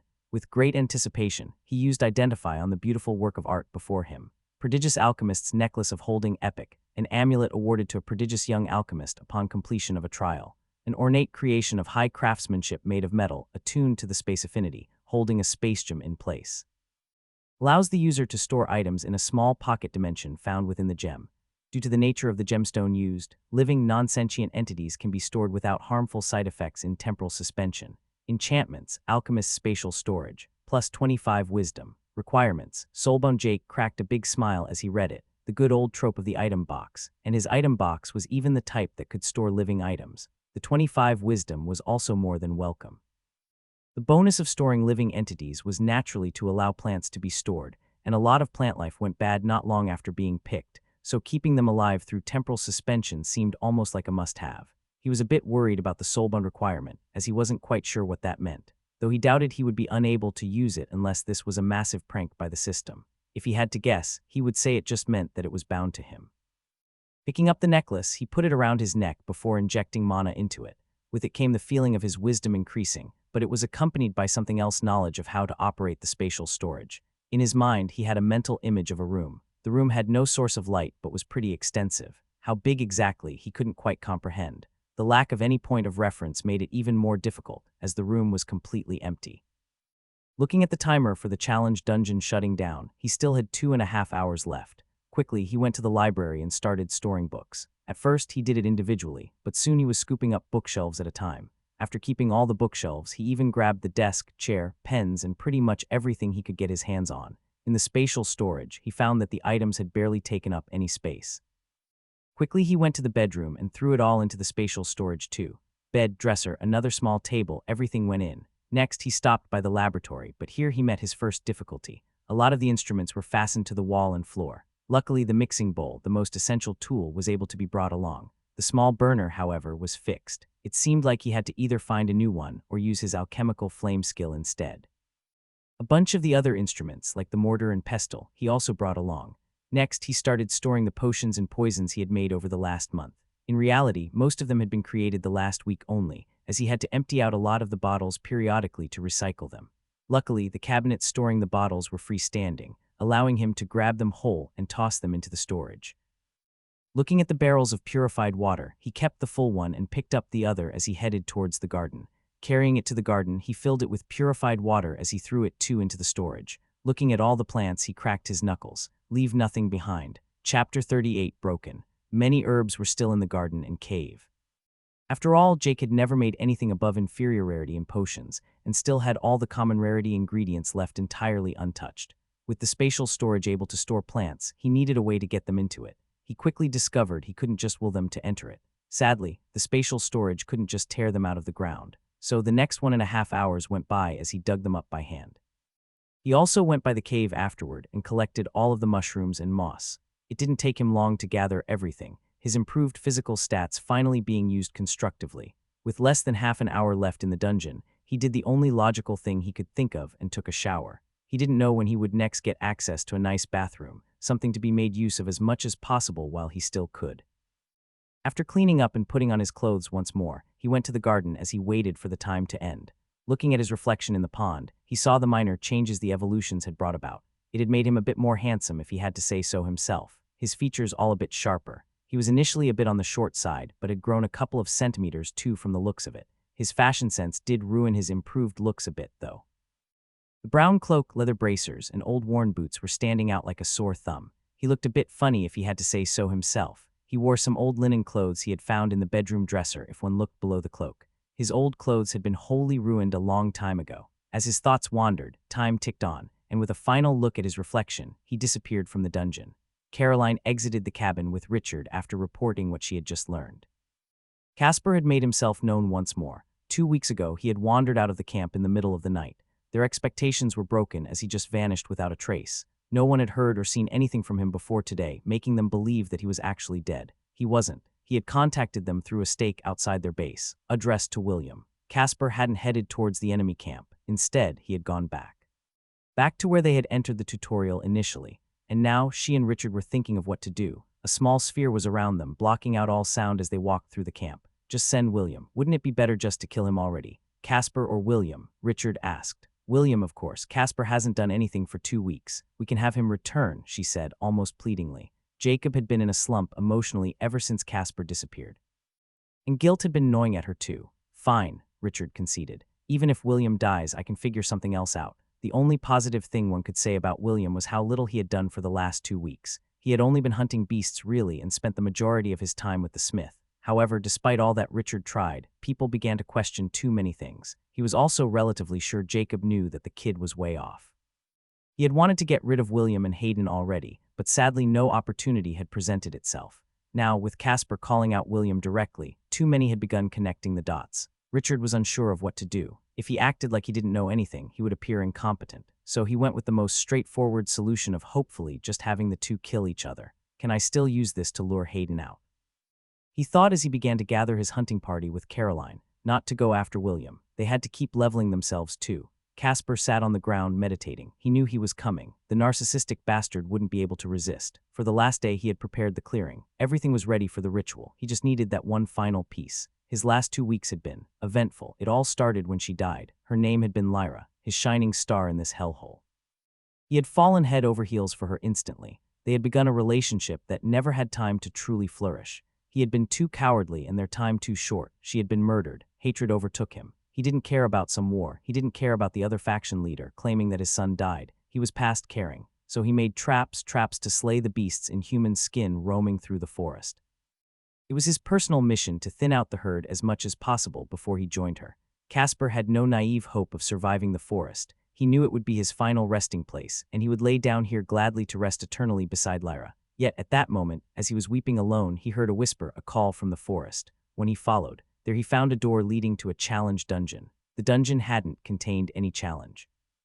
It was just an island with a single tower on it, surrounded by a black sea. Not of water, but a black sludge that Casper hadn't dared to touch. Within the tower he met him, or at least a part of him, and that being offered him a deal, one he couldn't refuse. It helped prepare him evolve as his race reached level 25, a level he still sat at now. He couldn't progress further quite yet. Throughout the clearing in which he sat, hundreds of spikes of dark metal were embedded. Runes were running down their surface as each impaled the corpse of a beast. Casper felt a jolt as he opened his eyes, aware once more, as he looked up and saw the blue-eyed, blonde teenager of his former camp staring back at him. William. Hello, O master of traps and deceit, the teenager said as he did an exaggerated bow towards Casper. He had a playful look in his eyes and a friendly smile on his lips, yet he was staying pretty far away, not daring to enter the clearing entirely. You actually came, Casper said, a part of him a bit surprised despite his words. It is a free tutorial, mate. Ain't nobody telling me where I can and can't go, William answered with a laugh clearly mocking Casper. No, but you follow their whims nevertheless, Casper mocked back. So why have you come, William? William completely ignored the first part as he responded to the second. I am just curious why you asked for me. I don't recall us having any beef. Stop being willfully ignorant already. Your attempt at starting a war is clear as day to anyone not constantly stuck inside the camp. Richard knows. Half of his men know. So just stop this silly farce and speak as your true self for once, Casper said, a bit annoyed. The young teenager's demeanor changed as he looked back, his smile remaining but his eyes were cold. Fine, let's talk, but I go first. What the hell is your plan out here? Your plan with recklessly trying to hunt down Hayden and his men for days and then just disappear in the middle of it. I wanted revenge, you bloody moron, for what they did to her. I know you didn't directly kill her, but you still fucking caused it. Casper yelled before taking a deep breath to calm himself down once more. William looked at him, obviously a bit bewildered at the outburst. Gonna be honest, I don't get why they go so much overboard when killing, and I think torture is quite dumb. But isn't it equally illogical to react to it like you are? You risked your life needlessly by going closer and closer to their base instead of just going for the easier beasts. Don't you care about tutorial points or experience at all? William didn't ask to provoke. He was honestly curious. He didn't understand it. He had been lost on why the reaction had been so violent from Hayden to begin with. He had lost his son, an essential asset for sure, but why the response? Casper looked a bit at the youth before he answered with a question of his own, one he already knew the answer to. Have you ever lost someone you loved? Let's say I have. Why would that make me seek revenge to the level of forsaking all logic like you? William asked, a bit confused by the question. He had quite honestly always been a bit stumped when it came to the term love. It seemed like a somewhat undefined emotion, and he was very unsure how exactly it worked. If you love someone, they become important parts of your world. If you love someone enough, they become your entire world. Then if someone takes away that world, wouldn't you want to take theirs in return? Casper asked, unable to hide his emotions. He hated himself for not realizing how much Lyra had meant to him. They had only spent a week together. He knew it wasn't logical, but he couldn't let it go. But will taking their world away give yours back? If it doesn't, wouldn't it be better to try and construct a new world? Though it does seem a bit stupid to invest so much in something that you lose everything by losing it, William said. He could kind of understand the analogy, but he still wasn't entirely sure. You wouldn't understand, William. Love is an emotion far too complex for one such as you to comprehend, Casper said, purposefully trying to rile the young man up a bit. Petty revenge, if you will. Define love. The youth asked, a bit annoyed. You won't ever get it, William. You won't ever understand the feeling of losing someone, truly losing someone, Casper said as he smiled at the youth. And that is your biggest weakness. What the fuck are you on about? William sneered. A weakness. What was this moron on about? You are broken even more than I am. You believe emotions are a weakness, when your inability to feel is the true weakness, Casper said as he stood up. If they are so important, then why don't you explain them? Make them actually make sense for once. The young caster said as he was preparing himself to strike. Because from what I've seen, the only thing emotions bring with them is stupidity. I am not going to waste my time engaging in futility, Casper chuckled. William, now well and truly pissed off, went back to a tried and tested method. Threats. If you do as I say, I promise not to kill you. You know what I am capable of. Shaking his head, Casper could only sigh. William, that threat only works if the person you are threatening cares about living. Oh, also, I'm stronger. As the words left his mouth, they both made their move. Daggers flew out from William as he simultaneously summoned his wall to protect himself against any attacks. Internally, he already summoned up the energy to create his disc. Casper, on the other hand, just spread out his hands, and the forest hummed. All of the spikes around him began to glow with a ghastly light as tendrils of shadows extended out from each of them, gathering in a giant sphere of darkness floating above his head. The daggers didn't even get halfway before they fell to the ground harmlessly, the mana within gone, his control of them lost. William's wall also disintegrated as the mana holding it together was overwhelmed. The energy he was building up to summon his disc was utterly suppressed by the mighty aura of the dark sphere. Wah! William yelled out as he froze up. Resentment, William. The resentment of the fallen. Pure emotion turned to power, a curse left by beasts and men alike, Casper explained as he looked up at the sphere. He wasn't controlling it. He couldn't. It was power far above what he could wield. The result of the magic circle taught to him. This is what you call weakness. Look at you. How weak and insignificant you are. Observe the kind of power you are too broken to even attempt to grasp for. William could only stand there, wide-eyed, his mouth quivering. PL, don't kill me. I didn't kill I won. Oh, I am not going to kill you. It would be pointless anyway. Another has already claimed you. Neither my teacher nor I have an interest in attracting unnecessary conflict. No, you are a witness, Casper said as he smiled. From below his cloak he took out a spike, the same kind he had made countless traps with and killed dozens of humans. On it was more complex scripts than any of the ones around him. Goodbye, William. I shall take my leave from this accursed place first. May we never meet again, he said as he impaled his own heart, the dark runes spreading from the spike into his own body. The sphere above reacted to his death, finally finding something to inhabit. The energy of resentment dove down and bore into his body through every orifice as he slowly began decaying. William just looking on at this, horrified and confused. Moments later, with all the energy now within the dead archer, the runes transferred from the spike lit up, the mana of death spreading from the body, which was when the final part activated. An amulet formerly hidden activated. And with that, Casper disappeared from the tutorial. He did well, the being said as he nodded in satisfaction. Adequate, a female voice concurred. Our patron gave express orders after all, a third chimed in. They had been observing a seer stone moments earlier as they saw Casper disappear, a powerful magic circle before them activating at the same time. Immense amounts of mana were mobilized as a figure appeared standing in the middle of the circle. It's done, the newcomer spoke as he walked forwards, bowing to the three of them. He had done everything as told. He didn't necessarily know why he had to do all the things he had done. It was just a part of the pact he had made. William had been led to the intended spot, and he had witnessed what he had to witness. Well done, Casper. The patron is satisfied with your performance, the first figure said with unabated envy in his voice as he motioned with his skeletal hand for the young undead to rise. And welcome to your afterlife. Chapter 39, Power Shot. Jake cursed under his breath as he walked through the narrow cave. He had totally forgotten the shitty location of the challenge dungeon. At least he could walk out a lot faster than he had gotten in. He was also happy to finally get his weapons back. He had missed his bow. It would have been a great stress reliever in the dungeon to do some target practice. The quiver had naturally also come back with the bow. One of the two daggers he had were now redundant after having gotten the dagger of bloodletting. It was common rarity, and despite being made of bone, it was far sharper and far more durable than his steel knives, and that was ignoring the enchant to make things bleed more.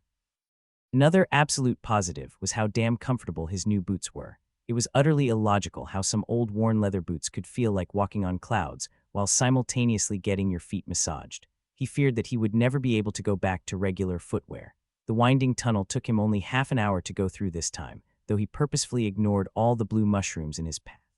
He had had enough of those for now, and with his bow in hand, he felt himself become slightly restless. He hadn't fought anything for 30 days after just getting a taste of it. He had briefly considered seeking out his colleagues, but he was afraid that he was not powerful enough. He had minimal information and had no idea what kind of growth all the other survivors had gone through. Professions are inherently not combat-focused, while classes are. Jake's class only at level 9 meant that he had fewer combat skills. His strength, agility, and endurance were his 3 lowest stats by quite a bit too. The stats that also happened to be the most important, along with perception, for archers. Reaching the end of the cavern, he once more found himself at the foot of the hill. He couldn't help but take a deep breath as he looked around and took in everything within his sphere of perception. He had been confined for a month, either in small halls or the cave and garden. While the garden was spacious, it was nothing compared to the vast forest. His sphere instantly picked something up that put a smile on his face. A small group of deer was on the hill above him. They were a bit larger than he remembered, but based on the one evolved stag among them, it seemed like the same group he had chosen to avoid before entering the dungeon. Must be fate, he joked to himself. There were 5 of them, 1 stag and 4 deer. Making his way up the hill, he could only describe his feelings as childish anticipation. He had grown stronger in so many ways, his stats increasing manifold, and yet he had no outlet in the dungeon. He had nothing to test himself against. He was more powerful than he had ever been now, and he had far more methods than ever before. At the top of the hill, he finally saw the beasts.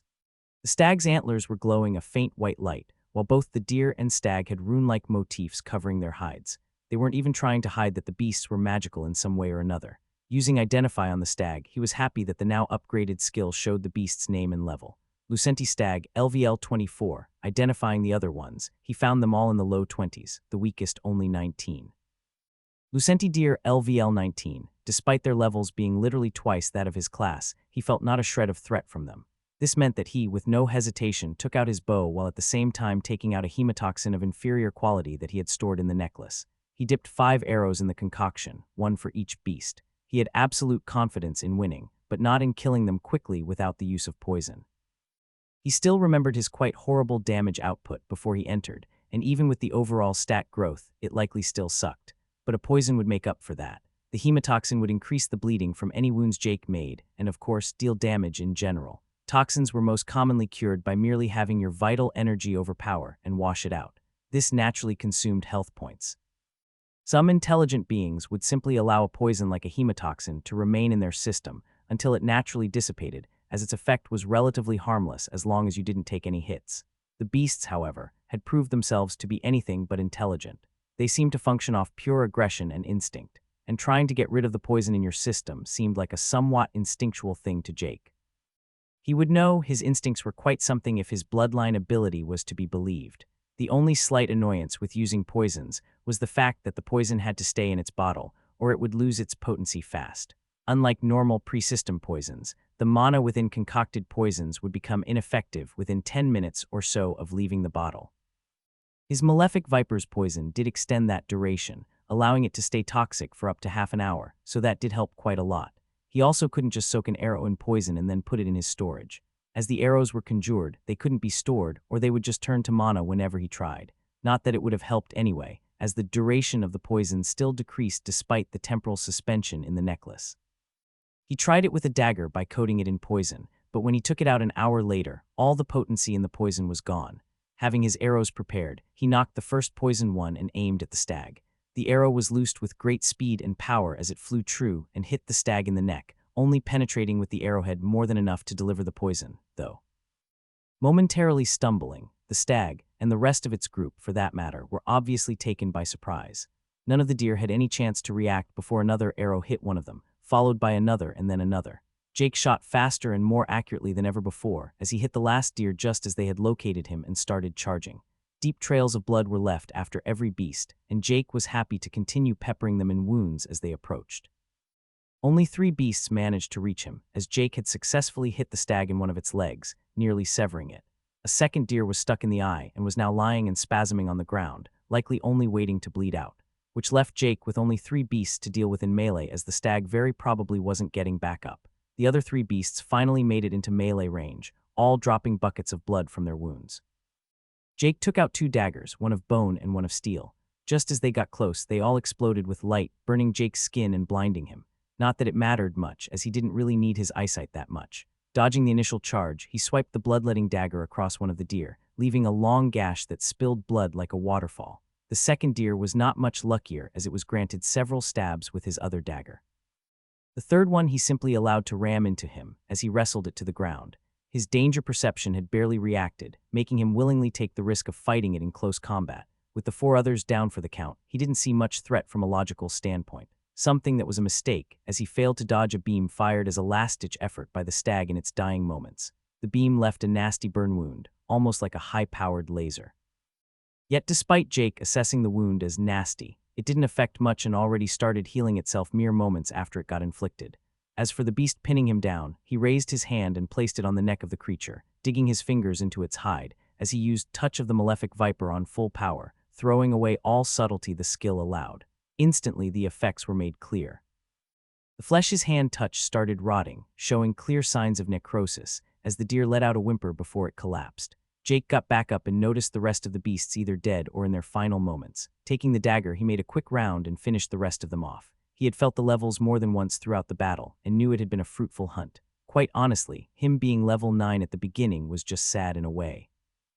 His stats were clearly not that of a level 9 archer at all. Opening his status window, he saw the kill notifications for the first time in a month. It felt incredibly satisfying. One could argue it was a bit sad that the first living things he met he had killed, discounting the Malefic Viper himself, of course. Snake gods didn't count. You have slain Lucenti Stag, LVL 24, experience earned. 4,000 TP earned. You have slain Lucenti Deer, LVL 20, experience earned. 3,000 TP earned. You have slain Lucenti Deer, LVL 19, experience earned. 2750 TP earned. You have slain Lucenti Deer, LVL 21, experience earned. 3250 TP earned. You have slain Lucenti Deer, LVL 22, experience earned. 3500 TP earned, and as for levels, he had gotten quite a bit in that department too. Ding. Class Archer has reached level 10 stat points allocated, plus 1 free point asterisk. Ding. Class Archer has reached level 13 stat points allocated, plus 1 free point asterisk. Ding. Race Human E has reached level 27 stat points allocated, plus 5 free points asterisk. Ding. Race Human E has reached level 28 stat points allocated, plus 5 free points 4 levels from a single fight lasting only a few minutes. The bonus experience from killing higher-leveled enemies sure did its work. While the kill notifications didn't explicitly state that he got any bonus experience, he clearly did. If he had to guess, then classes and professions had separate experience meters. The race levels were, however, where the real value lay. Whenever Jake got a level in his class, he got a measly 5 stats and 1 free point. On the other hand, his race levels gave 2 in all stats, or 18 in total, and 5 free points. So a total difference of 6 and 23 stats per level, nearly 4 times. Of course, his profession was also quite ridiculous, with it providing 15 stats, 5 free points, aka 20 in total. But one had to remember that was evolved and a variant. Plus, it took 2 levels in either profession or class to get a single race level. It had at least been consistently that way so far. Passing level 10 in his class naturally also meant something else. Archer class skills available. Jake knew he had to mentally prepare himself after getting skills from his profession. He couldn't expect a random, rare, or even epic skill from a basic starting class after all. So with little expectations, he went through the list, the first one being about as basic as he expected. Twin arrow, common. The archer's arrows are never-ending. A single arrow becomes 2. Allows the archer to shoot an arrow that splits into 2 during its flight. Adds a minor bonus to the effect of agility and strength when using twin arrow. This one was very fantasy-esque. It had several useful applications. The sneak attack component alone would be great. Oh, you think 1 arrow is heading your way? Sorry, it was 2. But the thing he was most concerned about was how exactly a splitting arrow would work with his poisons. Would both have it? None of them have it, or only the original one? Or did the skill just conjure new arrows entirely? He just felt there were so many unknowns. If it didn't work with his poisons, he didn't care. If it merely divided the poison between the 2 split arrows, it would be worse than not splitting at all. It is far better to deliver one strong dose to one area than two weaker doses in two regions. The former was far harder to heal and get rid of. With him having more concerns than excitement for the skill, he moved on. Bow bash common, who says the bow can only be used at range. Allows the archer to bash with his bow, knocking back the target. Increases the bow's durability and gives a minor bonus to the effect of strength when using bow bash. This skill was way more straightforward. Just a skill that allowed him to hit people with his bow better. The purpose of the skill seemed to be keeping his enemies at a distance. The skill would indeed be useful, but Jake wasn't exactly getting excited over reading it. Moving on, he hoped for something better. Bouncing arrow, common. The archer has many tricks hidden in their quiver. Allows the archer to shoot an arrow that bounces off the first object it hits. Adds a minor bonus to the effect of agility and strength when using bouncing arrow. This one was just gimmicky as hell. It seemed fun and interesting, but he had some serious questions as to the usefulness. He reckoned it was the kind of trick that would work once against an enemy and then be utterly ineffective from that point onwards, and if one had already seen the trick before, you wouldn't be tricked by it as easily the next time. Again, another disappointing skill in his honest opinion. Active camouflage, uncommon. Sometimes, mere stealth is not enough, but one must hide their very being. Focus your mana and attune your presence to your surroundings, allowing you to stay hidden far more effectively when standing completely still. Adds a small bonus to the effect of wisdom when successfully remaining hidden. This skill was a bit more exciting. Jake assumed it would allow you to hide from methods of detection other than the five senses, likely even allowing him to avoid detection from magical perception skills. Would it work against my sphere of perception? He couldn't help but wonder too. Another interesting point was that it used mana and scaled with wisdom. All his other skills in the archery class scaled with strength, agility, and sometimes perception. The resource used when activating the skills, or well, skill, as he only had archer's eye so far, had been stamina and not mana. This one was also of a higher rarity, so was certainly a contender. As for the last skill, it too was of uncommon rarity. Power shot uncommon. An archer with time to line up the perfect shot can be the deadliest foe. Allows the archer to charge up a shot, increasing the power based on time charged. The longer the shot is held, the greater the stamina expenditure. Adds a small bonus to the effect of agility and strength when using power shot. This skill was relatively simple channel and charge up a devastating shot. Jake thought of the application of the skill, as he had done with all the others. It would sure be useful as an opener since he would have plenty of time to charge up the shot. One thing he had contemplated was also the possibility of the power behind his arrows not being high enough to penetrate the outer skin, or perhaps even natural armor of an enemy. For example, the big boars had a rough hide protecting them, and Jake remembered barely being able to penetrate it. Beasts such as reptiles often had natural armor too. Heck, the Malefic Viper was a snake, and even his current form had scales covering the entire body. Jake would be incredibly surprised if said scales didn't offer a lot of defense. If he thought of other humans, it would also be useful. The prior skills seemed to revolve around trickery and hiding, two things beneficial against humans, but not very useful against beasts currently. Beasts at the moment had horrible perception of enemies in their surroundings, and were far too easy to sneak up on. Trickery was also wholly unnecessary, as the beasts did little more than just charge, and used whatever innate abilities they possessed. Power shot, on the other hand, would allow him to possibly take down one beast far quicker, hence making the fight easier.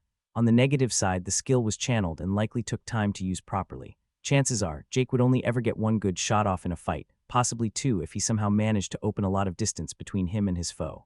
Overall, he was a bit disappointed by the skills offered. Then again, he had been a bit spoiled by the Malefic Viper skills. Jake had no intention of going after humans at that moment. Never if he could avoid it. Jake didn't like fighting people, and the challenges he sought after could as easily be found against beasts. So he picked the skill he deemed the most effective against those. So in the end, he settled on power shot. Ultimately, the skill would allow him to take down powerful foes easier, and currently he saw it as the most useful. New skill gained, power shot uncommon. An archer with time to line up the perfect shot can be the deadliest foe. Allows the archer to charge up a shot, increasing the power based on time charged. The longer the shot is held, the greater the stamina expenditure. Adds a small bonus to the effect of agility and strength when using power shot. And with that settled, it was time to get some more levels under his belt. As he was preparing to move, he felt something not that far away from him. It was still a few kilometers, but the feeling was powerful. He couldn't quite describe it, but it felt like a huge mass of energy had gathered there, drained from where he was and everywhere around him. Maybe even from the entire tutorial area. No matter the case, he had to investigate. Hopefully, he could find something worth fighting there. Chapter 40, Defect and Meeting. William looked at the now pitch-black clearing where Casper had disappeared from earlier. He had been standing there for minutes now. William didn't get it. but more infuriating than that was that he didn't understand why he didn't get it. That power was something William wanted. He needed it, but he couldn't even begin to understand what it was. No clue remained either, as all of the spikes and the corpses of the beasts they impaled were gone. Casper claimed it was some kind of emotional power, resentment. William understood being mad at someone, but how could that possibly be so tangible? His claim of doing everything and reaching the power he had due to love was also ridiculous, illogical. He had never gotten it. Love was a weird ethereal word not commonly found in his internal dictionary. He knew that his parents had claimed to love him. But if love was such an all-consuming feeling as the trapper claimed, why had the parents who claimed to love him chosen to abandon him? Why did people think he was broken? William had always thought himself a smart kid. He had been quiet, controlled, and done as he was told. His school years were straightforward and easy. He never had any friends, and he did recall seeing specialists who concluded that he just had a hard time understanding empathy, putting him on some spectrum, something that allowed him to avoid much suspicion later on in life. At only 11 years old, he had found an old book and looked up the word love and tried to do as it said. Do to others as you want them to do unto you, which meant that the next many years were fine. He was a well-behaved child and never did any wrong. The problems only started arriving when his brother was born. He remembered his parents being happy, having fulfilled their biological quota of 2 children to carry on the bloodline.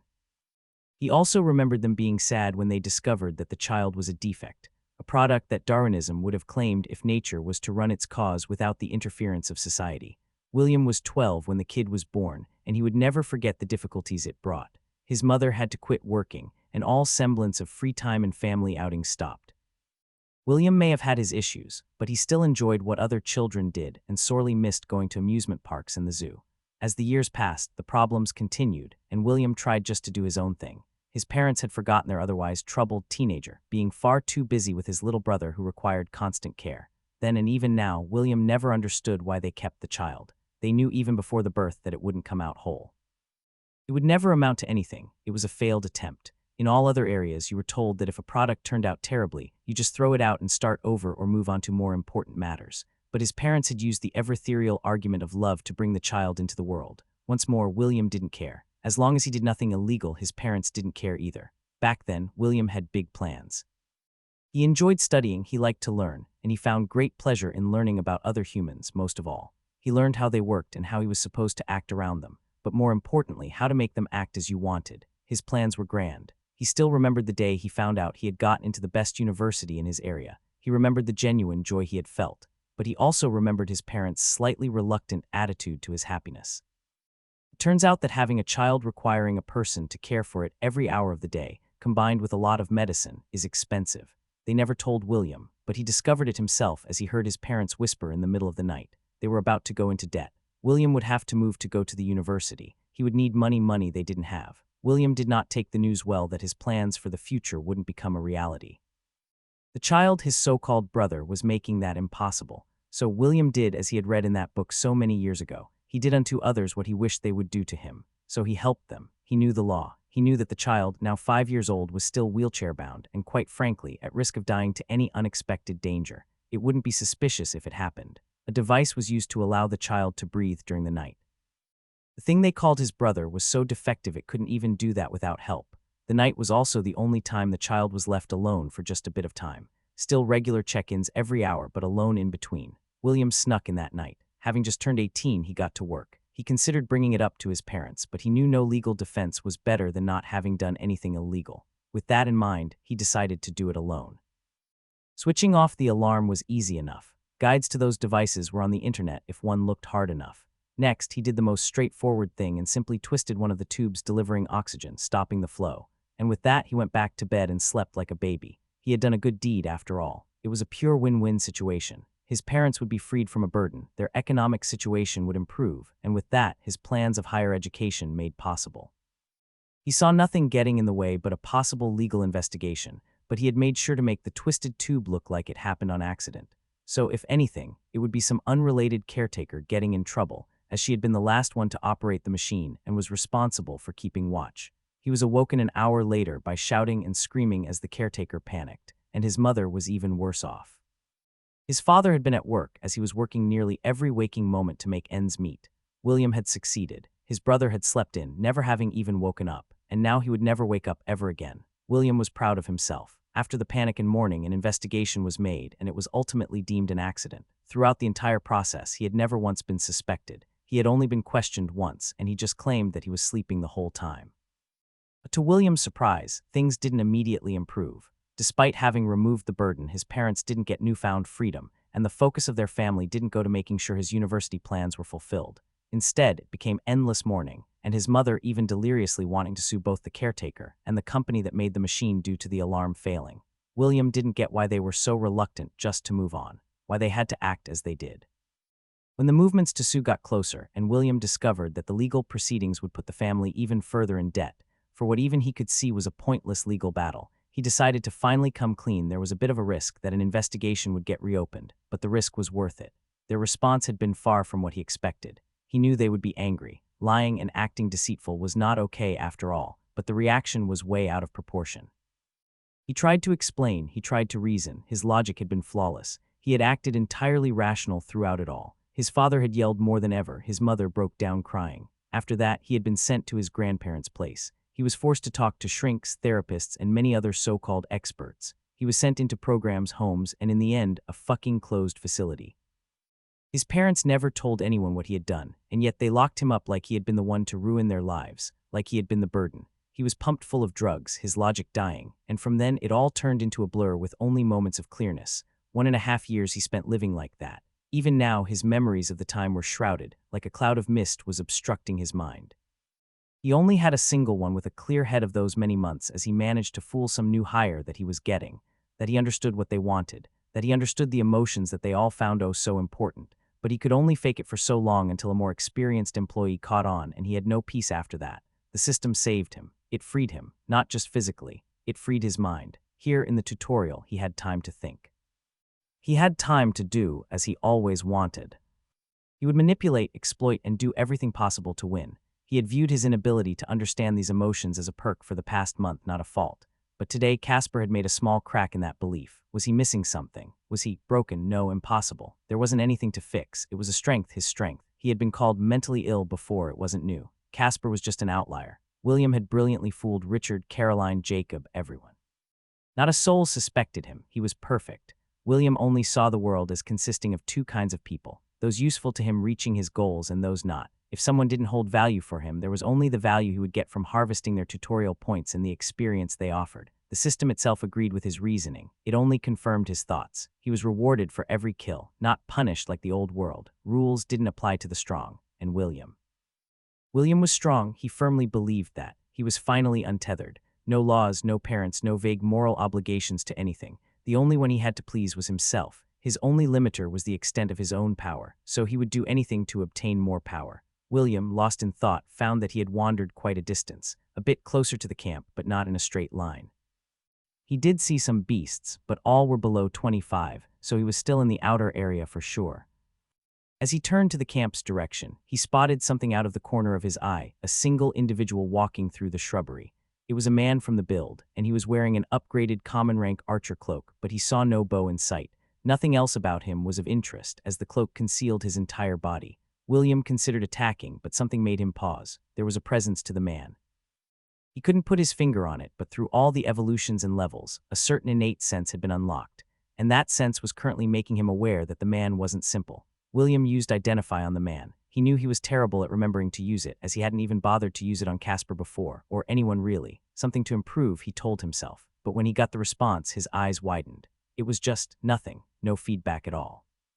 A single question mark was all William got. After he had gotten the Identify skill to common rarity, it had told him the race and level of everyone, but now it didn't work. One would typically take that as a sign to avoid combat, but William saw it as the exact opposite. This was a perfect opportunity. Casper was an anomaly, he reminded himself. This lone person in front of him appeared strong. He was alone. William would make him the case study of why he wasn't wrong. Hello there, he said with a huge smile, completely back in his faux persona. Haven't seen anyone else for a while out here. What you up to all alone with how things are?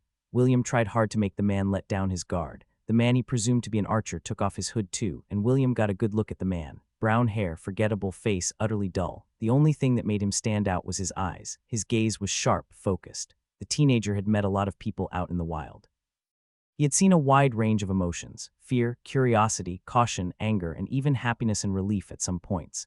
but the eyes of the man was neither of those. He couldn't quite place his finger on what his gaze held, but William didn't like it. He had never tried that before, and it put him slightly off his game. As he was wondering how to proceed, the man answered, "Good question, just got here myself. Been a bit busy in an oversized cave for a while."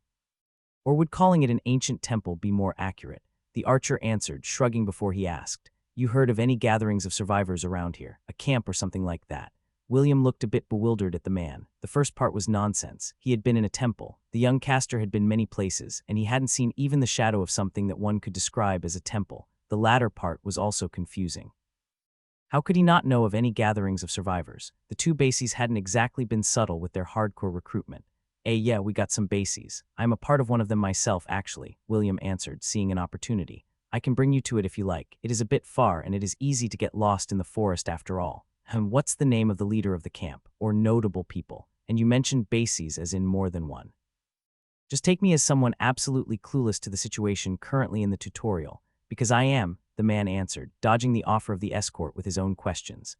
"Sure thing. We got two bases, one run by a dude named Hayden and another run by another bloke named Richard. Both are a bit bonkers, and a big war is kinda going on. As for notable people, we got a good smith named Mr. Smith, or well, some call him the Smith. Anyway, he is excellent, and I am sure he could help fix up your stuff," William answered, trying to really sell his camp. Not that he had any intention of the archer ever making it there in one piece, but if they traveled there together, there was bound to be opportunities. The archer stood a while contemplating. William's brain was working at high speed, trying to see every possible scenario. He wanted to avoid a straight-up fight if possible, as a direct confrontation with an enemy of unknown power seemed like a bad idea. Finally, the archer responded, "Sure, I guess you can take me there. Meanwhile, tell me of the other members of your camp. Perhaps I know some of them." With delight, William smiled and cheered internally. The sucker seemed oblivious to his intentions, on the surface at least. He hadn't spotted any openings yet, but the teenager seriously doubted that anyone could stay completely vigilant at all times. The way back to base was far, especially far considering William wasn't going to take him in the direction of the camp at all. "Of course, my name is William, by the way, a caster, as you can likely see by the robe. It's a bit far, and my physical stats are a bit bad with my class and all, so it may take a while.